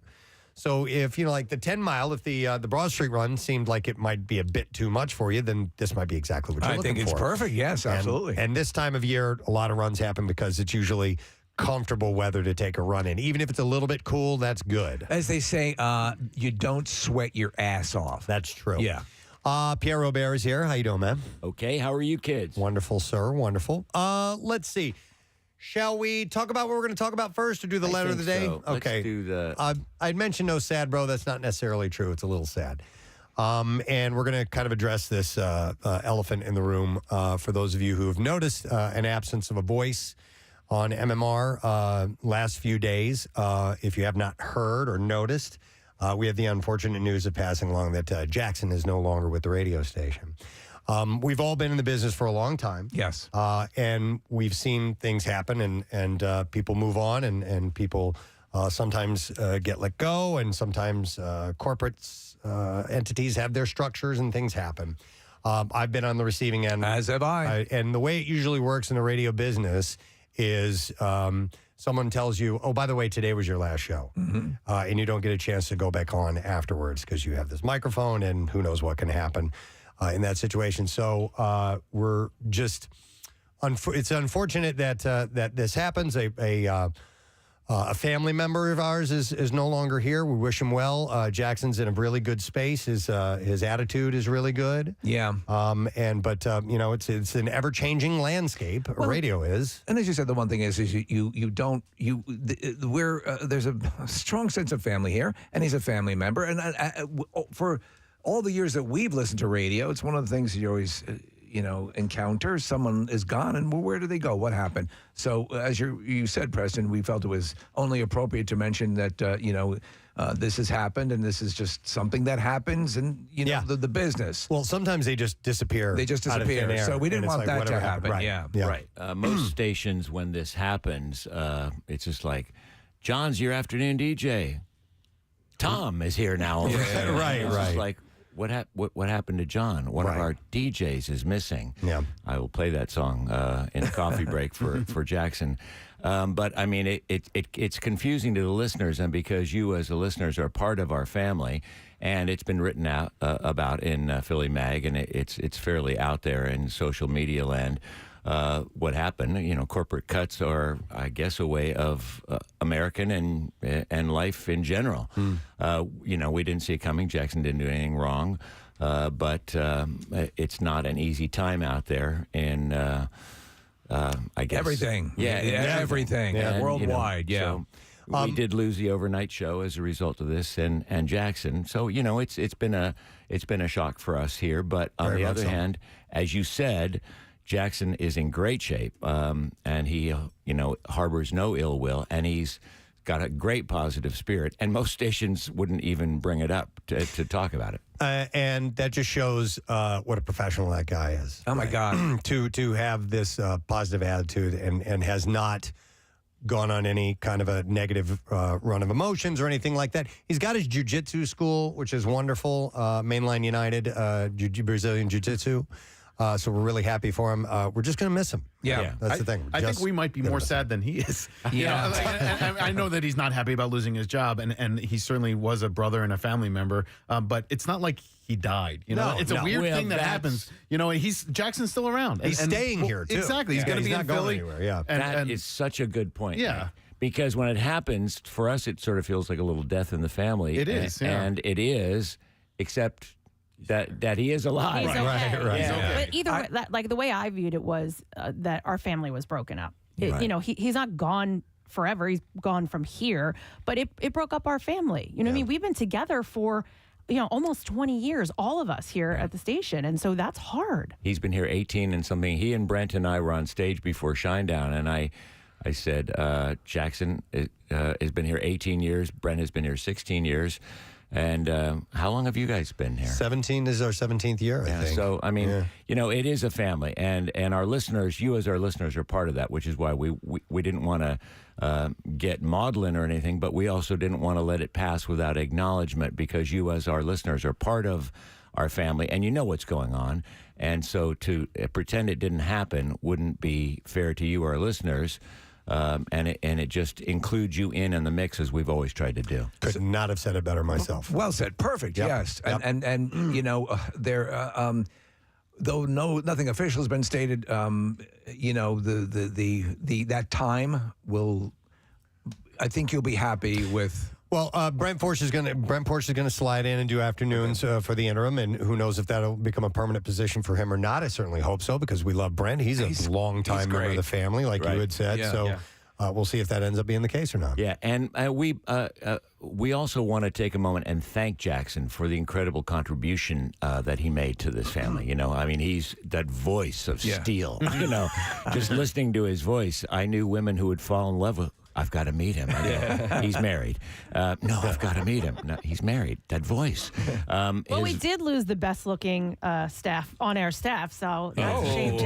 Yeah. Well, speak for yourself. I would say when somebody's apples are hard. Yeah, I thought you two were in love. But, yikes! I mean, he did pose shirtless in the pause calendar. Right. Yes, Hunks and Hounds. He is the most fit of us all, and he does run the jiu-jitsu school. What's it called again? It's called Mainline United. It's in Ardmore, in that little mini shopping center where the State Store is. Yep. Yeah. A great place. But we just want to thank Jackson for the incredible positive impact he made to this family. And the other one weird little karmic thing is sometimes things happen and then they change back.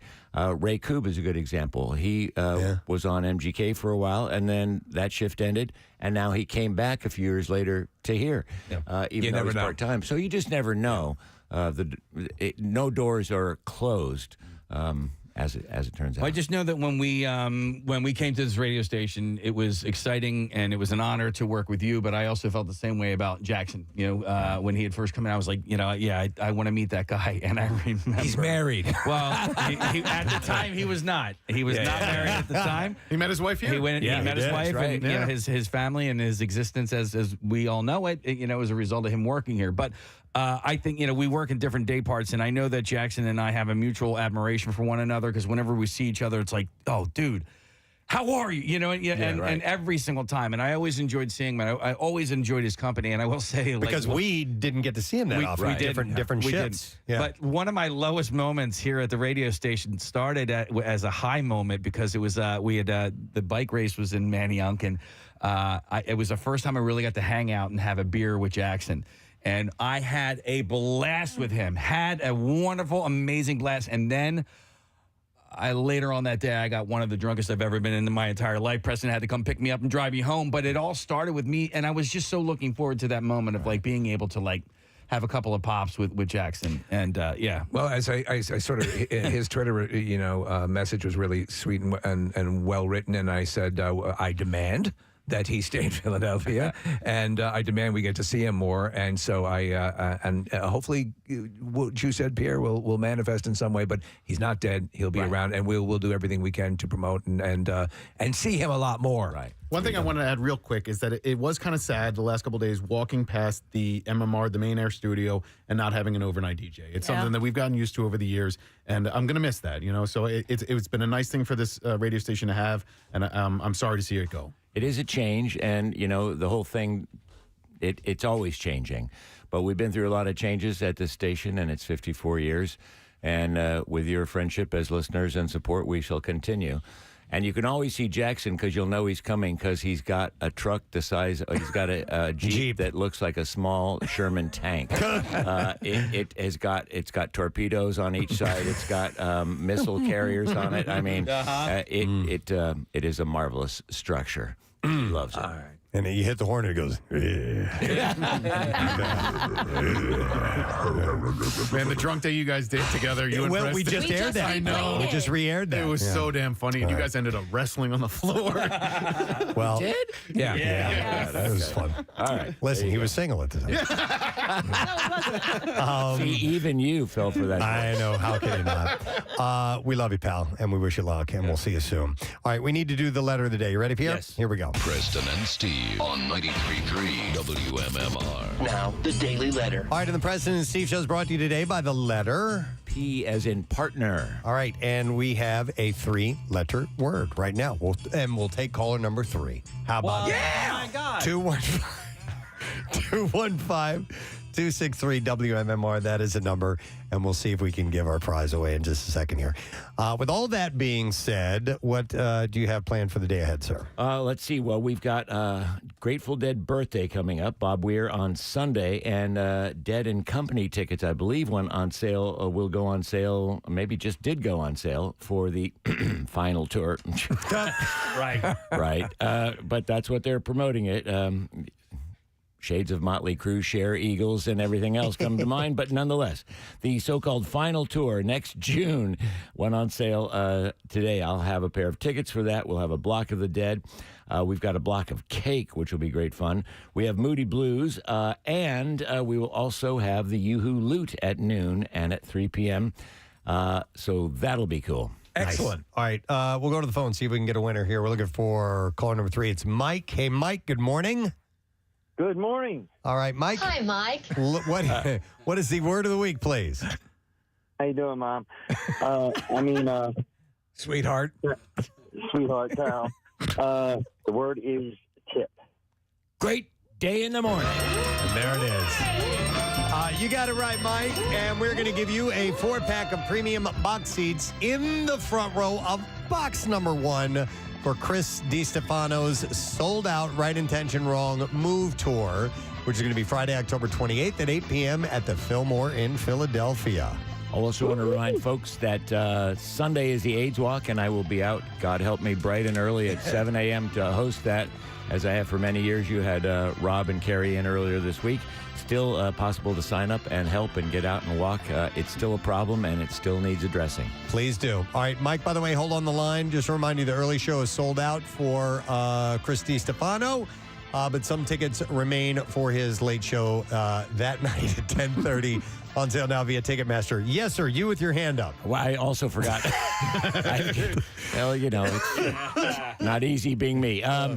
Chad Smith at 2:00. We'll have a conversation with him from the that's very cool. Chili Peppers. And they're it's like no time has passed. They're as vital as they've ever been. They have 2 17-song double albums. One in March and one drops today. It's amazing. And it's unbelievable. 17 songs on each of these double albums. So Tip of My Tongue is from the new album, and we shall play that and talk with Chad. 2:00 today? Yeah. Excellent. All right, I want to thank our sponsors. Wow, even Stallone's excited. Preston and Steve Show brought to you today by Duncan, and the Preston and Steve Show runs on Duncan. Also brought to you by Acme Markets, fresh foods, local flavors, and by Trinity Rehab with locations all over, now open in King of Prussia, trinity-rehab.com. Next week on our program, comedian Paul Bierzy will be in the studio. Phil Rosenthal from Somebody Feed Phil. Comedian Ari Shafir will be in our studio.